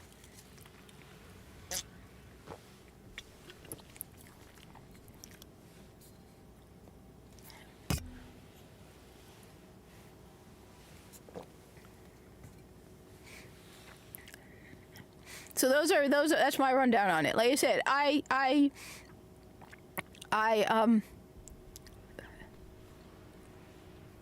basically go from work to home to work to home. I mean, I still have a Game Boy Advance.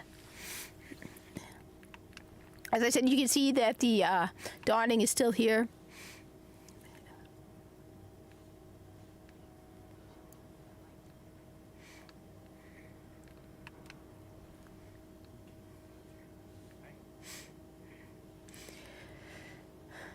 So let's first off see how is the status of the tower here. All right, so we got not a new player, new player.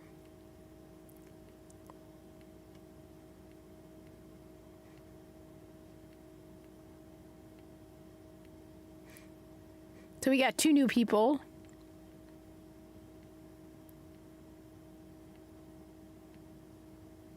Three new people. Remember, it is tradition in Destiny 1 to stand on the table. Okay? So, as I said, Assassin's Creed Shadows has been delayed. Everyone is talking about that.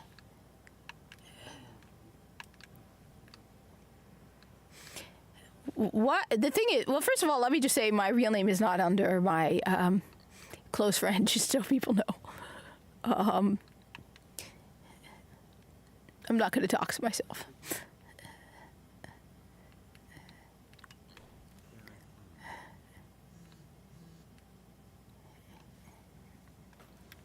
But I've never understood it, but I will fix that. I'll accept that later. That was stupid of me. I did not upgrade everything. Check what is max light level first before. Oh,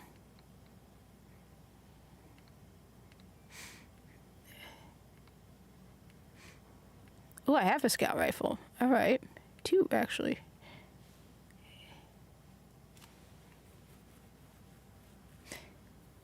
Well, the thing is, yeah. Are we sure that they're not going to be releasing it on PlayStation? Because honestly, at this point, did you hear the rumor, by the way, that Halo might be coming to the Switch too?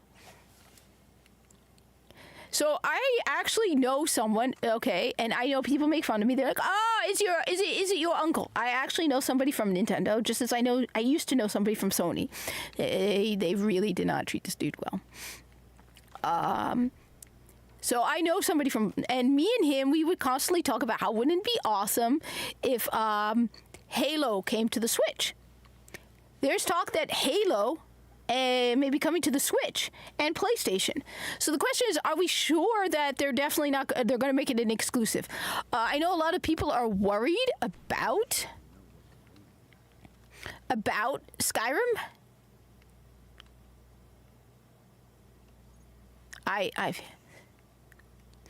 All right, confession, Jeremy. Confession. Yeah, but did you, okay, that one I'm not too sure I feel disappointed about, given some of the things I've seen it.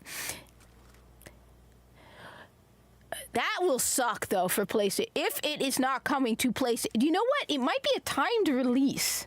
Do you think it would be a timed release? All right, first off, Jeremy, I got a confession to make, all right? And I'm going to lose a lot of people. People are going to get pissed at me for this one, all right? But I got to admit the truth here, all right? I've never played Skyrim. I tried to play Skyrim. I couldn't get into Skyrim. I couldn't get into Skyrim. I got bored, okay? I know people are. I'm not. Look, I'm not a slow-paced RPG person. Okay.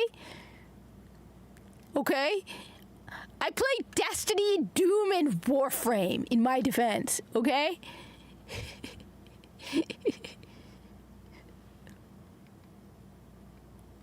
Let's keep that in mind, please.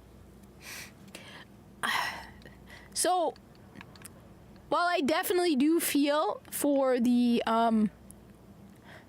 people on PlayStation not getting it, I don't know, a part of me is like, do I think they can even recreate Skyrim? I hope it's good. But the problem is, you're talking to the wrong person. Have been malfunctioning. That sounds very, very painful. Primal One, maybe you should see a doctor. Apparently, they're saying it might be coming. Look, at the very least, it's probably going to come to Switch, because because Microsoft and Nintendo have been working together. So it'll probably come to Switch. PlayStation, I'm not too sure. I believe that, but Switch, yes. The thing is,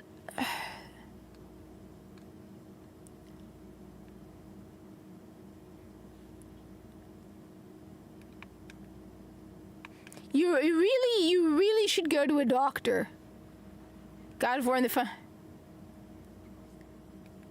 Well, God of War, I don't know. That's like Halo. So God of War, I'm not too sure about. But Final Fantasy VII Remake, wasn't it supposed to come out?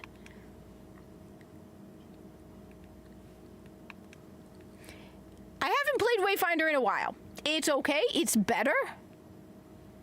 Auto rifle, scout rifle.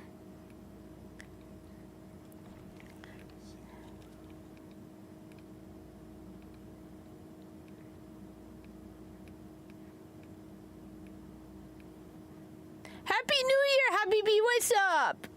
I have a sleeping kitten.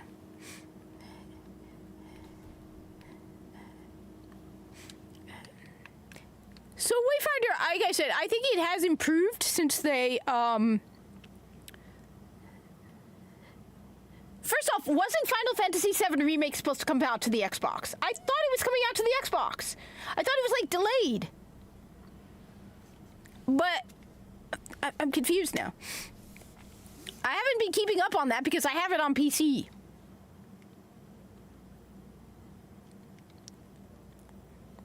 All right, let's go do something. Legendary Sword of Crota. Let's do it! Sword of Crota.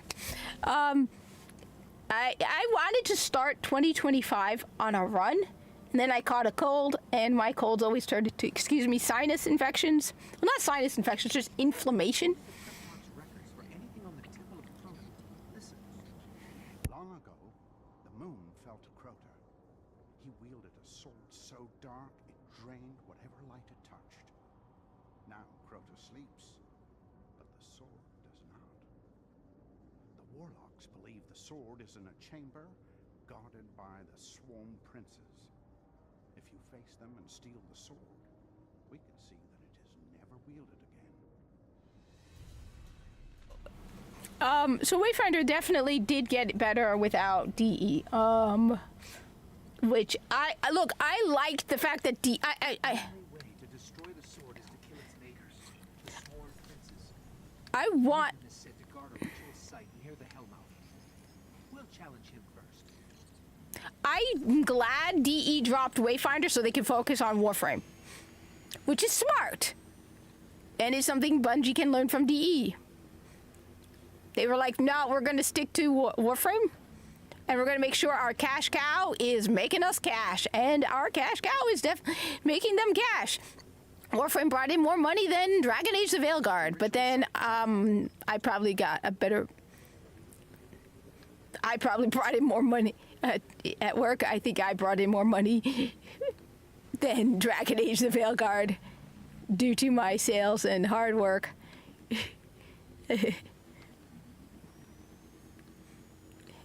Yeah, I probably did more better than finance. Where we'll find him. I hope you're ready. Let's just put it that way, because I don't want to, say too much about where I work. But let's just say I probably brought in...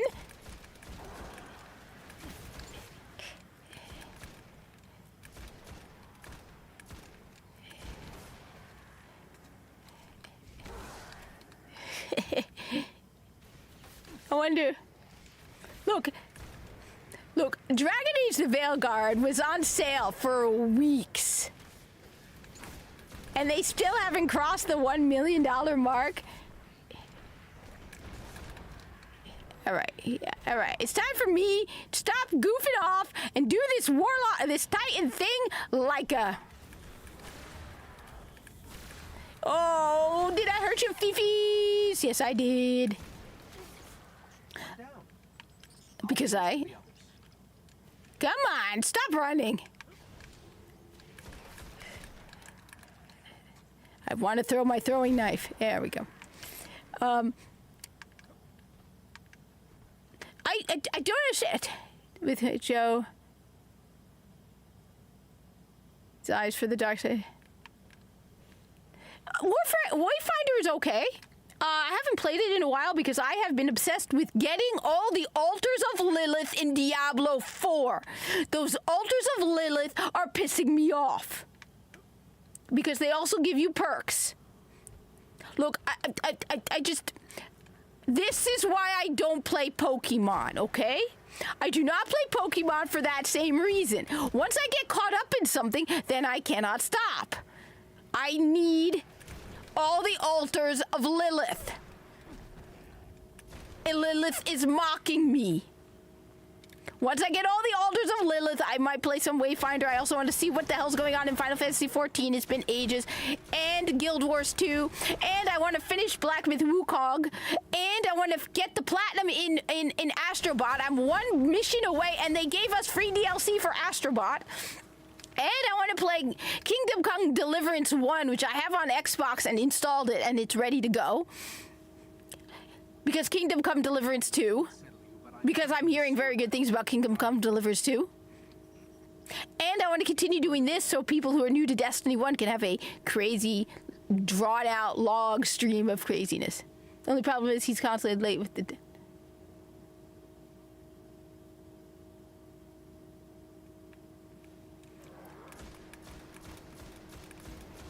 Oh, I did not do... He does comics too.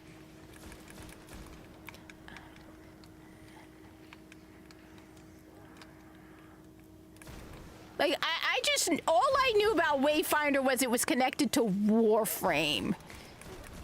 And I am very corpus-minded. I still, God, Viso's pictures from earlier is still staring at me. Viso, you're dead. Viso is dead. I hate to break it to you, Viso, you're dead. I have a sleeping kitten. All right, sword time. And the Thrall go snap, crackle, and pop.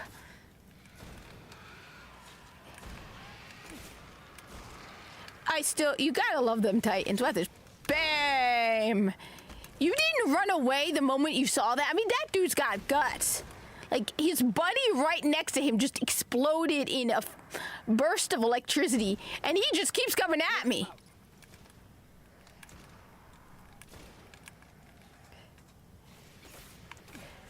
So, Wayfinder was connected to Warframe because it was published initially by Digital Extreme. They dropped the publishing, and so they let them go on their own.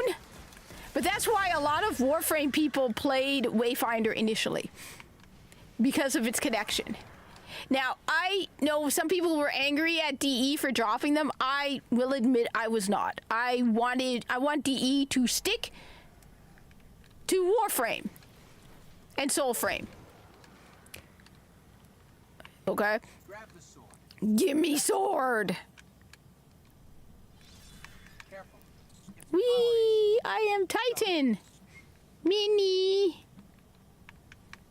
Wee! Alright, the Titan jump is definitely better than the Warlock jump. I'm sorry, Warlocks, your jump sucks.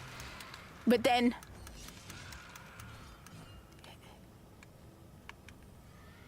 So DE decided to, at some point, they were publishing, and then they were like, no, we're going to stop. We're going to close our publishing division and stick to just Warframe and Soulframe. And so I was like, good, good. Now, unblock me from play Warframe, you jerks.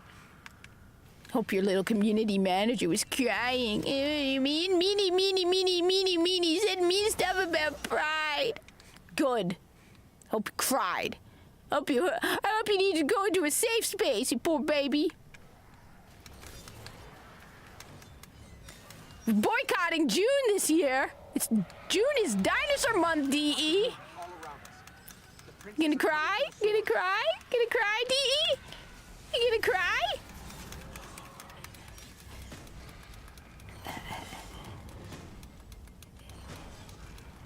Wait, what? Who's Twitter? I haven't been on Twitter in a couple of hours. Who's Joe Mad? It probably didn't do very well. It's now, even when it first launched, it really didn't do too well. I will admit. I said the people who originally played it it didn't get a lot of attention. I feel like it didn't get as much attention as it needed, And the majority of the people I saw who were interested were Warframe people. And Warframe people immediately kind of lost interest on the whole thing. It's now offline. It's okay. I said, I really didn't get very much into it. And the only reason was because of the Warframe connection.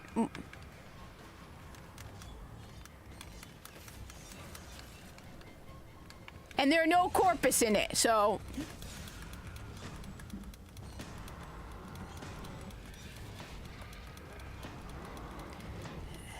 I am Titan! Here we go. See? I kick butt. The sword is gone.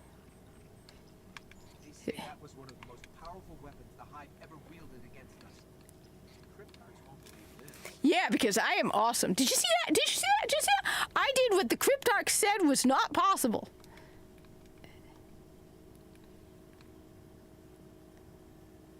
No, not the dudes that made Destiny, the dudes that made Warframe.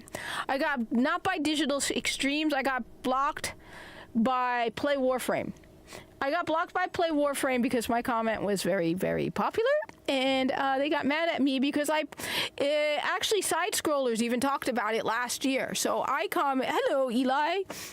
I commented, I told them that, well, it was Father's Day. Why didn't you do anything for Father's Day? I just pointed out something that everybody knows. When people talk about diversity, they only mean one type of diversity. So I said, hey, you know, it was Father's Day. Why didn't you do anything for Father's Day? Why don't you do anything for Veterans Day? Okay, why is everything about Pride? You'll notice the only time they highlight streamers is because of Pride. All you gotta do is throw a they, them on your profile, and you're considered part of the Pride mafia. So what was interesting is they have several 100,000 followers on Twitter, and I have like 2,300 or something. At the time, it was like a fraction of what they have.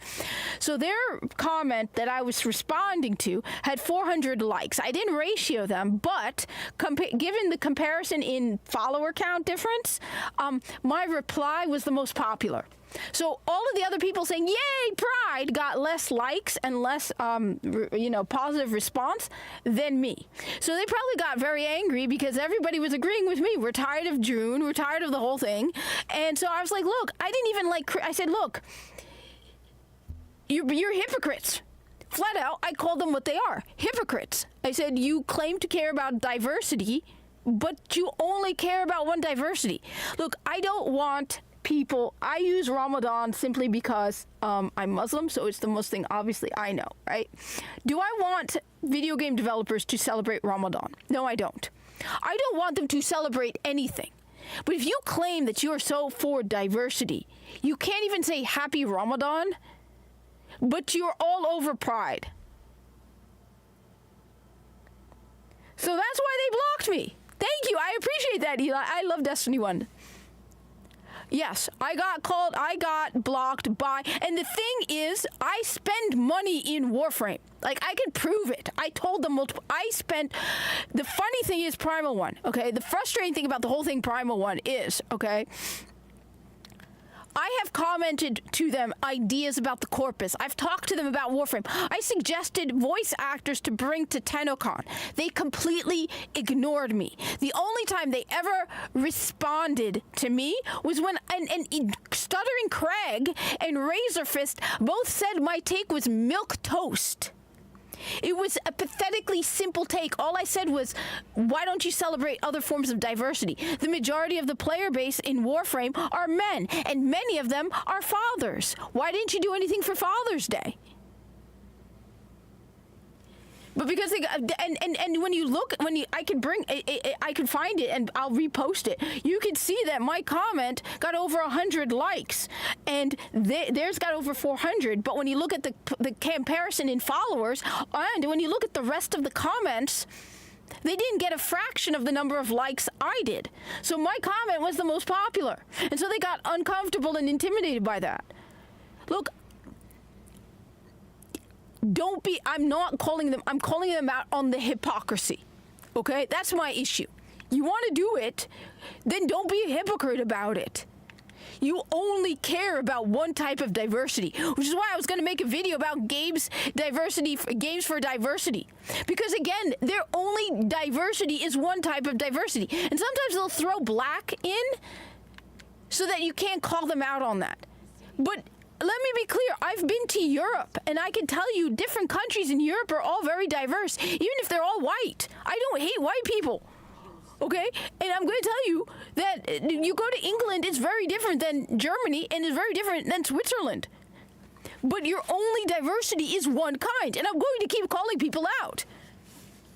You're hypocrites. DE are hypocrites. They claim to care about diversity, but they don't.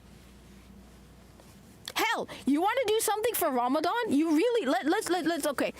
You want to do, you have Christmas decorations, you have Easter. You want to do something for Ramadan, right? You can do something completely unreligious. You can put little lanterns for people's ships, which would be fun to hang around the ship. Do I want it? Like I said, I don't want any of it. Personally, if I ran Digital Extreme social media, I would make everything fake. I would turn June into Corpus History Month. Okay? I would have a Memorial Day to Viso. I would have a Memorial Day to all the Corpus and Grineer veterans who died in the New War. I would be doing that sort of thing. I would be doing crazy, fun call-outs to streamers. I'd be like, the best streamer who cosplays. The best, father-son Warframe duo. I wouldn't be doing Pride at all.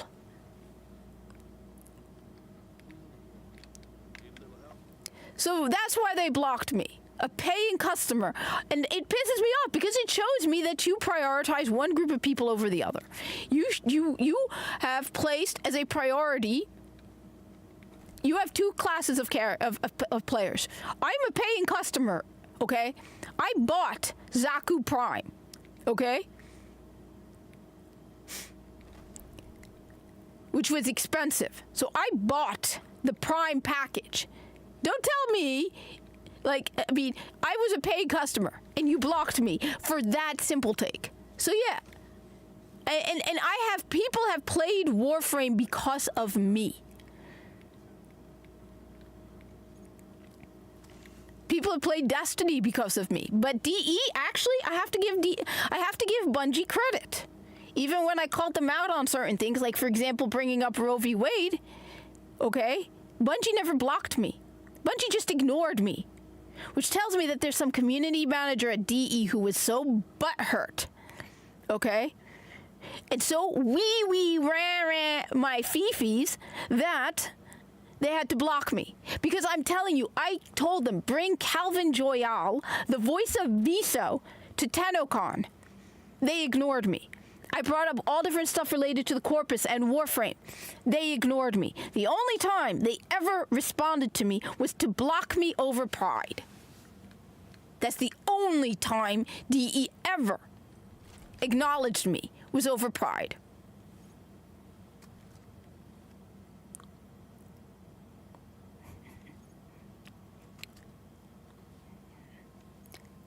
And I can prove it. I could 100% prove that I have spent money in Warframe. If I wanted to, I could bring up my Microsoft account and show the many purchases I made on Warframe. Because I didn't earn Zaku, I bought it. Because I want to support the company. Okay. So you put... Yeah.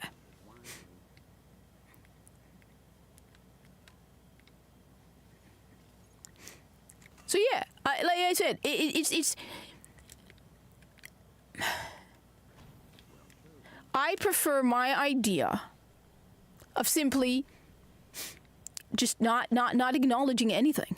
Having fun with it. I would love to be DE's community manager. It would be so much fun. I even have Corpus holidays. For example, I have Viso's Memorial Day is March 6th because of the voice actor. We should have a day for the remembrance of the New War, Corpus history, and knowing the Corpus, they'd make every month a Corpus-related event, right? You get Corpus History Month or whatever, right? It would be so much more fun. Instead, like I said, the only time they shout out. On top of that, they donated money to help California, but they never did anything about the hurricanes. Now, I agree with what people said. They can't help everybody. But it's interesting that the Canadians were willing to help the Californians, but not the North, you know, just interesting coincidence. So, no, like I said, I still play Warframe. I like Warframe, but I do feel a little like I'm not a good enough player for them. And don't tell me I'm not diverse. I mean, come on, DE. If you really, really cared about it, look, like I said, I hate using my identity, but I use my identity, what I am as a Muslim woman, just to call out the hypocrisy, okay? That's the only reason I do it. I would rather be treated like everybody else, okay? But you know what? If you really cared about diversity, right? You claim to care about diversity. DE, you just blocked a Muslim woman who plays Warframe. That's a lot of diversity. Usually people just ignore me, right? They like Alyssa Mercante has me blocked. Alyssa Mercante, by the way, Primal One, you wanna know why Alyssa Mercante blocked me? Alyssa Mercante blocked me because I corrected her banner. Her banner said, "You can't be racist to white people." I took off the N and the T and I said, "You can be racist to white people." So I've been blocked by Alyssa Mercante for ages. I got blocked by people at Bungie, not Bungie itself, but this guy Thickest Yosh, who's like, you know, if you haven't spoken to a diverse voice, you shouldn't speak or something like that. And I'm like, hi, I'm a diverse voice. I agree. He blocked me. Most people, they just block me because I'm not supposed to be saying the things I do. So it pisses them off. They don't know what to say. Well, after I said something about Destiny 2, I had like 2 or 3 people say to me that the typical argument coming from a cis white het male, and I'm like, not. They're invading the Hellmouth. Immediately, people just stop talking to me.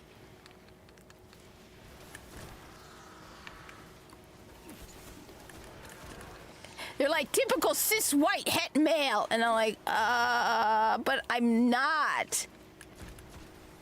Aren't you kind of being racist, assuming that the only people who would disagree with you have to be kind of cis het white males? I hate the word cis, by the way.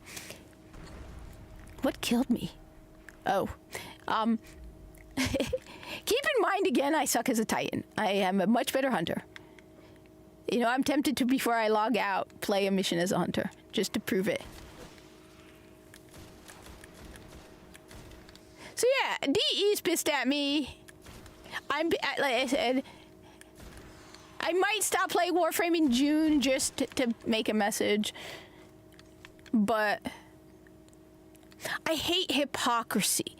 That's my big problem. I have a serious problem with hypocrisy. I do everything I can to be like, but I hate hypocrisy. And I constantly am looking at my own actions to make sure I'm not being hypocritical, because I absolutely hate hypocrisy.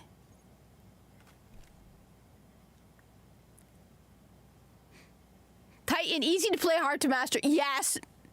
Not easy to play, but their jump is definitely better than Warlocks.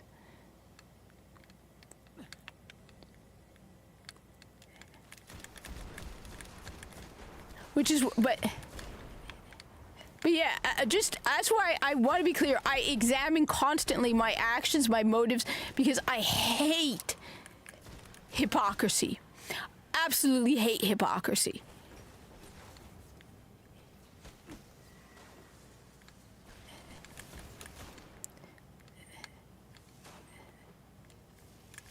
I have very, very, very serious problems with it. By the way, the Titan, this is awesome. I did not know how, when I used to play Titan, I haven't played Titan in years, so I forgot this. My favorite Titan was Solar Hammers. I did not realize just how powerful that is. I agree with you, I'm tired of... If I translated these fallen comms correctly, one of their barons is here. I try to be as genuine as possible. Sounds like an opportunity. Like, for example, Like, for example, like, I understand people don't like when people say hurtful, mean things. I've seen a lot of hate against Islam, especially lately. Oh my God, I'm doing badly. But you know what? I know that if I start demanding that people be banned or blocked for that, then I'm being a hypocrite. So no, I just don't say anything. Okay? I believe in freedom of speech, even if they say things I don't like, because that's the whole point. Hate speech is free speech.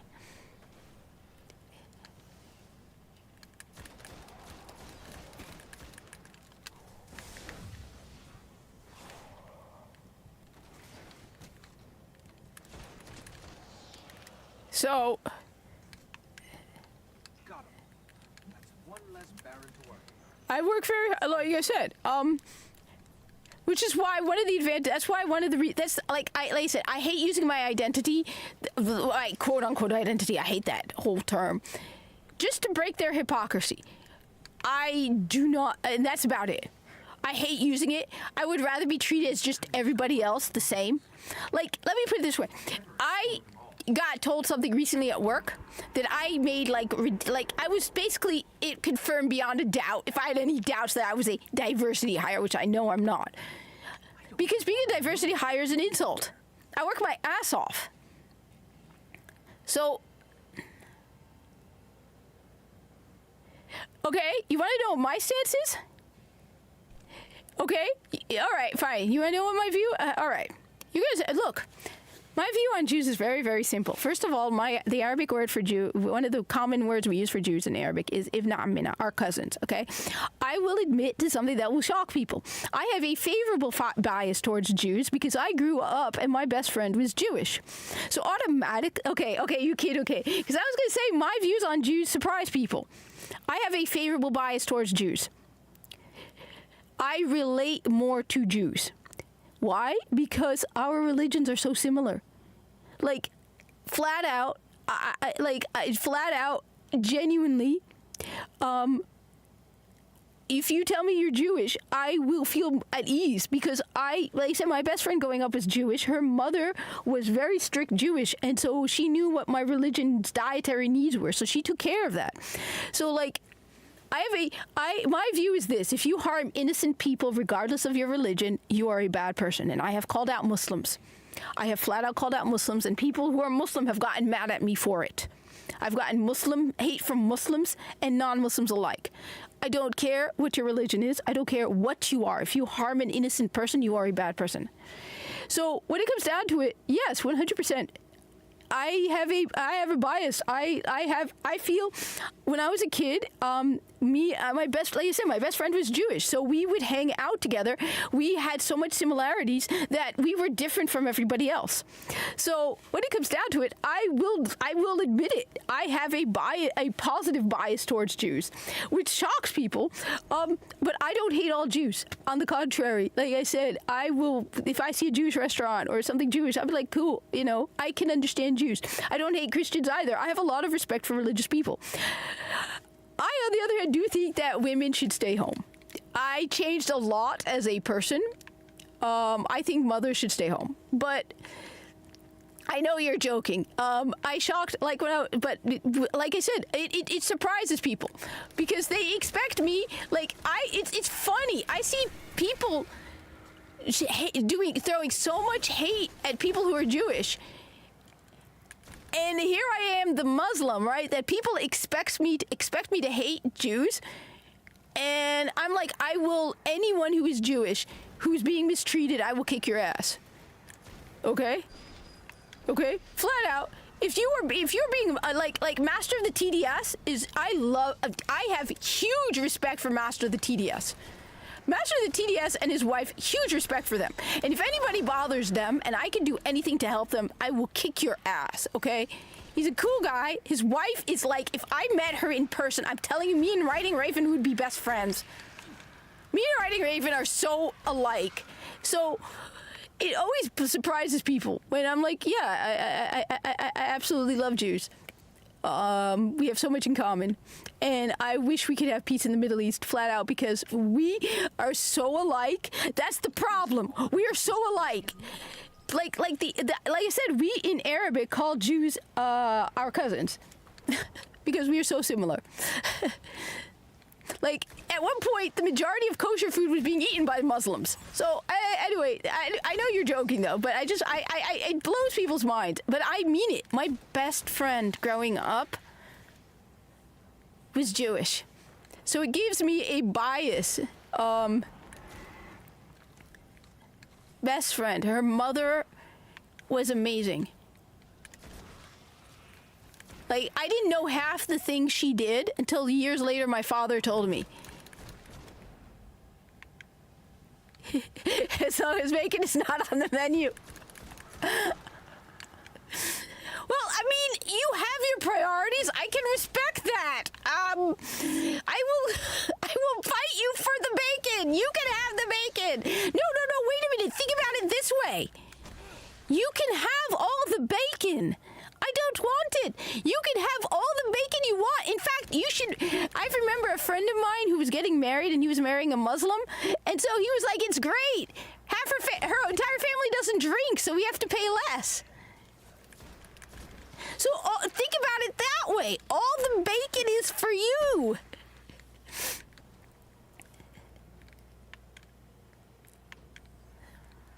But yeah, I've gotten hate from Muslims over it. I just flat out, when it comes down to it, I treat people like people. I will admit, I do. If I see pronouns in your bio, though, I've learned that is a symptom of a mental illness. Do not expect a genuine conversation.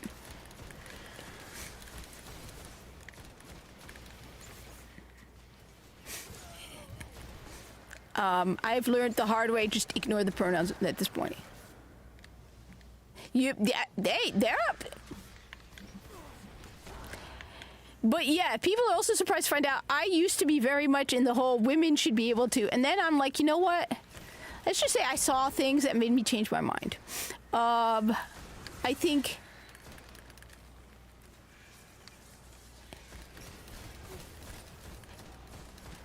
The only problem you have is with, in my case, Mina will eat all the bacon. Mina is a monster when it comes to people food. I do not... Hi, Kryptonian Jedi. Mina will eat anything people food. I don't know what to do with this little lunatic. The only reason she doesn't eat my ramen is because it's too hot. I'm telling you, this kitten... One sec. This kitten will eat people food. Any people food. I don't know what to do. Yeah. Oh, baby. Oh, baby. Here we go. Say hi to the camera. Say hi. Here we go. Sleepy paws. All right. Mina here will eat anything people. You want whipped cream? Baby?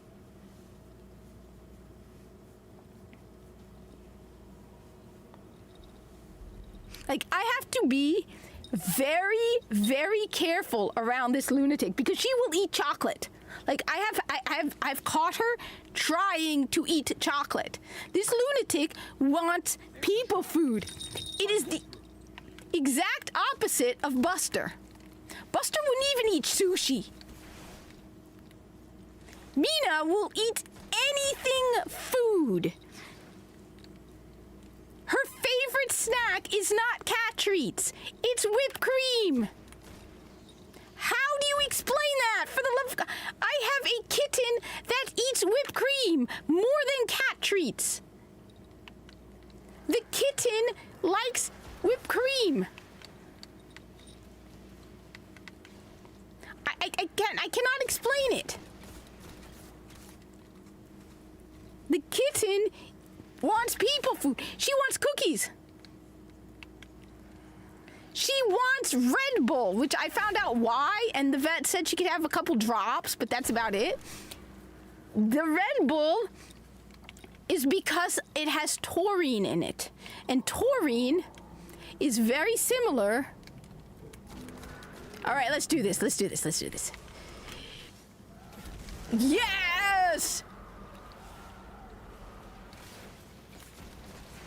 I'm afraid. You know what? I'm gonna see what happens. I had heard that. And you know what? That might be the one thing she doesn't eat. Citrus. But whipped cream?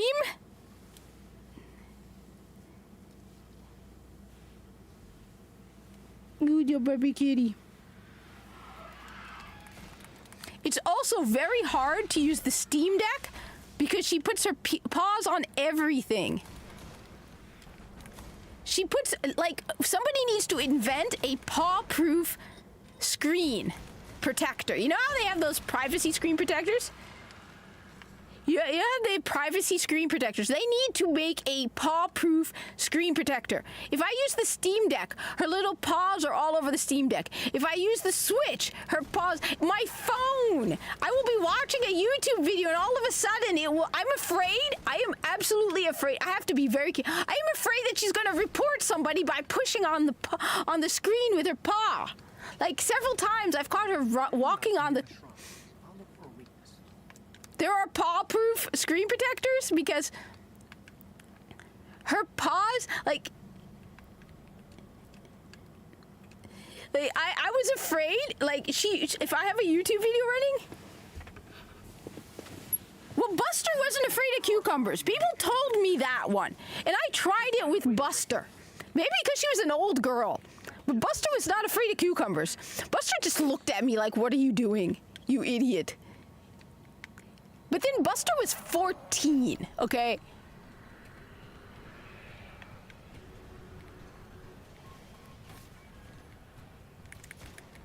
Like...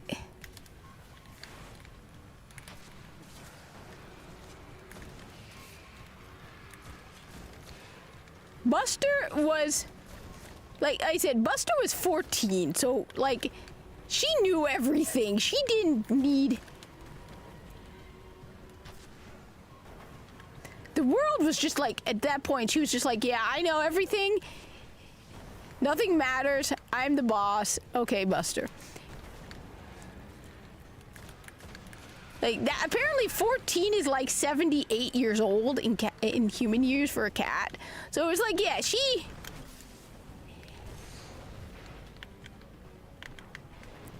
Yes, Titan is not easy to master. I can see that. I can see that. If I were a hunter, I'd be kicking his butt.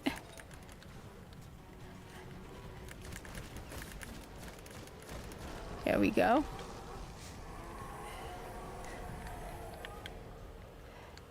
Like, she has, by the way, she has her own games. She has her own games. Mina. Look, Buster is Buster, okay? Just don't question Buster. Buster was just Buster, okay? She was too... Look, let me just say this about Buster. Buster was too smart for her own good. We severed their connection. The shrine, it was communing with something else. Wait, barrier? That's the void. Well, not anymore. Whatever it is, it's still out there. So Buster was ridiculously smart. Like, I like Mina. I love Mina. Mina's a sweetheart. She's a child. She's crazy. She's a little sweetie. But Buster was smart. I had to hide the cat treats. I had to put them in a different room that she could not get in. Because if I didn't, she got them. I'm telling you, I would put cat treats in a drawer and close the drawer. And she got to them. Buster freaked me out. Buster didn't like to play because she would see the string attached to the stick and would go for the stick. She would not waste her time with whatever was dangling. Oh, wow. Wow. 20? Yeah, oh God, wow. I envy you though, because Buster was 14. A poor sweet girl. But I'm telling you, that cat was terrifyingly smart, okay? Let me just let me be clear. That cat was so smart, it was frightening. Okay? Just okay?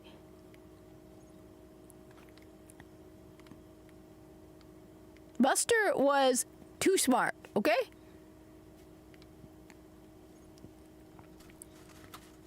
My poor sweet girl.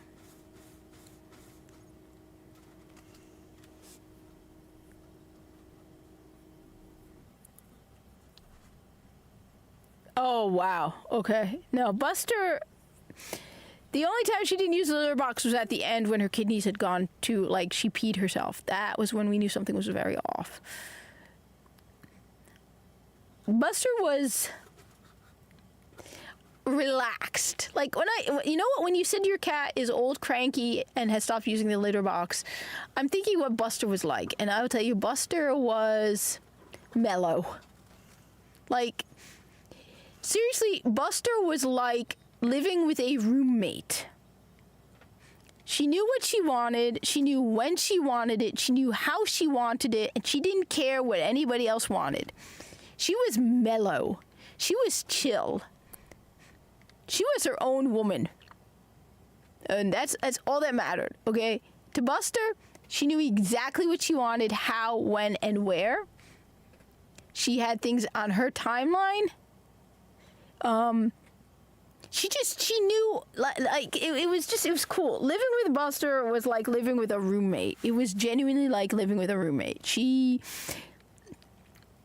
I did everything here. I need to do that, but, ooh, face the Fist of Crota.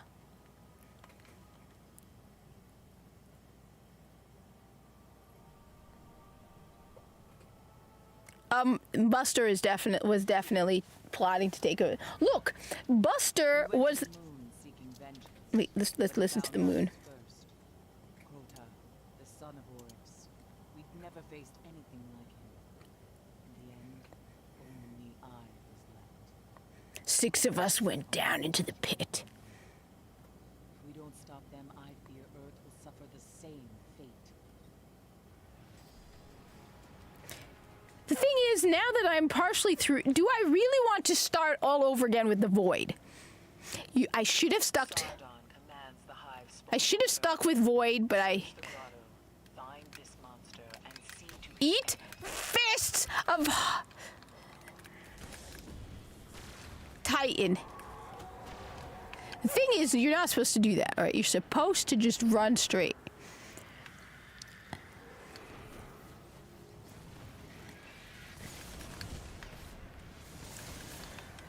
I am embarrassing myself. I want to play Hunter. I want to do my Hunter thing. Why am I doing this Titan thing? Watch me suffer as a Titan. His presence here is a sign. The Hive are preparing to wake Crota's soul. So I never understood that. Why was Crota's soul sleeping? Like, is it like he dies?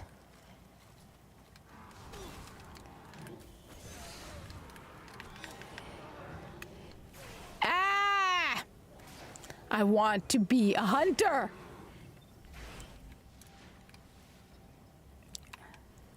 You die now, you scumbag!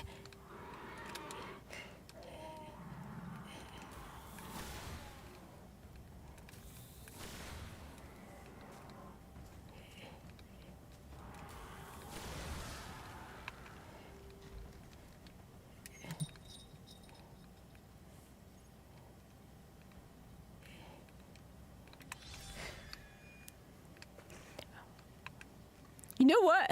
Wait a sec. I failed. I know. I failed. I suck. I'm gonna kick ass as a Titan, and then you're all gonna be like, she's an amazing Titan. I'm told I suck as a Titan, that even when I play as a Titan, I play as a hunter in a Titan skin.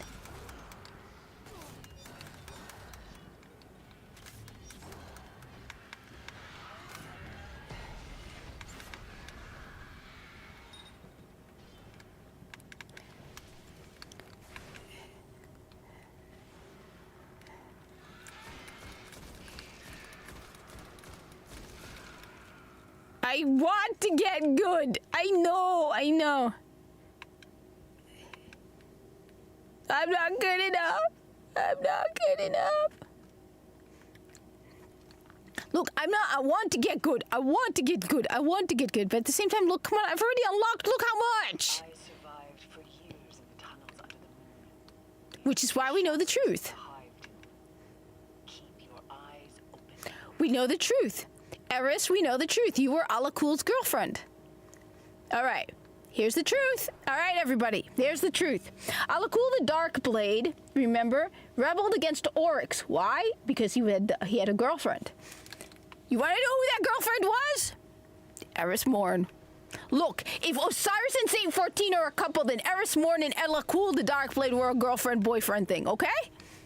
Just like Viso and Ikora Ray are a thing. And we'll never let that down.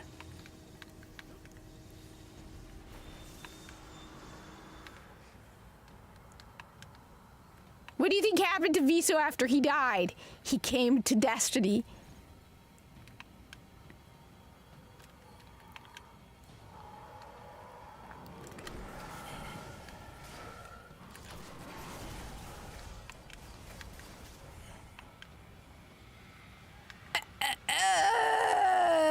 No. Why do you do this to me? Look, I need to focus, okay? Go get your laundry. Do not put those ideas in my head. I don't want to know what Eris Morn is into.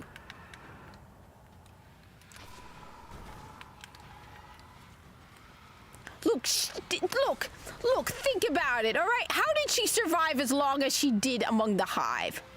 Right now I'm on PlayStation. I'm on both. But right now this is PlayStation. Look. How did Eris Morn survive as long as she did? I suck as a Titan. I'm a hunter main, okay? Stop. Stop.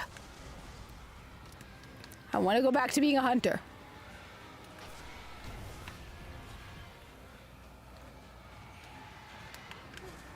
Stupid little pests.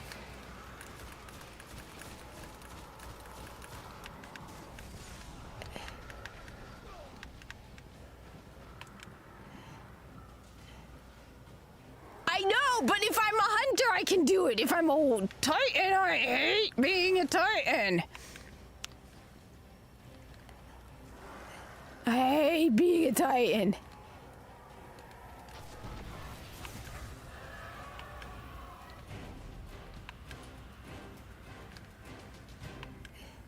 There. Now that Sardon Fine, I'm gonna prove it. One sec. there is more to do. The rest of Crota's disciples will not Look. cease until Let's just look. Look. 5160 Grimoire, okay? 5160 Grimoire, alright? It's PlayStation, by the way. PlayStation. I have an Xbox account too, though. And I have a 400 I have multiple. Alright. Okay. Watch. I am replaying Destiny 1 because there are rumors that the remaster might come out. So I am going to be the authority on Destiny 1. Not Rikakis, not Astacross. They abandoned Destiny 1. It's gone. They have left it behind. I am the authority on Destiny 1. Not Rikakis or all the other guys. Me. I have stuck by Destiny 1, even as they abandoned it. All right, check this out. All right, because I really wanted to show off a little. Okay, I really want to show off a little. Just a little, okay, just a little. All right. Just a little. All right. Let's have some fun. All right. First off, heroic, brawler, and juggler. Juggler, okay, interesting. First off, I need to spend some legendary marks. So one of the ways you can spend legendary marks, okay. It happened.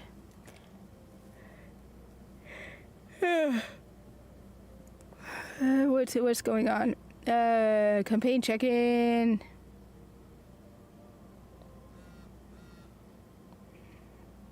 Okay.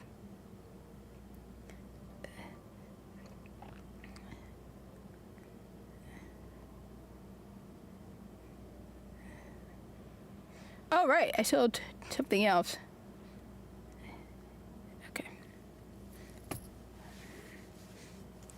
You need... Right.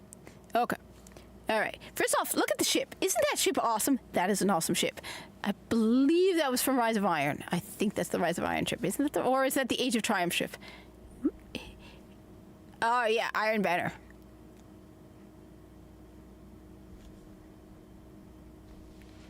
Check out the tower. Okay? We've got the Dawning in the tower. Now, let's just go. I can't help it, all right? I gotta show this off again. Right? I gotta show this off again. Right over here. Come on, the cloaks in Destiny 1. Look at this. Look at this. The armor in Destiny 1. Just look at this. Look at this. Ah. I have a man bun. I will never... Look, I was stupid when I created this character. This is one of my first characters ever created, so yes. Anyway, I need to spend legendary marks. So I can then have... And we go through the worst airport security in existence. Because I'm carrying 10 guns. I mean, not even a bleep. Not even a beep. Not even a... Nope, nothing. 10 guns, including rocket launchers. Impressive, eh? Here, you spend it here. All right, now let's go to orbit. All right. I'm curious to know what is Challenge of the Elders this week, but I'm too lazy to go to the reef. I did solo it last week, Challenge of the Elders. All right. Let's see, it doesn't even tell me. Okay, Brawler, melee kill bonus, and exposure. Oof. All right, well, first off,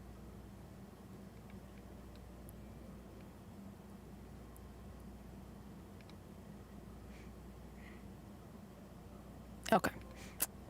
Believe, what are we gonna have? All right. So one of the... Oh, hi! Somebody just subscribed. Hi, Junior. Hi. What's up? Welcome. So anyway, so here's a little trick about Juggler, because people look at Juggler and think it absolutely sucks. So Juggler, no ammo drops for your equipped weapon. One of the nice things about Juggler is, if you're using a primary weapon, your primary ammo, which is the majority of the ammo that drops, right, the little white squares, does not drop, which means you get more secondary and heavy ammo, which is awesome. So one of the nice things about Juggler is expect to have a lot more heavy ammo. Guardian melee damage is greatly increased, and heroic. All right, so this is me showing off because you guys saw me embarrassing myself as a Titan. Now I am going to kick ass every way imaginable as a hunter because this is my thing. I have a plan to charge the Gate Lord's Eye. Deep in their war base, the Cabal are sitting on a vexed spire that connects to the Black Garden Gate. We free that spire, we can charge the Eye. We'll be hitting the Cabal where they're the strongest. So I hope you're ready for war.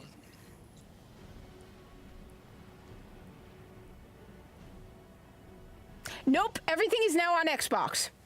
Everything, there's no more exclusives in D1. There used to be. I am on PlayStation and Xbox.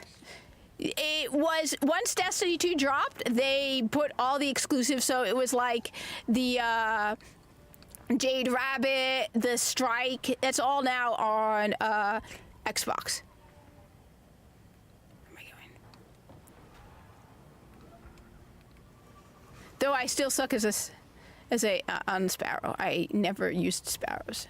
I am not good at racing games, okay? I play first-person shooters, not racing games. I do not need a racing game in my first-person shooter. But this is me on PlayStation, by the way. Feline Revolution. I am Feline Uprising on Xbox. Hi.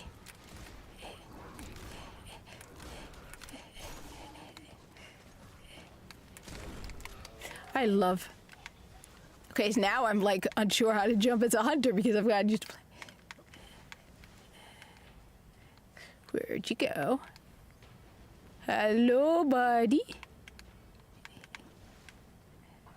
Oh my god, it feels so liberating to play as a hunter again.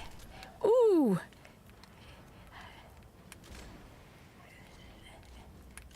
Headshot. Because head. So it was like the Jade Rabbit. There was a strike. There was a sniper rifle, I believe, as well. They all brought it. In fact, Azur carried the Jade Rabbit, I think, the first week. Fine. Let's keep moving. I'll scan for a good vantage point. Come on. Oh my god, it just feels so liberating to play as a hunter. Ha-ha! With my ace of spades. Yeah.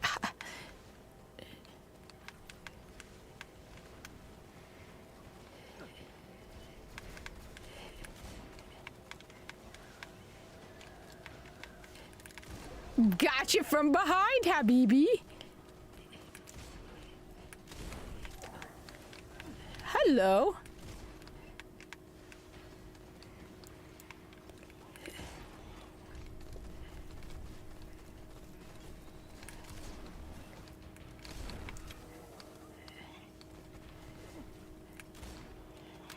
And we got throwing knife.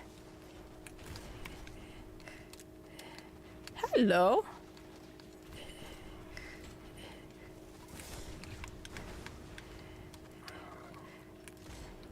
Get him in the hand. Good. There's somebody right behind me. Aw, how cute. Where are you? I saw you move. Where are you? There you are. Aw. Ooh. Don't mess with the Guardian, all right, buddy? You're adorable. Hey. Thank you. What do I have as my secondary? Oh, fusion rifle. It's been a while since I used my PlayStation account. Hello. Oh, you didn't. Oh, you did. Why would you do that? Are you, like, eager to end yourself that much? Oh my god, I'm being stupid. That was dumb. You did not see that. All right. I'm Division 1. I'm barely getting into that for the... I've played the Division 1. I haven't played it in a very long time, but I did play the Division 1 and the Division 2. Yeah.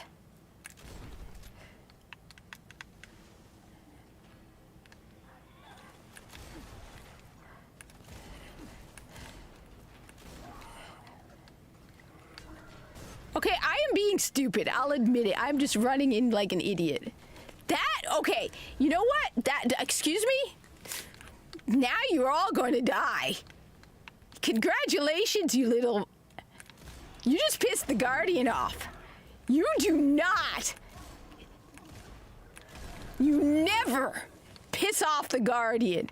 You did not hit me with your shield. You hit me with your shield. Now you're dying. Every one of you. I'm not leaving this area until every single one of you is gone. I'm gonna... All right, every single one of them is gone. Let me be clear, all right? I'm gonna make sure the entire map, everyone is dead.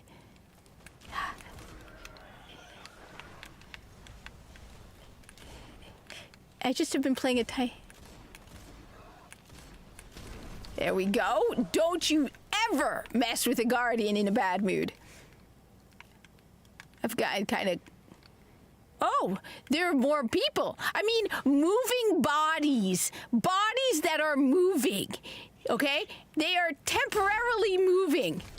All right? Every one of these bodies needs to be silenced. How dare they move? Oh, right. Come on. In the hand. Gotcha. Oh, there's more bodies moving. There we go. Don't mess with me. All right? Never mess with me. Oh, I know. How about you? Don't do that. I hope that hurt right before. I hope in those last seconds as the flames burned through you went, never. mess with the Guardian. My mistake! No, Guardian, I'm sorry. I hope your last words were an attempt at an apology.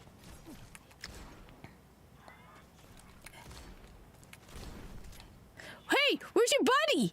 You know, I can't leave you alone. I mean, that would be cruel of me to not end your miserable existence. Ooh, I'm seriously considering getting it. Oh, wait, no, there's somebody alive. Oh, I cannot leave anybody alive. You messed with me.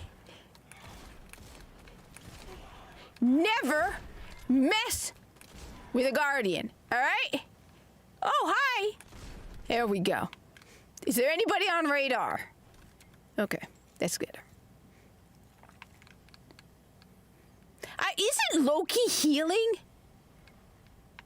Why would anybody put Loki as healer?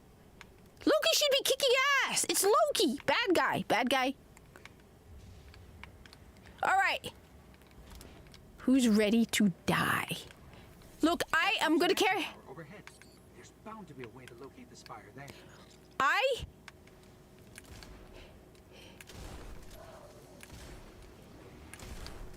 I mean, my vengeance will be through everyone. In Destiny? I don't think there's enough humans left to fight. I'm not sure. My guess is... Well, that, plus I don't think humans would be dumb enough to fight Guardians.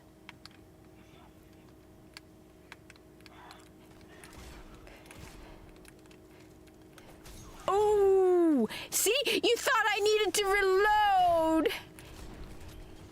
Oh, that's so cute. Here's Guardian.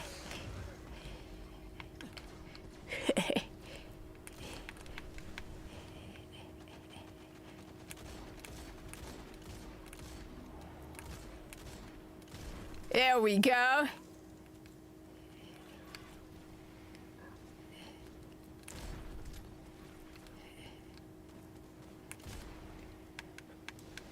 Hi. Who did that? Oh, you didn't?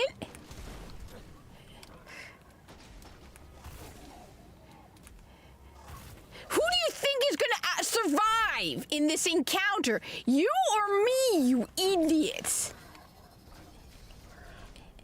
I mean, you make the corpus look smart.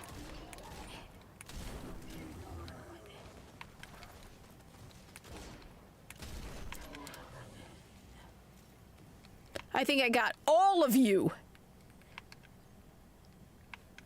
See, I look, in real life, I'm not a very vindictive person. Let me be clear. In real life, but in video games, I am extremely vindictive.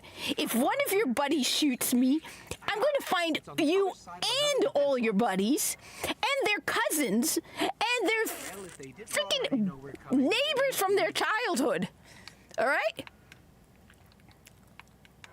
Like, I'm going to make sure everybody who even looked at me wrong,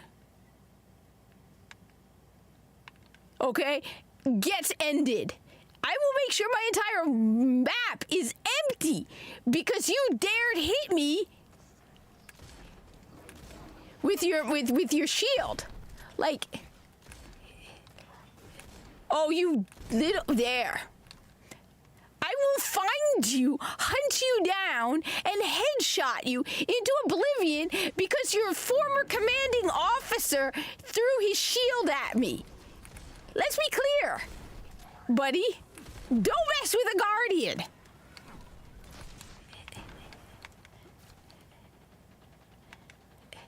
That is putting it too nicely. I'm talking Fallout nuclear level Armageddons of crazy. You better not. If I die, buddy, I will make sure your cousins on another planet know about it. Look at all of you guys. Okay. I mean, these guys here I could have completely ignored. But I will... hell no. butter hurt. I will swear war on you and your 3 generations down. They will remember me, okay? They will be like, why are we fighting this 1,000-year war? Because UFO, the Legion Phalanx Cabal hit a Guardian with his shield.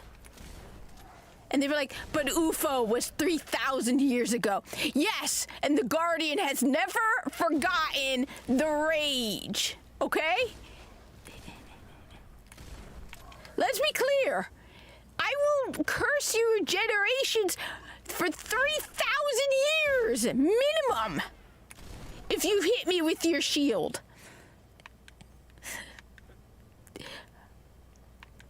I will so never piss off a Guardian.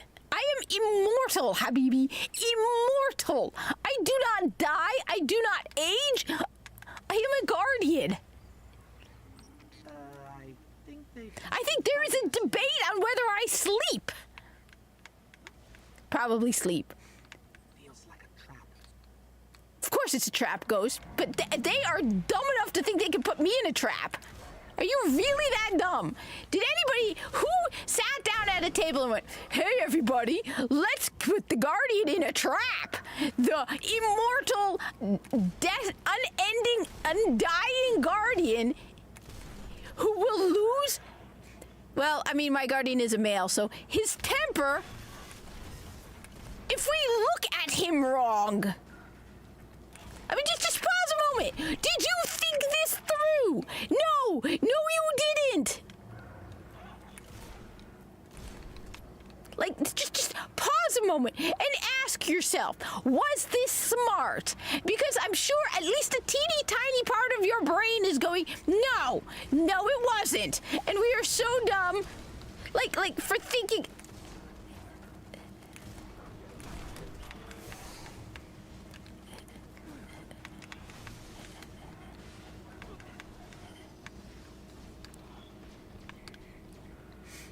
Do you really want to do this? Seriously, just pause a moment. Do you really want to do this?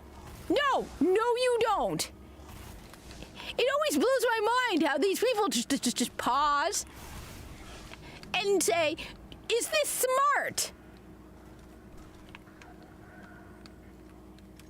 The Guardian with the massive rocket launcher with tracking just killed me and all my cousins. Hi. Did you really think that was gonna... I mean, no. Hi.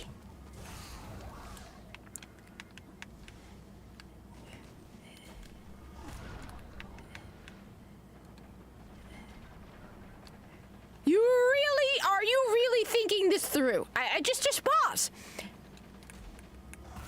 No, you're not. I mean, even if I were to die from that attack, you know I'm coming back to haunt you, right? You know that, right? You know that. Absolutely not. Oh, we can hug it out. We really can. While I zap them into oblivion with my arc powers. But yeah, let's hug it out. I'll hug the life out of them. Come on. Look, it's me. I'm one person. Run the Guardian, right? Okay.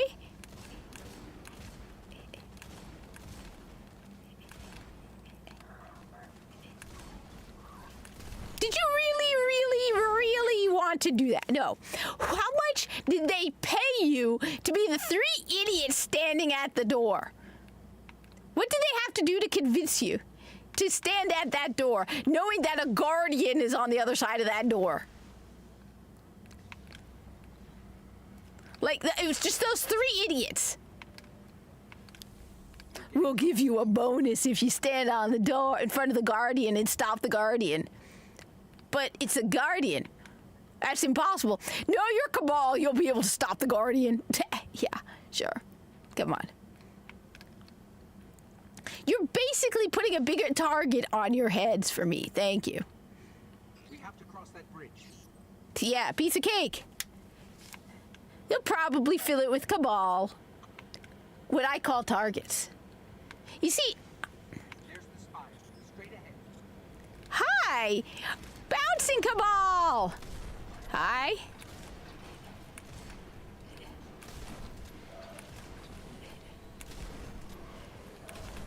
Okay, that was very, very smart of you guys, right? Come on.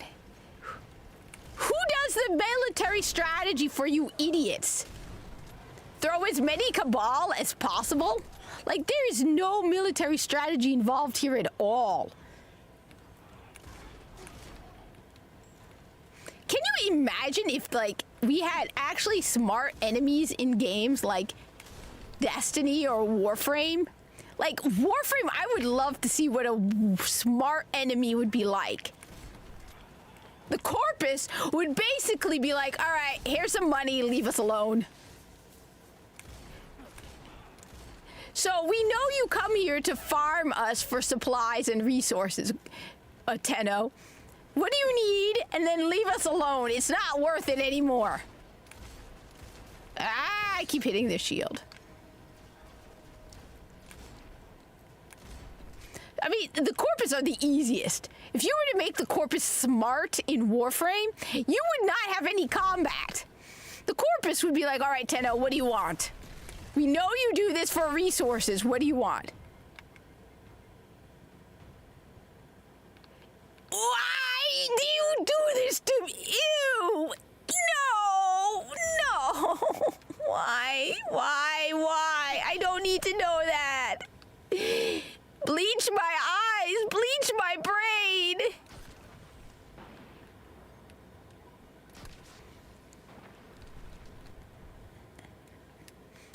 Ooh, I thought I had maxed out my Grimoire.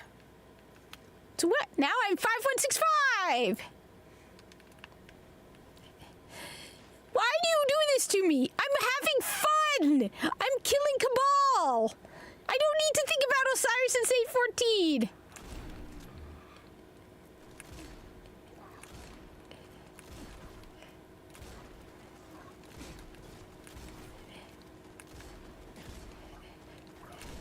But just think about it, though. If the Corpus were smart in Warframe, right? If they had gave them really smart AI, right?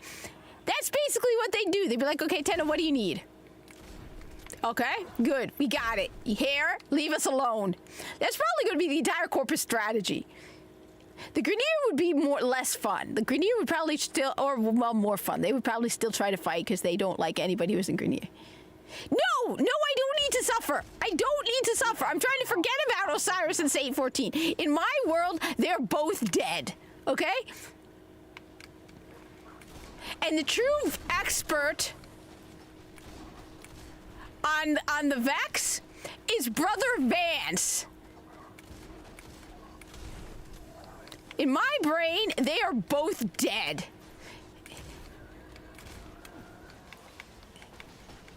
I keep forgetting I'm a hunter.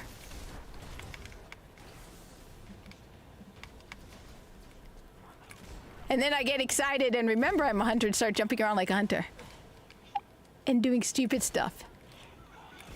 Because I'm so happy to be a hunter. Look, in my brain, we're going to go with Osiris and Saint 14 are dead. They never got together as a couple because they died before that was possible, okay? They are both dead, all right? Hi, Tyler Roberts. Let's just go with that, okay? Please, let's go with that, please. Look, we have serious things here. One of those Cabal's friends, superior officers, cousins, school friend hit me with a shield. All right? All right. Big mega Cabal of death wants to die. Come on, big mega Cabal. Hi, I'm the Guardian. Are you gonna come out? Come on. Come on, buddy. Come on! I'm impatient. What's taking you so long? Do it! Yes. Which is kind of weird. That means then Savathun had a crush on Osiris. On Saint 14. Feels kind of like an old woman who's like, oh, isn't he cute? What? Oh, shoot. I tried killing him too soon. What a waste. My super wasted. Now I'm officially... You do not waste a hunter's golden gun super. That's just a crime.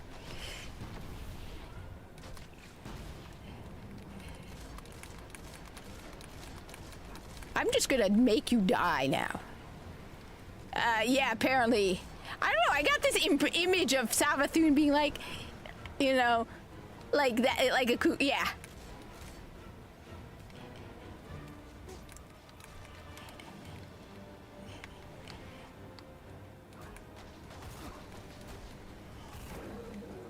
There we go. Can I kill all of them or are they all gonna disappear?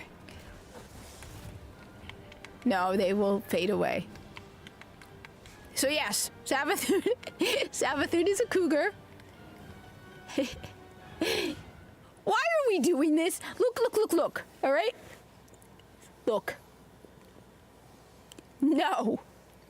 Okay? No. No. I want to think about my kitten now.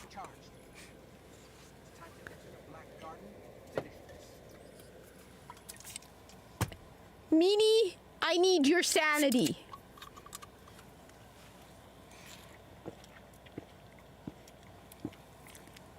All right. I'm not staying later than 9. I've been doing this. I came on late. Okay. See, now I got a box though, with presents in it from Destiny. See? They gave me a present. You want to see what they gave me? They gave me a present. Want to see my present box? They gave me a present box. If I have space for the present box. I might not have space for the present box. Let's see. Is it, or do I have to go to the post? Yeah, I gotta go to the post. Damn, I have a lot. I still have this, too. You will achieve your aims through cunning and stealth. Does anybody else remember that? All right. All right.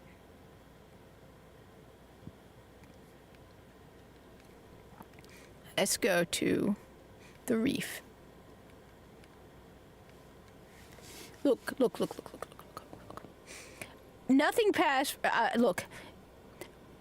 If I were Bungie, I would completely retcon everything about Osiris and Saint 14 for one simple reason, to piss off the idiot who thought that was a good idea.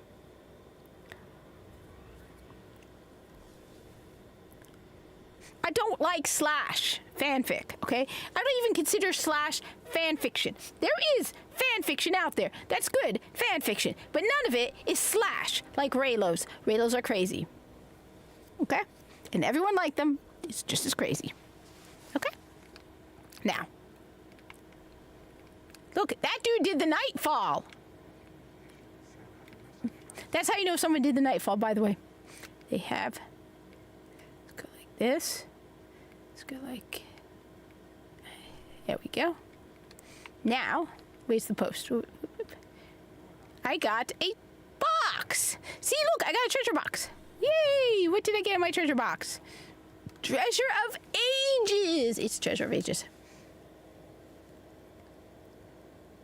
Oh, that would be awesome. That would definitely be awesome. Look.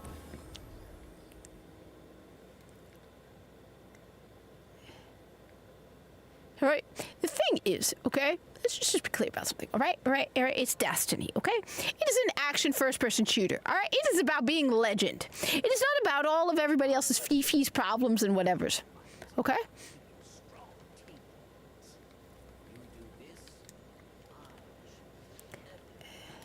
All right. Okay. So, what do I have with me?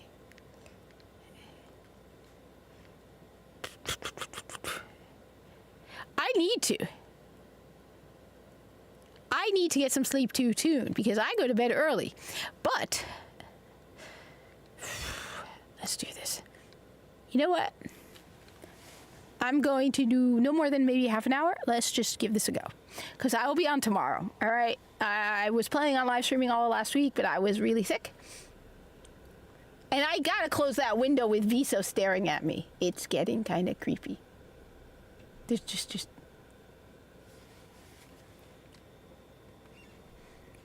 All right. I'm just curious. The Razor Fist is starting soon? I did not... Isn't Yellow Flash too? So if Razor Fist is starting soon, let me just see who the first boss is, because I am usually... Or I go to bed at like 8, okay? Because I get up at like 4, okay? I used to get up at like 2, because I had to be at work at 5. So I'm kind of like, good night. All right, let me just see. You know what? Let me just try this out. All right, let me just see. All right, let's do this. All right. Thank you for that pleasant. Oh, right. It gets kind of caught. All right. Let's see. All right. All right. Do not fail, Guardian. I will not. Okay. Far. Ooh, I need to play that. My brother is playing that. Oh, not Kexis. He is a pain in the ass. You need a sniper rifle for this guy, too. You really need a sniper rifle with this guy.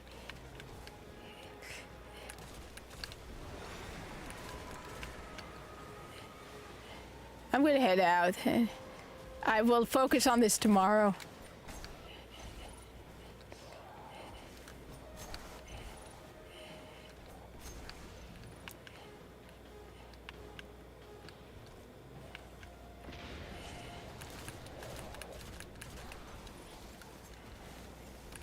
See...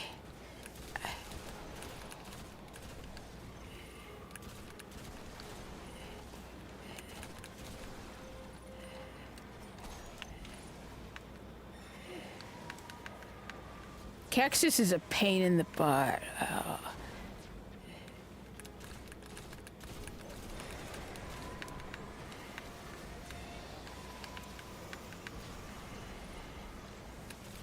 I should probably also look more into my build on my melee, because I need to focus on melee.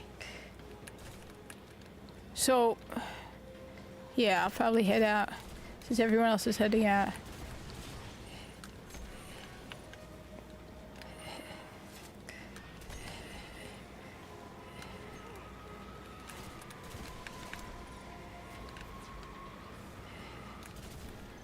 See, the nice thing though is this will... But I'm gonna have to go with heavy. I'm not gonna be able to go for my super. Because he is a pain in the ass. I don't know what the trick to dealing with him. I gotta look into this.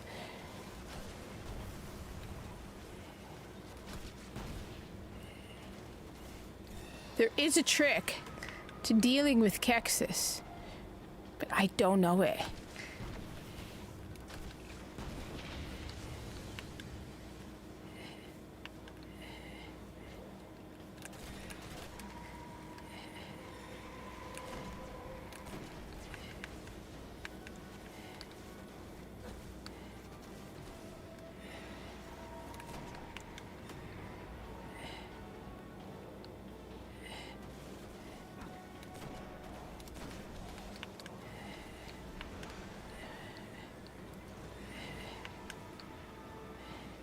Be so much easier.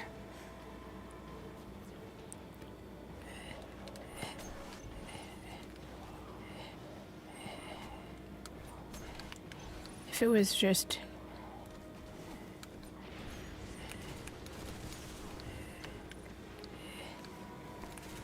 Yeah, but my Titan is level like 12. That's not gonna work.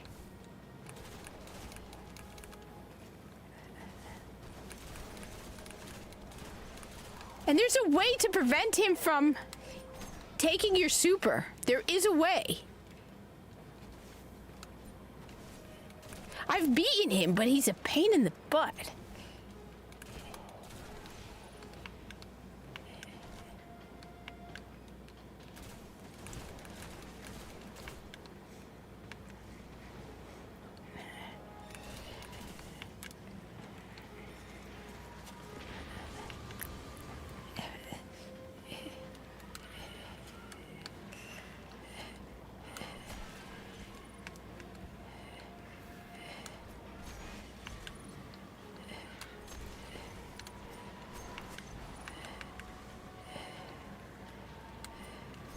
See, the advantage I have, what I do is, all right.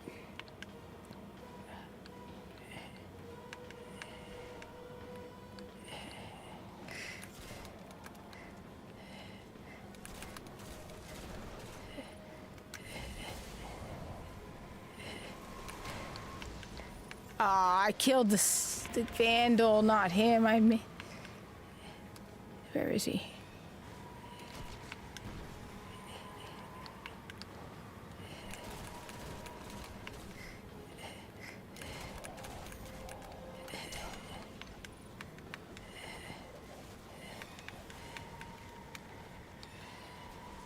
You know what? I think I'm gonna go with a.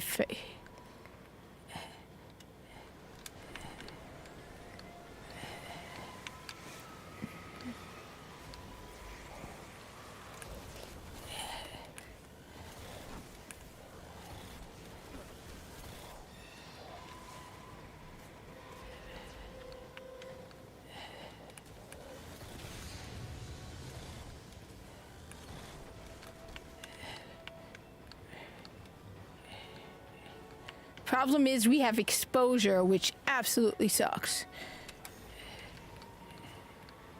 I hate exposure. Especially if you're a hunter.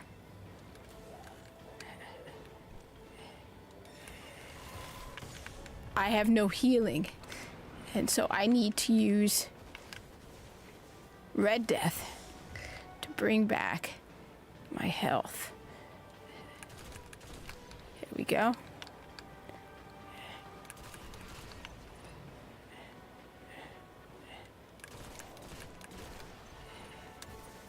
There we go.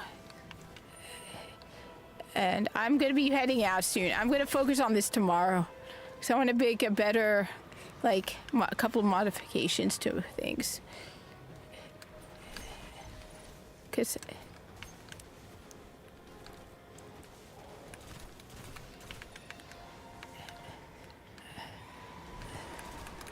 I don't need to stress myself out over Kexis on a whim.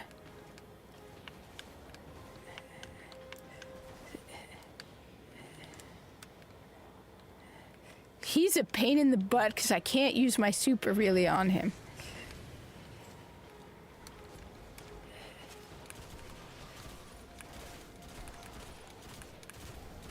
There's a trick. I know there's a trick for this guy. There's some place you have to stand.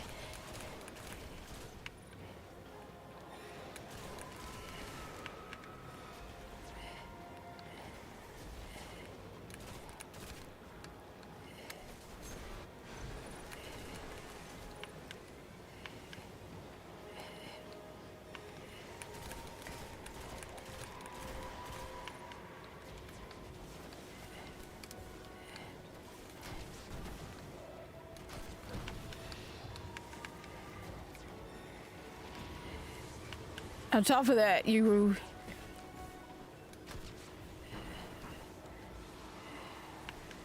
the map. Clear the wrap so it cleanses him while he's doing his. There's a yeah. I know. I gotta to the right of it. I'm heading out soon too, and I know. So I've been doing this for hours, and I gotta look into. I know.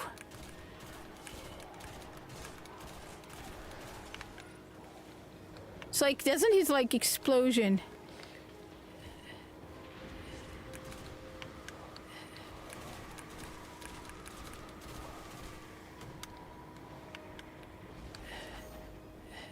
I've soloed this before. I mean, I've soloed him before. It's just inconvenient to have to...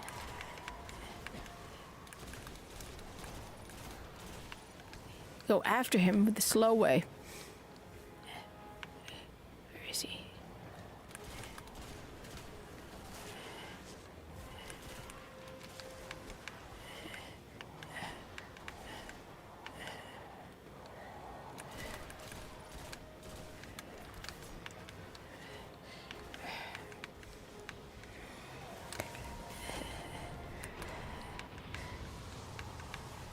See, that's why I want my...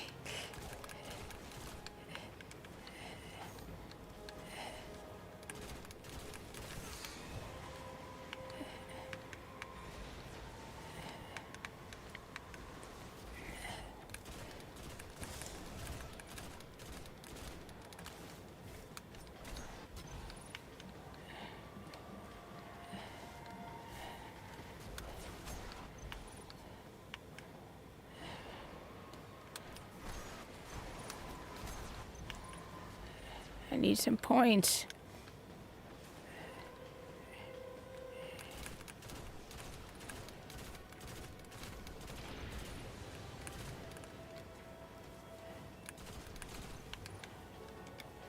But yeah, this is why Red Death is the best, is a weapon that everyone should have.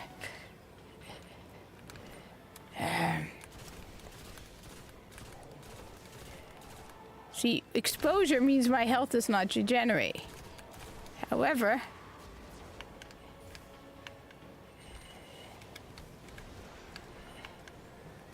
just get him out of the way. Where is he?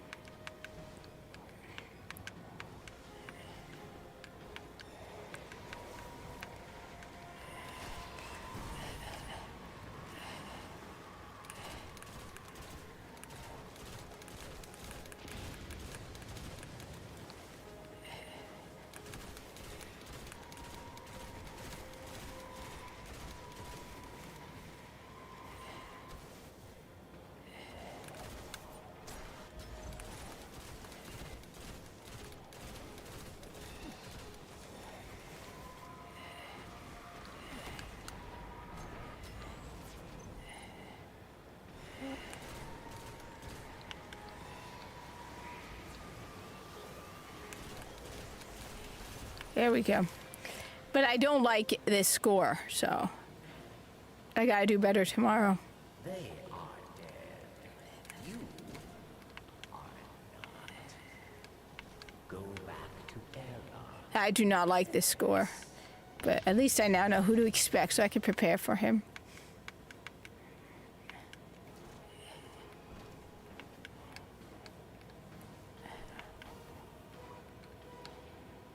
Yeah, I gotta get to bed. I'm falling asleep. My energy is now decreasing.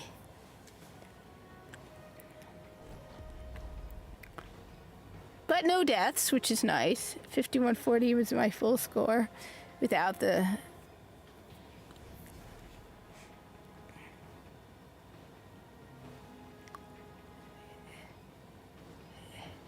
Xur.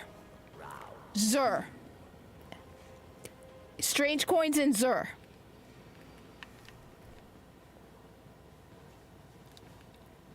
Absolutely. Here, you know what? I'll show you. This is the last thing I'll do before I head out. So, strange coins you get from... There's a lot of ways to get strange coins. I believe I have a video a while back I made talking about getting strange coins. Xur is in the tower this week. The best and most efficient way to get exotics without RNG is... through Xur, and Xur sells exotics for strange coins.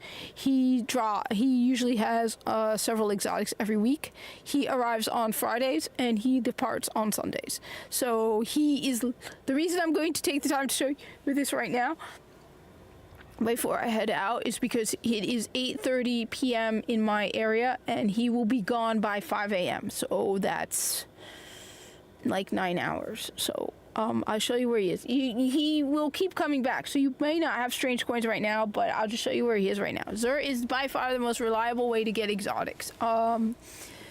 He carries some of the best some of the good exotics. Now where was he this week? First off, you know he's here if you see this mark. If you see that mark, it means he's in the tower, okay? Like I said, he comes every week. I believe, I'm trying to remember, I made a video about him this week already. But Xur is by far the most reliable, best way to get exotics. You will, yeah. Right over here. So this week he's selling, he's got 3 different armor pieces, 1 for each class. He's got, do not waste your strange coins on this if you are new, it's not worth it. You got the Invective, you've got the Telesto, and you've got the Monte Carlo. So you need silver dust and you need strange coins. Strange coins you get from primarily playing the game. I will go more into it, but I just wanted to show you this right now. I will go more into Xur and stuff tomorrow because I gotta head out. But that's by far, that's how I got the majority of my exotics. I have really, really, really bad RNG when it comes down to especially Destiny 1 and Destiny 2. Warframe not as much. I have a really, really bad RNG, and so I rarely had exotics drop for me. I usually had to go with Xur. But I gotta head out because I am starting, you can see my energy decreasing as it gets past 8 o'clock. So I will be around probably tomorrow. Like I said, I was planning on live streaming more during the week, but I was sick last week. So night all, like I said, Xur, it's been fun. I will probably